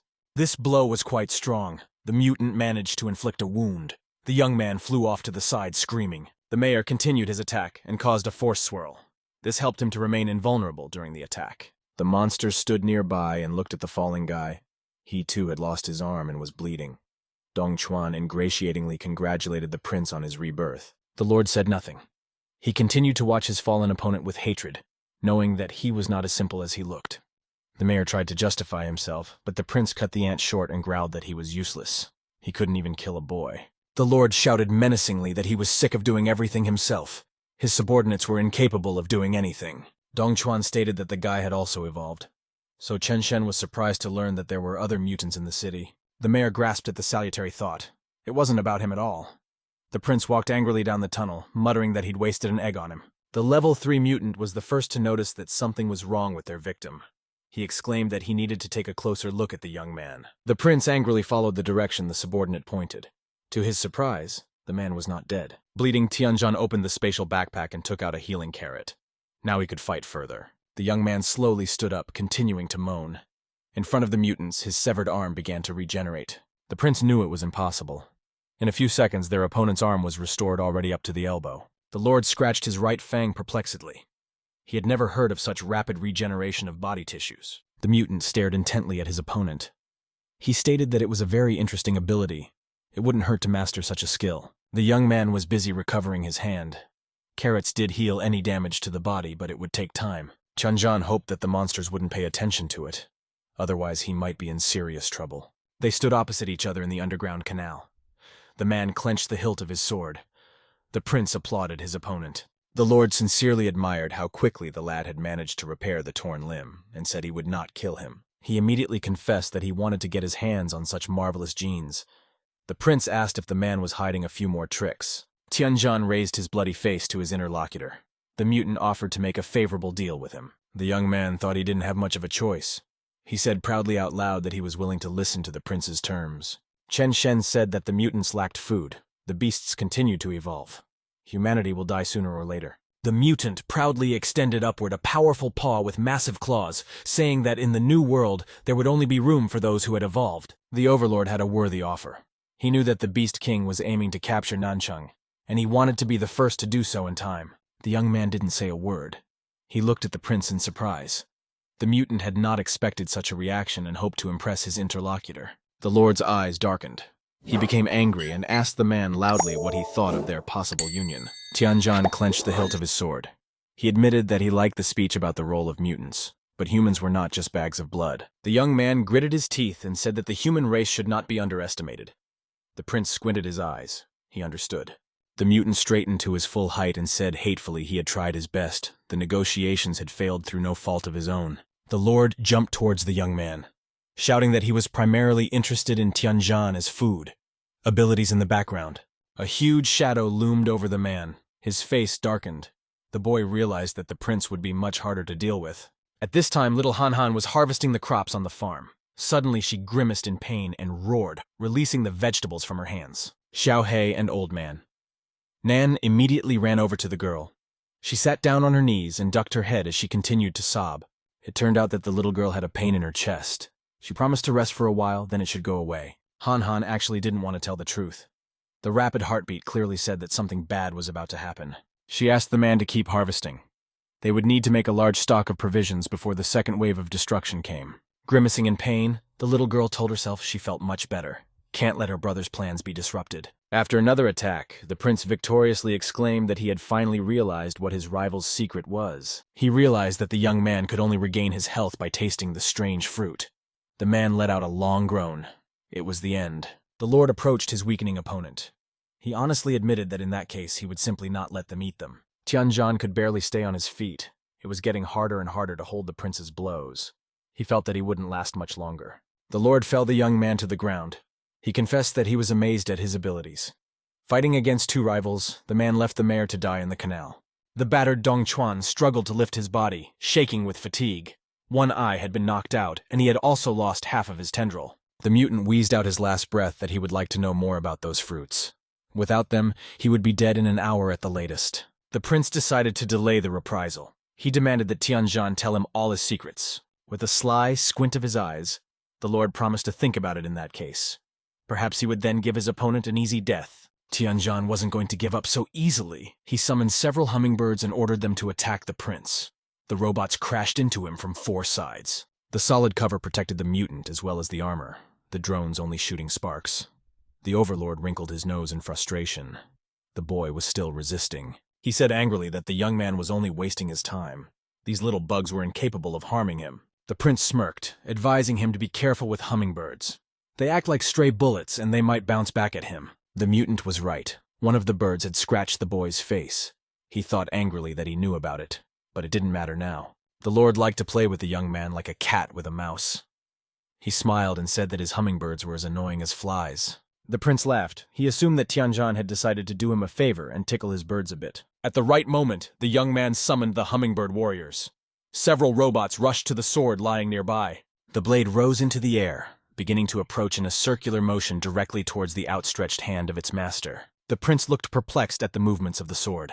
Tianzhan gripped the hilt tightly before his eyes. He was now armed again. As the overlord loomed over his opponent again, the young man slashed his knee joint with a swift movement, blue liquid spilling from it. The mutant didn't immediately realize what had happened. The blood on his face and the damaged joint surprised him. The man struck again at the same spot, stating that the joints are very vulnerable compared to other parts of the body. Immediately after his words, Tianzhan struck the monster on the same joint again. He felt that there was still a little more left. The prince lost one of his legs and howled in pain.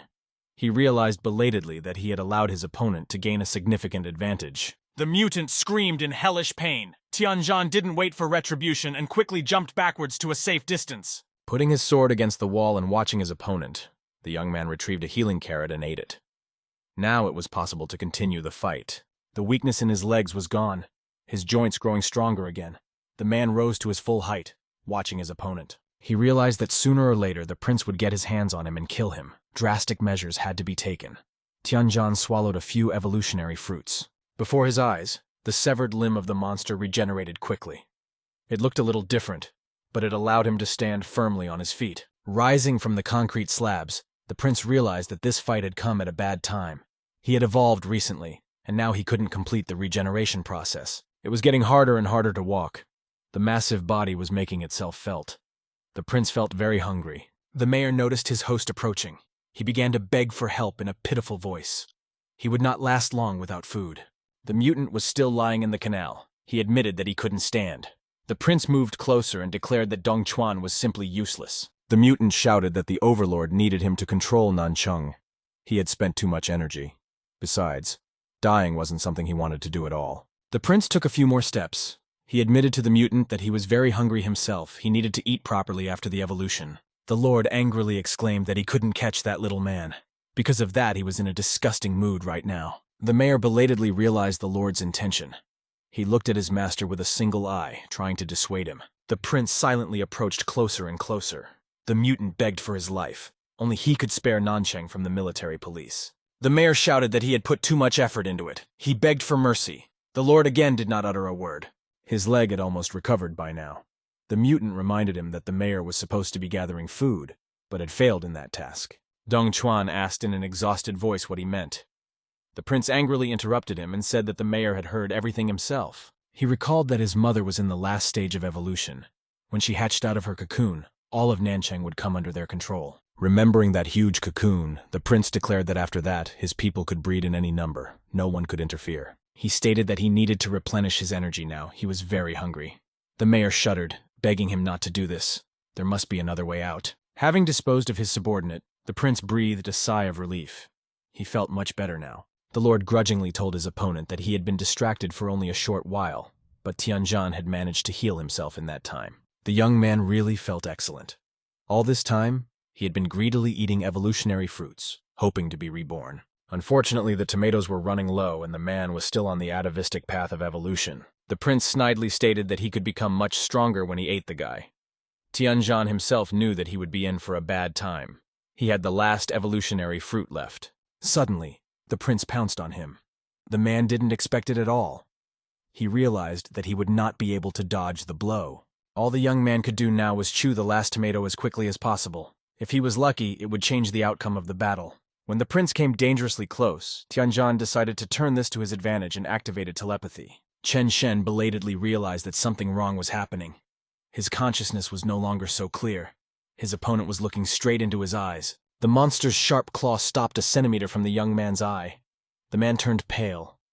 A little more, and he would lose his sight. The young man was very lucky. The monster's claw stopped so close to his pupil that he could see it in detail. The prince angrily exclaimed that something had happened to him. His body had stopped responding to commands and was not moving at all. Tianjin looked at the monster's frozen hand in surprise. He finally began to realize what was the reason for the rescue. It turned out that at the last moment the guy had managed to awaken the rarest type and evolve into an ancient deity. Now he could control gravity. The young man smiled. In addition to the rare path of evolution, he had managed to obtain a system of laws that was not often seen. He imagined their planet. Every inhabitant of the blue star knew that their world was based on the laws of gravity, acceleration, potential energy, and inertia. Anyone who masters the basic life energies can literally become a god. Thanks to this branch of skill, the man was able to master gravity. He raised his hand. A blue aura appeared around it. Tianjin extended his hand towards his opponent. The gravity control distance was originally only 3 meters, but for a brief moment, it could be increased with energy. The prince's body was enveloped in the same bluish aura. He felt like he was in a cage and shouted irritably. A powerful energy wave hit the mutant, causing it to be carried back several meters and hit the wall. Bricks flew in different directions. The monster coughed up blue blood, unhappily reminded that he was only dealing with a third-level mutant. But this blow clearly showed that the young man had become much stronger. The prince couldn't understand how this could have happened at all. Tianjin almost didn't put any force into the punch. Seeing the effectiveness of the skill, the man was surprised, his hand hovering in the air. The young man looked thoughtfully at the blue aura. The ancient deity's power was to his liking, and he had an immediate advantage. What pleased the guy the most was that he was only at the first level of mastery right now. Tianjin lifted the fragments of the broken crystal into the air, and if he continued to consume the fruits of evolution, his abilities would only grow. By gravity, the man recreated the structure of the artifact. Testing his new abilities, the young man clenched his fingers into a fist. The crystal flattened on both sides and crackled loudly. The artifact shattered into millions of tiny particles, showering the young man with purple dust. He wondered where this evolution might lead. The man's heart was pounding at a frantic pace. He still couldn't get rid of the thought that he had become much stronger than his enemies. Tianjin smiled in satisfaction. Now he could be sure that he would be able to stand up for himself, even in a fight with a superior opponent. The prince was completely exhausted. As soon as the mutant stepped away from the wall the wave had slammed him into, he collapsed to his knees. The monster felt disgusting. The intense pain made him bend in half, and he kept coughing up blood the whole time. Blood continued to ooze out from under his teeth. Chen Shen couldn't understand how the young man had managed to become so strong in an instant. The prince forced himself to raise his head. He thought that his dense cover didn't seem so strong anymore. Tianjin was able to pierce through it. The mutant realized that he could not stand against such a strong opponent. If he wanted to survive, he had to flee. Forgetting how recently he had mocked the boy, the prince jerked up from his knees and ran away. He wouldn't have done it at any other time, but now he was flying away as fast as he could. On the way, the mutant tossed aside the shield that covered his stomach. Tianjin watched his opponent perplexedly. At first, he didn't believe that the lord had stopped wanting to fight and was running away. The man couldn't let him escape and rushed in pursuit. He knew that the prince would spawn many monsters if left alive. Summoning the maximum gravitational force, the young man stretched out his hand on the run. A blue aura immediately formed around it. The prince forgot his pride. He threw off almost all of his equipment to make it easier to move. Speed was everything now. Tianjin misjudged the direction of the strike. A deep gouge formed in the wall, but the mutant was already at a safe distance. While running, he turned unsuccessfully, so one of the large pieces of wall debris hit his right shoulder and severed his arm. The prince howled in pain but continued to run. If he could escape, he could quickly regain his lost limb. The young man was dissatisfied with himself. If he had aimed more accurately, The mutant would be dead. He had yet to learn how to use his skill. The man ran towards the damaged wall, but the monster was no longer here. He had managed to turn the corner of the underground labyrinth. When the young man peeked around the corner, it appeared that the Lord was moving too fast. He was not here either. Fortunately, the mutant's location was given away by a damaged arm. The bloody blue marks on the green water of the canal spoke for themselves. Running out of the sewer tunnel, the Lord ran towards the sacred well. He left many bloody footprints behind him. Collapsing tiredly on the edge of the well, the monster sighed and admitted to the supreme deity that he had failed to live up to expectations. A strange cracking sound was heard behind his back. Chen Shen immediately thought that it might be a young man, but he didn't have the strength to resist. A massive explosion sounded.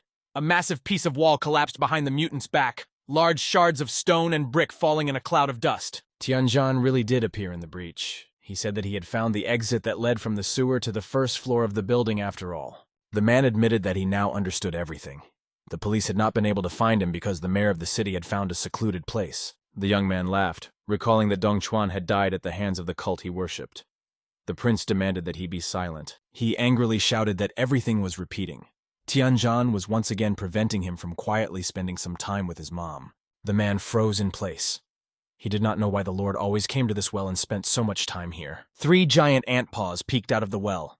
The prince shouted proudly that his mother had finished evolving. When the creature crawled out of the well, it appeared to be at least 10 times the size of the prince. Tianzhan admitted that he used to think he was just a nutcase.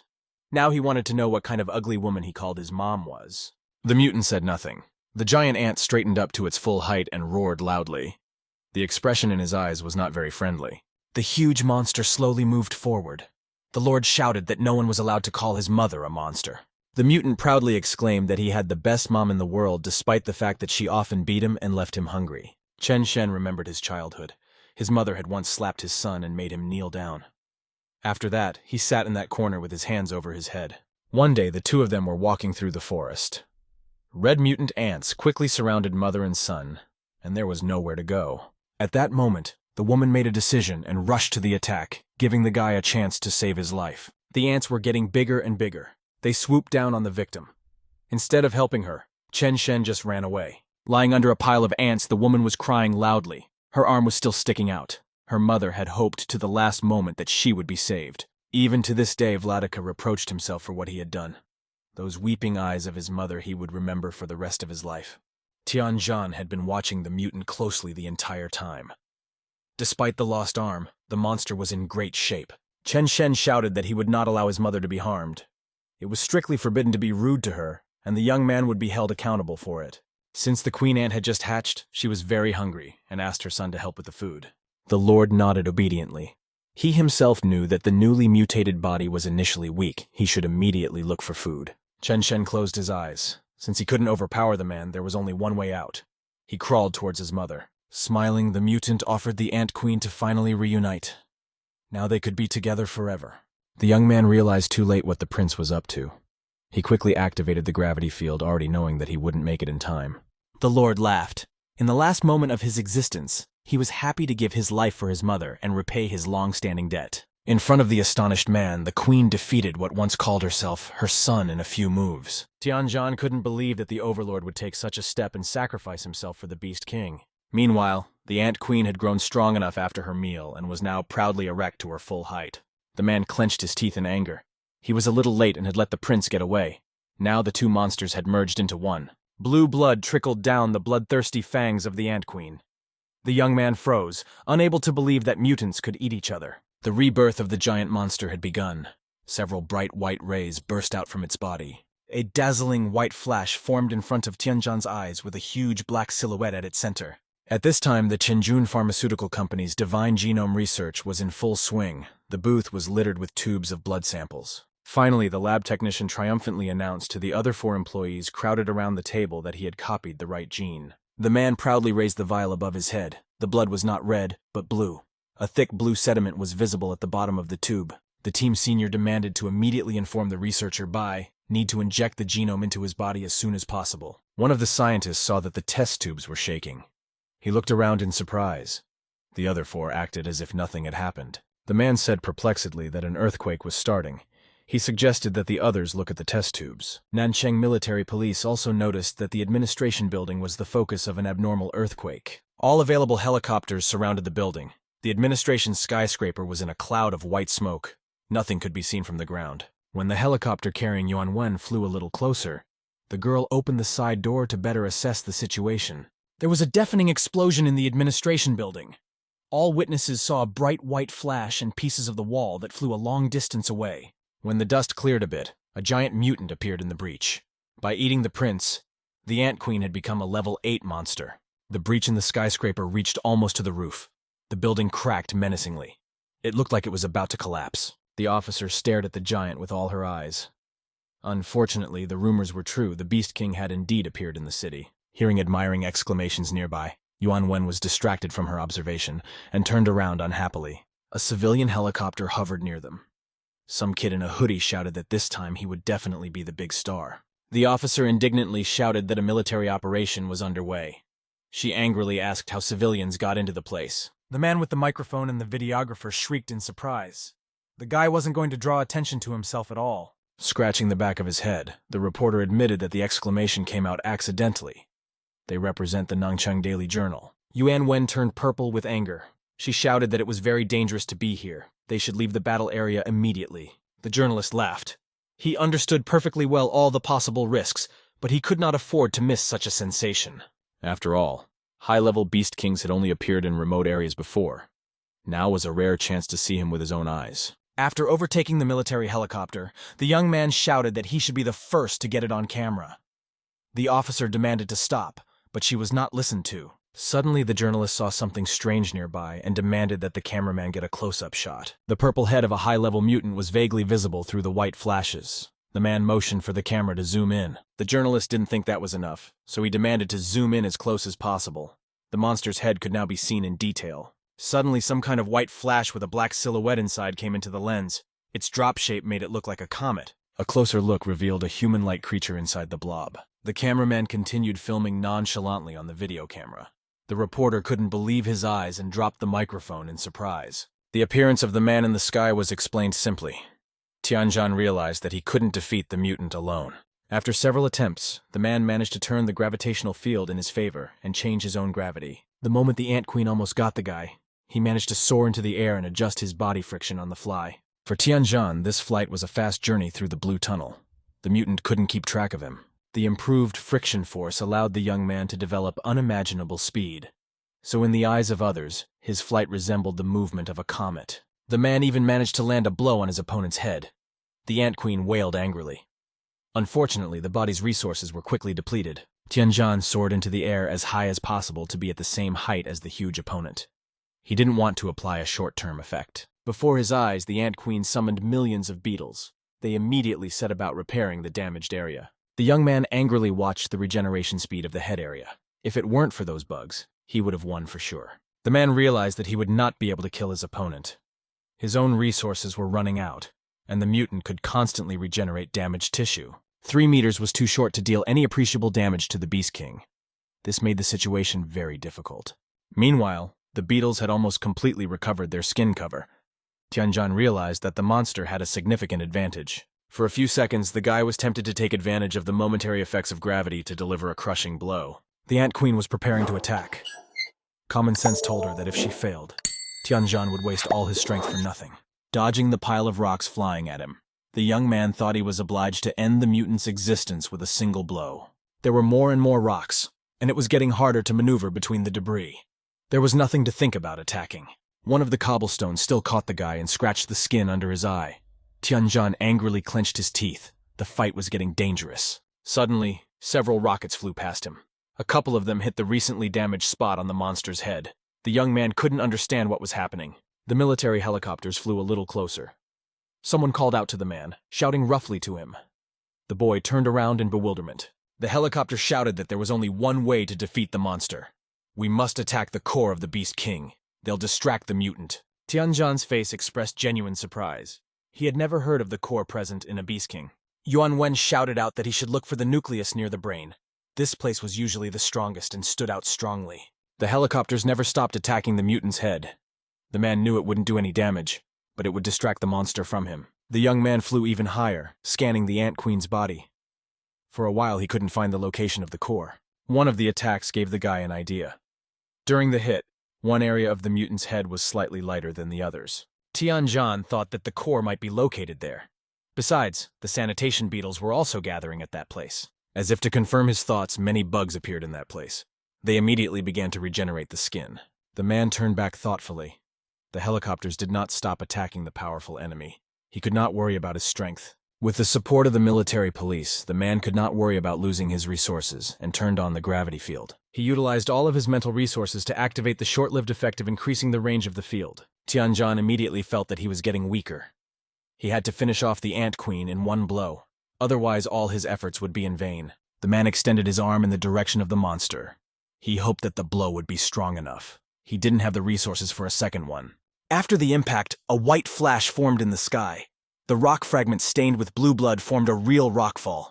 The young man fell down exhaustedly. During the fall, Tianjin tiredly closed his eyes. He was falling head first, but he couldn't do anything about it due to his weakness. The rescuers were prepared for such an outcome. The unconscious man landed on a pre-prepared net. A triangular net was stretched between 3 military helicopters. The young man was miraculously not hit by any of the 6 propellers spinning at high speed. Yuan Wen walked to the door, happily shouting to the guy that he was lucky. The mutant had almost trashed an entire city. Suddenly the girl recognized the hero. She was surprised to realize that the mysterious savior was their acquaintance Li Tianjin. The man was still lying in the nets as if in a hammock. There were a few wounds on his body, but his appearance suggested that the young man felt fine. There were several large wounds on the body of the defeated giant, and instead of a head, there was a gaping hollow.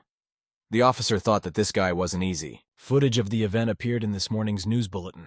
The reporter said that many buildings within a 10-kilometer radius were affected. The announcer showed a close-up of the monster.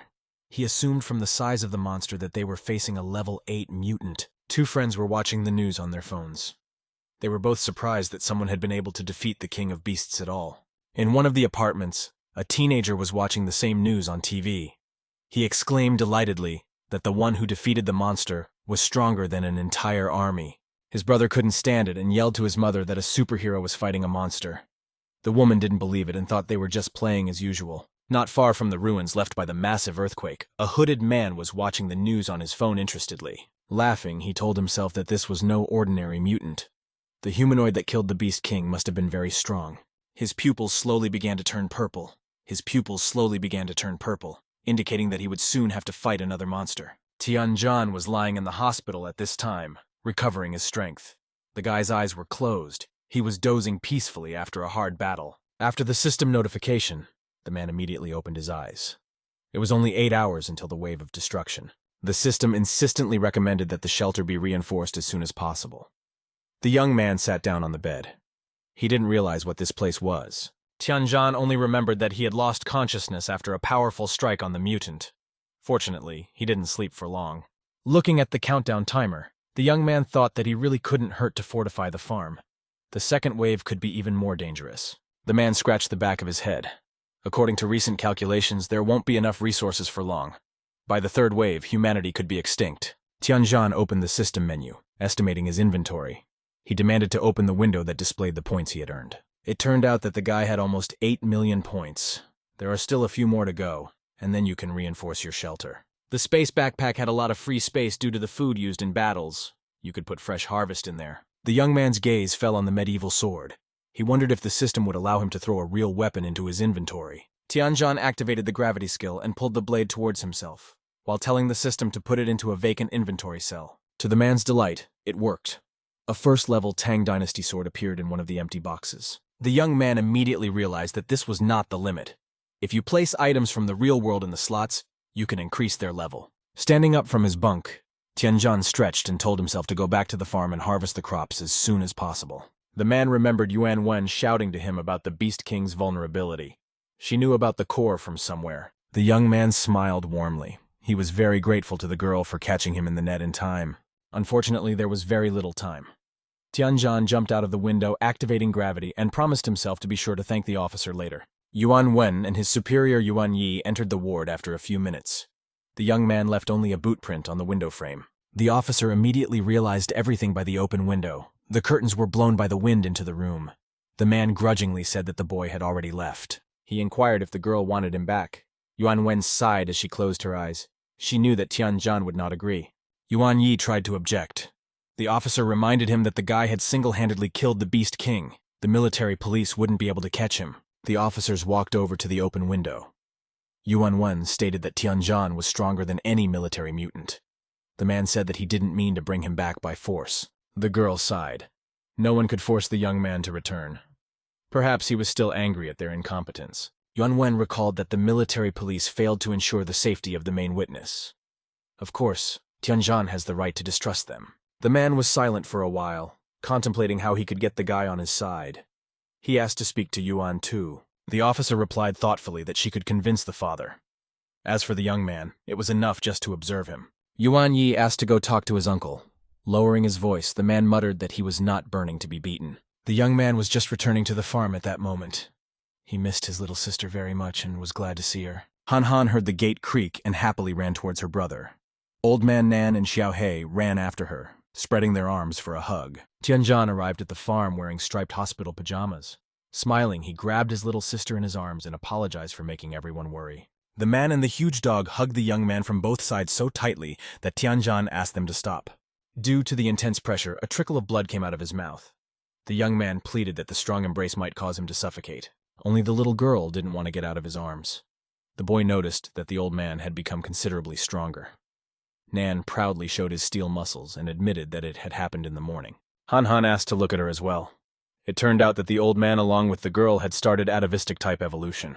Tianjin remembered that he himself had obtained the highest development path relatively quickly and smiled thoughtfully.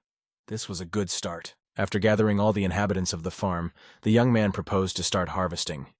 They need to improve the shelter as soon as possible. During the harvest, a rare species of red pepper fell to the man, allowing him to camouflage his hideout from prying eyes for a few minutes. The young man sat down on the haystack and thought about it. The offer was very tempting, all the more so because he had enough accumulated points. With 800,000 points, Tianjin purchased a coupon that allowed him to upgrade the shelter to the second level. Along with this, his capabilities expanded. As soon as the coupon was purchased, the system automatically applied it. The young man watched in amazement as everything around him changed right before his eyes. The contents of the entire farm began to transform. The system reported 3 hours until the wave of destruction. Tianjin began to worry about the safety of the property. Fortunately, it turned out that the property of the shelter was preserved regardless of its level. One by one, all the buildings on the farm began to be renovated. The cattle barn became much longer and taller, and a tall tower appeared next to it. The fish pond had also increased in size. Now there were comfortable steps leading to the pond. The sowing field was also considerably enlarged. The wall became much higher and thicker, the live barbed wire replaced by a 3-beam laser perimeter. In addition, high-precision pointing and firing turrets loomed menacingly on the fence in several places. Han Han ran over to the pond and started jumping for joy. The pond seemed gigantic to a girl of her small stature. The little girl couldn't get enough of the crystal-clear surface of the water. She said admiringly that the pond looked like a small lake. When the farm area was upgraded to the second level, it began to resemble the fortified estate of a medieval feudal lord. The young man liked the fact that the shelter now looked like a small fortress. Unfortunately, the farmhouse was too conspicuous. The man remembered that he had the gift of disguise. He ordered his shelter to be disguised as a level 1 dwelling. The massive buildings began to melt right before our eyes. The shelter gradually took on its former appearance. It was the way the rest of the Blue Star's inhabitants saw it. From the outside, the farmhouse should not have aroused suspicion now. Anyone would have seen the former dilapidated structures. Tianjin was very happy that everything had worked out. He shouldn't draw too much attention to himself right now. The shelter's upgrade also provided benefits to its owner. From now on, the young man could see the vulnerabilities of any living creature. The man looked at his pet Xiao Hei thoughtfully. He wondered if the dog had any weaknesses. The system recreated a purple model of the mutant. Scanning its body, it highlighted a bright spot on the animal's neck. Tianjin asked if there were any restrictions on the use of the skill. It turned out that the skill could be applied to any creature. The only problem was that rare mutants could try to cheat the system and hide their vulnerabilities from it. The young man smiled. Now there was no need to be afraid of a world populated by mutants. He would be able to deal with them with a single blow. The man visualized himself as a blue silhouette launching an energy beam at another monster. The system reported the ripening of the divine tomatoes. It was very convenient. Now the Han Han evolutionary type could be improved. Tianjin decided to temporarily suspend the development of his evolutionary path and improve the abilities of the others. The girl reached for the fruit. For the next few minutes, Xiao Hei and Han Han raced against each other to pick divine tomatoes. greedily eating them. The girl ate so much fruit that she had hiccups. Besides, her stomach was much smaller than the mutants. Turning around, Han admitted that she was already nauseous. She had eaten a lot of fruits, but still evolution remained on an atavistic path. The young man encouraged his sister she would do well. The little girl angrily stuffed another handful of tomatoes into her mouth. She didn't want to lose to Xiaohei. It was time to grow up. Each successive tomato was difficult to eat. Han didn't even want to look at them, let alone eat them. Suddenly, the farm area was illuminated by a bright light coming from the girl. She herself was in a light energy vortex. The strong wind that rose up pushed the surprised Tianzhan away. The young man immediately realized what had happened. Han looked around admiringly. The girl saw everything in blue and blue colors, as if she was hovering high in space. She exclaimed joyfully that she had been able to evolve after all. The man himself could see that his sister had shifted to an intellectual type of development. Tianzhan enthusiastically raised his hand up, clenching his fist. He was very happy for Han. It would be harder to get close to the girl now. Suddenly, the young man noticed a violet glow out of the corner of his eye. He turned his head in the other direction. The source of the glow was Xiaohei. There was such a strong wind that the little girl was lifted into the air. The man looked closely at the source of the light. The sight was breathtaking. At the center of everything was a blue core girdled by a purple shell. The whole thing looked like the northern lights. Han exclaimed delightedly that she was happy for Xiaohei. The girl's eyes really did express genuine delight. The young man smiled. The dog also grew stronger. He looked more formidable now. Xiaohei had obtained the king pressure skill during evolution and became a divine beast king. Sharp spikes appeared on its powerful paws. The dog walked slowly toward his friends, breathing heavily. His eyes were blinding white. 30 seconds before the second wave of destruction appeared in Tianzhuang Company, the experiment had already been completed. Jin Yan leisurely adjusted his shirt sleeve. The research assistant asked researcher Bai how he was feeling. Smiling, the cytologist replied that he was in great shape. The man was really feeling great now. As a result of the experiment, he got a harder exoskeleton. His head grew large horns, and a long tail stretched from his tailbone. The researcher confessed that he felt like a pioneer. The divine gene made him a powerful man. The cytologist felt that the changes didn't end there. His body shuddered at the thought of it. The inhabitants of the Blue Star, who lived closer to the sea, could see unusually high waves. It was a sign that a second wave of destruction was coming. One of the warships was in the ocean far from the shore. A huge swell covered the ship, and the crew was already saying goodbye to their lives. Tianzhan noticed that the sky had taken on a threatening purple hue. He knew that aquatic life had ceased to exist. Jin Yan was pensively walking around the laboratory at this time. From the dazzling flash, the man realized that the destruction had begun. Tianzhan frowned. Without water resources, it would become harder for many residents to survive. Besides, there were only 60 days left before the next strike. An ominous purple funnel encompassed the whole of Nanchang. The townspeople didn't understand what it meant, and looked up at the sky with interest. Multiple electrical discharges simultaneously struck the ocean. The transparent surface became muddy. The waves subsided. All the electronics on the ship failed. One of the sailors ran across the deck, shouting along the way that there had been a great many changes. The captain must see this. Bursting into the captain's cabin, a panting man reported that everything had changed after the storm. The ocean looked different. All the officers gathered at the stern of the warship, looking down in bewilderment. It seemed completely unbelievable. The captain was primarily interested in what had happened to all the sea mutants. The sailor was surprised by the purple surface of the ocean. The sea wolf scratched his head in puzzlement. He'd been sailing here for 30 years, but he'd never seen anything like this. Their battle vessel swayed peacefully on the calm waves amidst a defiantly red ocean, with the skeletons and bones of dead sea mutants floating to the surface. The rumor that the cytologist had managed to obtain the divine gene had also reached his brother. Jinming walked to the main laboratory. The man stopped at a glass cylindrical vault. There were several test tubes on the shelves. He realized he had found the product. Opening the glass door of the warehouse, Jinming reached for the vial of light green liquid. He couldn't believe that his brother was able to do this. Suddenly, a long tail with sharp spikes snatched the vial from the visitor's hands, cutting the palm of his hand until it bled. Jinming cried out in pain and raised his hand, turning the injured palm towards himself. The bleeding was not too serious. Explorer Bai was sitting under the ceiling. He angrily asked the stranger who he was and why he was touching other people's things. The guest smirked. He looked thoughtfully at the blood spatter on the back of his hand and said that the evolution had been successful. Jin Yan jumped to the floor. The man stepped back and said that the scientist had come rather quickly. He assumed that he had hit something in the lab. A small depression formed where the cytologist had jumped. He asked angrily how the stranger knew the code to the safe. Jin Ming laughed. Judging from the fact that the upperclassman had handed over the case to the researcher, he was indeed worthy of being a descendant of the Bai family. Jin Yan only now recognized the visitor. He was greatly surprised by his brother's appearance in the lab. The guest waved his hand carelessly, wiping the blood on the floor. He said that he had come on an official visit on the orders of the top brass. The man stated that he would now be in charge of all projects in Nanchang, and Jin Yan should return to headquarters with reports. The explorer slowly raised his head, shifting his horns to the middle.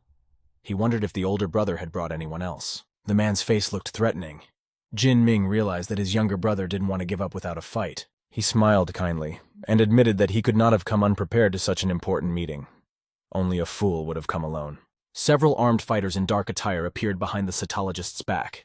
Jin Yan angrily asked what this meant. The guest said snidely that his brother had plans of his own. The explorer turned around unhappily and looked at the rifles that held him in their sights. He said perplexedly that he could have just reported the successful experiment to the headquarters. The man assumed that Jin Ming wanted to take all the glory for himself. He said bitterly that nothing has changed in a few years. His older brother shamelessly takes absolutely everything from him. Jin Ming recalled that the family provided the funding, so now it was time to share the results and get some rest. Researcher Bai angrily said that he shouldn't be bullied. He knows the headquarters will want to use him as a test subject. The visitor laughed, reminding his brother that he was already using his body for an experiment. He was interested in the divine gene. Jin Ming speculated that one copy of the gene the man had tried out on himself, and the second copy was in his possession. The guest's eyes flashed predatorily. He said that everyone would like to have the genome. The man snapped his fingers, demanding that the others be brought in. 3 soldiers held the researcher at gunpoint. The rest of the soldiers led the other employees from the lab into the room. Lan Ning stepped forward with his hands in the air. The young man reminded him that he had nothing to do with the family's business and asked to be let go. Jin Ming smirked. He told the hacker that he couldn't let go of someone as important as Technician Lan so easily. Jin Yan angrily said that he wouldn't let himself be intimidated. His brother reminded the researcher that he was still mortal.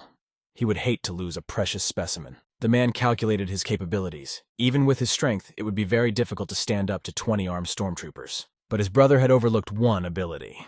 In the course of evolution, the man had acquired the skill of incredible speed and activated it, intending to escape.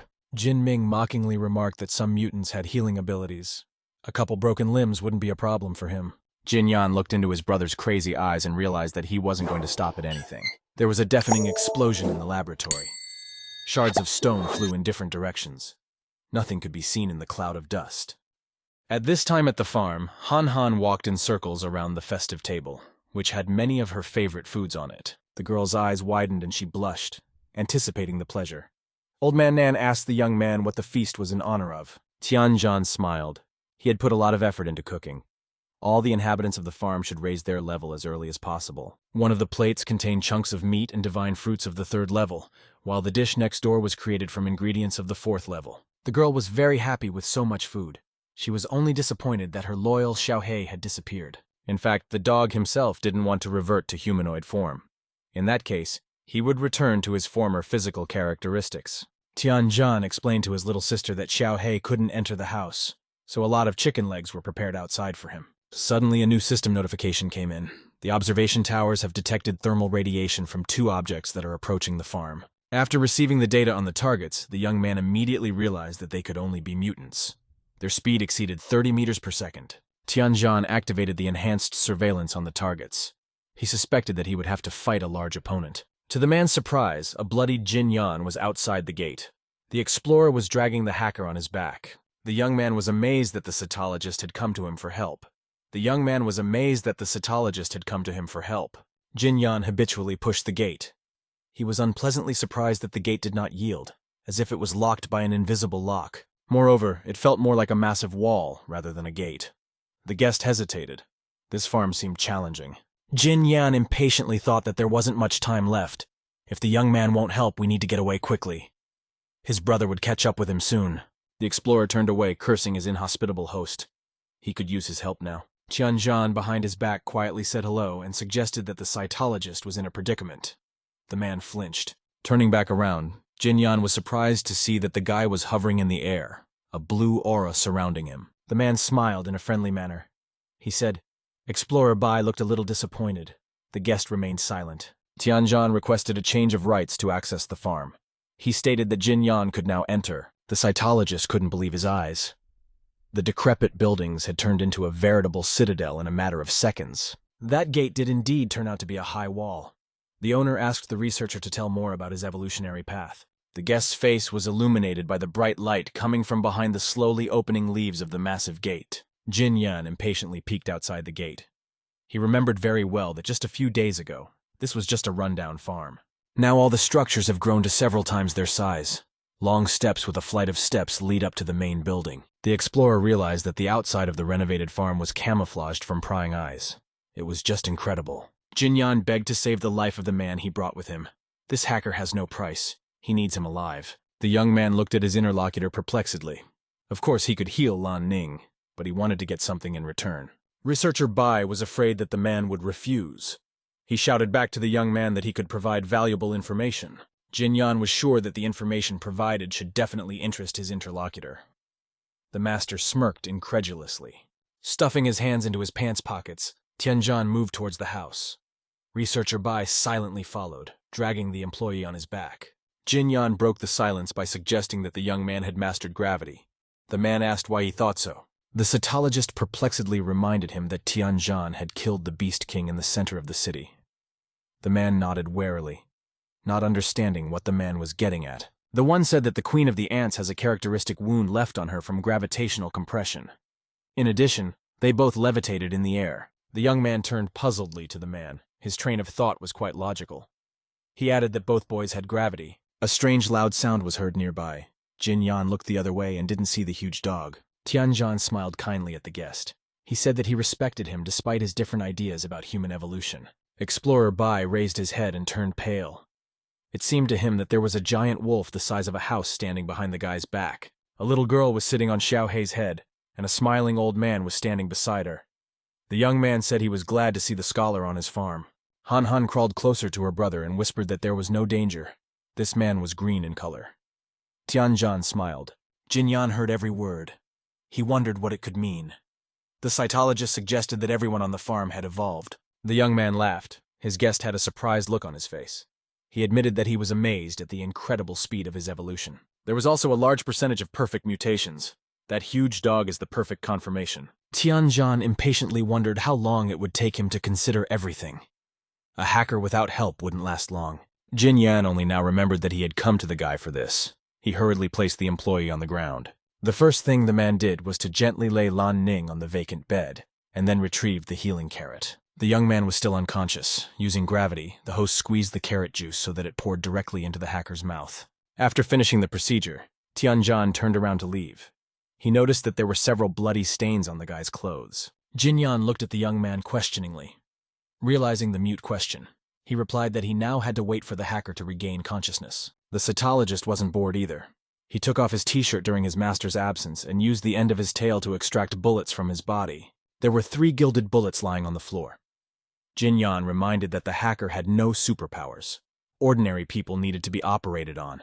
Tianzhan looked at the guest reproachfully, as if he was sitting in front of a small child.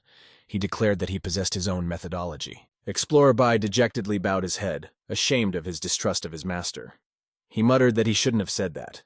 The young man looked intently at the guest. He said that now was the time to tell what had happened to them. Staring at the gilded casings, Tianzhan was surprised to learn that Xiao Hei's genes had allowed the scholar to survive and evolve. Jin Yan took out a small case with a test tube that contained a green liquid. He admitted that he had managed to take the divine gene with him. The young man thought for a moment. The cytologist came up with a pretty good name, considering that it had the same effect as divine fruits. If the scientist's words are to be believed, Xiao Hei's copied atavistic gene completed the evolution of the atavistic type. This gave the guy the idea that in the same way, divine genes could be created for the rest of the developmental pathways. Tianzhan asked how a perfect mutant was able to get so many wounds. Jin Yan briefly recounted the encounter with his brother. Han Han couldn't believe it. It seemed unbelievable. The young man wondered how the Bai family was connected to the top of Nancheng. The girl exclaimed that this was not allowed. They were brothers. If someone dared to touch her, Tianzhan would blow his head off. The cytologist sighed heavily. This young beauty is still very naive. She has a lot to learn about this deceitful world. Smiling wistfully, the young man said that not everyone had such a good relationship. He and his brother should take care of each other. Han Han cheerfully exclaimed that she agreed with this. She was already trying to help her big brother as much as she could. The girl turned gloomy. She quietly said that she had always depended on her brother and furtively looked at Tianjan. He stood against the wall and pretended not to hear anything. Han promised that she would now always take the guy's side no matter what decisions he made. Tianjan thoughtfully suggested that with the cytologist's speed, he would have no trouble escaping. He asked what happened to the hacker. Jin Yan raised his head in surprise. He didn't really want to remember what had happened between him and Jin Ming in the lab. There were too many enemies. Lan Ning was the first to sense the danger and covered his superior's back, shielding him. In this way, he caught several bullets. That's why he brought the hacker to the farm. Few people want to be in debt, especially when it comes to people sticking their noses in other people's business. Jin Yan bowed his head. In his heart, he was grateful to the boy for his rescue. On the other hand, alone, he would have simply escaped. Tianjan looked at the guest thoughtfully. Before, the scientist seemed like a science-obsessed maniac who didn't even value his own life. The young man smiled faintly. It was the first time they had ever spoken together, and it was the first time he had ever smiled warmly. Jin Yan reported that he couldn't be delayed. The news of his escape and gene snatching had obviously managed to reach the main office. In order to find the cytologist and the divine genome, these people will turn all of Nanchang upside down. The man tiredly said that this product was too tidbit. It is enough to change the whole world. Tianjan perplexedly said that he had nowhere to go with the hacker even if they could get out of Nanchang. Researcher Bai admitted that he was ready for the hunt. He was going to leave the country quietly, but a spy revealed the scientist's plans. The young man listened attentively to his interlocutor. When Jin Yan told him that he had decided to go to Storm Island, he raised his head in surprise. Tianjan froze. Storm Island was located in the very center of the ocean. No one would come looking for a person on this piece of land. The small-looking island was surrounded on three sides by Yanhuang, the European Union, and ancient Egypt. It was of no strategic interest to any country due to the lack of valuable resources. Besides, the storm never stopped there. At first sight of the island, it seems uninhabited. Thunderstorms and wind are constantly pounding the high cliffs. In fact, that's not entirely true. There are a few indigenous people living on the island. Having managed to cope with the elements, they stayed to fish and raise livestock. The level of technology on the island is quite primitive. All buildings are assembled from improvised materials and have long since fallen into disrepair. Jin Yan added that he had built a secret base there a few years ago. That was why he was heading to Storm Island to hide from the attacks of the head office. Tianjan realized that the scholar was hardly running away for nothing. He inquired about the company's main office.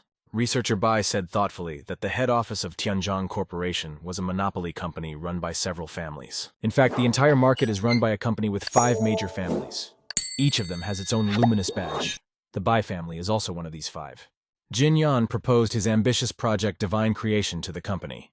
Unfortunately, not everyone supported the man. Most members of the assembly were not willing to cast their vote in favor of creating a superhuman with power over the rest of us. The 3 families of Bai, Ren, and Lan secretly formed a triple alliance by clasping each other's wrists. They saw huge profits in this project. At that time, huge resources were allocated to set up a research institute. Officially, it was supposed to research new drugs. Recalling the cylindrical storage in the lab, Jin Yan quietly said that he had originally planned to use the resources of the main office to achieve his goals. The man confessed that he is an illegitimate Bai. Therefore, he has no say in the head office or in the family itself. Han all stood by the sofa, leaning against it. The man's story was very interesting. It turned out that the cytologist had thought he was in control the whole time. Tianjan never once interrupted the guest during the entire narration and listened attentively the entire time.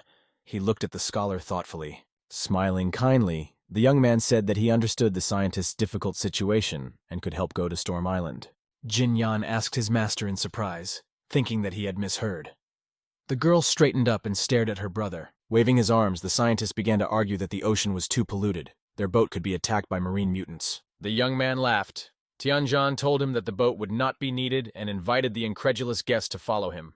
The young men stepped out of the house onto a small flat area. The cytologist looked around. There was nothing unusual here. Suddenly, it turned out that the site was not empty at all. There was a helicopter on it. The young man explained that he was investing his money to maximize his return. Tianjan smiled, happy with the impression he had made. He said that with this kind of coloring, no one would notice their helicopter.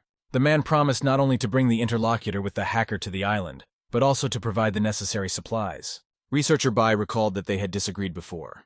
He asked why the boy had started helping him. Tianjan remembered how the medics carried the corpses out of the monastery.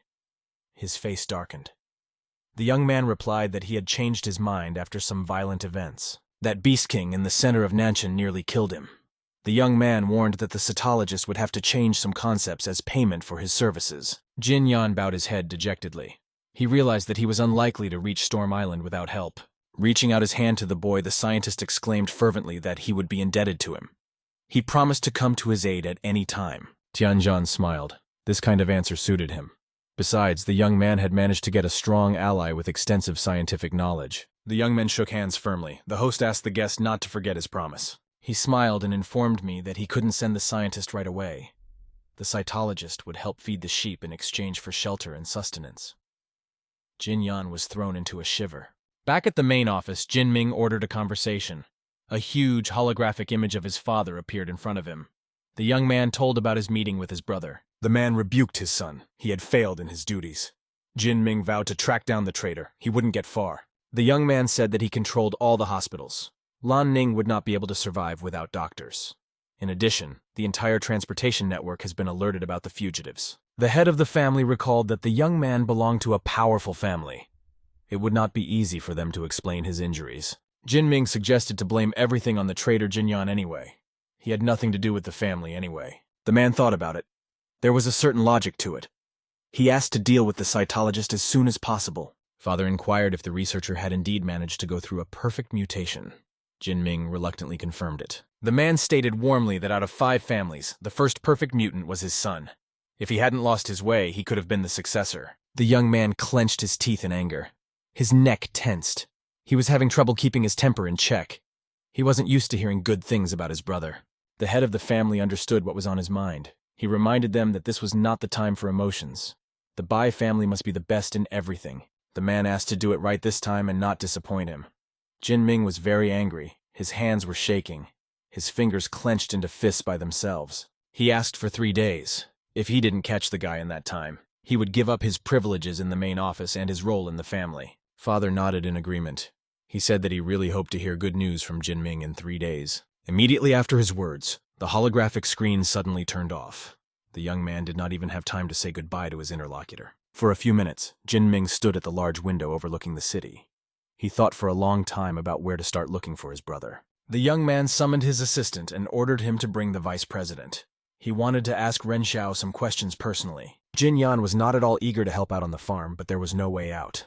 He was so tired that he was sweating, but the young man only chuckled. Disobedient sheep did not stand in one place in the stall. It took a lot of effort to lead the animal to food. Tianzhan was sitting on a haystack in the corner of the corral. Gloatingly watching his guest work, he shouted to the man that he was doing quite well for a beginner. The cytologist turned around unhappily. He admitted that such labor was not so unfamiliar to him, having done similar work at home until he was 8 years old. Tianzhan's eyes went to his forehead in surprise. He couldn't imagine a young lord from the respected Bai family tending livestock. Jin Yan pressed his lips tightly together. The man didn't want to remember that he had lived with his mother as an illegitimate child until the age of 8. He was only taken away because the Bai family is small. The Highland sheep approached the haystack. Sitalog said that even now he doesn't consider himself a member of the family. A well-known family name in itself allows you to get the resources you need. The monotonous voice lulled the young man to sleep.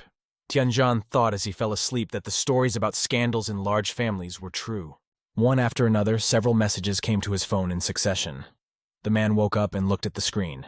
The information he received surprised the guy so much that he immediately woke up and reread the message again. Jin Yan noticed that Tianzhan had stopped listening to him and was staring at the phone. He asked with interest what was wrong. The young man waved his phone with a smile on his face, showing the message. He had some curious new information. When the vice president entered the office, Jin Ming asked for more details about all of his brother's contacts in Nancheng.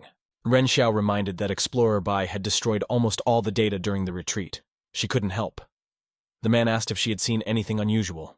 The girl folded her arms across her chest unhappily. She had said everything she knew. Besides, she and the cytologist didn't see each other that often. Jin Ming laughed. The man assumed that the vice president was treating him too hostilely. Ren Xiao stated that this is due to interference with her research. The interlocutor explained that the decision was made by 3 families. The man remembered his younger brother with his green test tubes. Jin Ming said that the boy had stolen a gene that belonged to families. He looked into the face of his interlocutor. The man's face darkened and became serious. He said that Jin Yan had betrayed the family. Ren Xiao thought for a moment. That gene must be superior to all the available samples. since 3 families were interested in it at once. She began to reconstruct the events from memory. At first, humanoid monsters appeared in the lab. Later, Jin Yan gained atavistic limbs. Added to this is the mysterious death of the company's president, Liang Tianyu. After that, Li Tianzhan broke into her guarded villa. Out loud, the girl suggested that it was all just a cover-up. In fact, the main office of the company conducts experiments on transforming people. Jin Ming raised his hand warningly. He said that the vice president should not get so deeply involved in the company's affairs. Softening his voice, the man said that he had to find a researcher. It would be best for Ren Xiao to return to his duties. The girl became convinced that this type was very unpleasant. She snidely asked how a regular manager could help catch Bai if even the family couldn't do it. Jin Ming accepted the challenge. He said that it was not the company that should be blamed, but himself. If Ren Xiao had decent capital, she would have become part of the core. The vice president was angry in her heart. Even if she knew something, she wouldn't tell. Out loud, the girl politely apologized. There was nothing more she could do to help. Jin Ming left the last word to himself. Already at the door, Ren Xiao heard that women should stay at home and have children. The girl was so angry that she slammed the office door shut with all her might. Plaster fell from the back of the door. Even after returning to her workplace, Ren Xiao couldn't calm down and angrily regarded her office. This guy was getting on her nerves, and he thought he was a supreme deity just because of his origin. After driving a safe distance away from the office in a black car, the girl called Tianzhan and introduced herself. She confidently stated that she knows everything. Researcher Bai is at his place. They need to meet. The young man stated that he didn't understand anything. The vice president grudgingly said, "You shouldn't disregard her kindness." They both knew exactly what they were talking about. Half an hour later, the SUV stopped at the gate of a dilapidated farmhouse.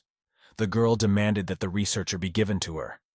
Tianzhan declared that she shouldn't have come. Ren Xiao angrily folded her arms across her chest. She said that she had already compared the DNA and knew where the cytologist was. All of her arguments were interrupted by a gunshot. Tianzhan looked at the trickle of sand not far from his feet in surprise.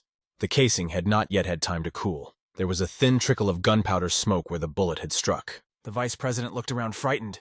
She exclaimed that she had no idea where a sniper had come from out here in the middle of nowhere. Hearing Jin Ming's voice behind her back, the girl turned gloomy. He thanked the female employee for the tip in a satisfied voice. Behind the man were armed men in black uniforms. He asked, thinking hard about how to explain to the Ren family about trying to warn the traitor. Ren Xiao indignantly said that she was being followed. Jin Ming laughed. He didn't even trust Bai's illegitimate son. All the devices had been bugged long ago. He was only waiting for the moment. The man guessed that the vice president wanted to take the researcher and hide him. He said mockingly that women were not very smart. The girl was angry. Unfortunately, there were too many enemies. One sniper was aiming right at her forehead. Several more were aiming at the host and holding the perimeter. Jin Ming couldn't help himself and smirked gloatingly. The angry girl was a pitiful sight and resembled his illegitimate brother. And the owner of the farm is no better. A minute ago, he was talking proudly to a girl, and now he's being held at gunpoint. Jin Ming warned that they had better not move from their spot. The snipers were working clearly. It would be best to disperse peacefully.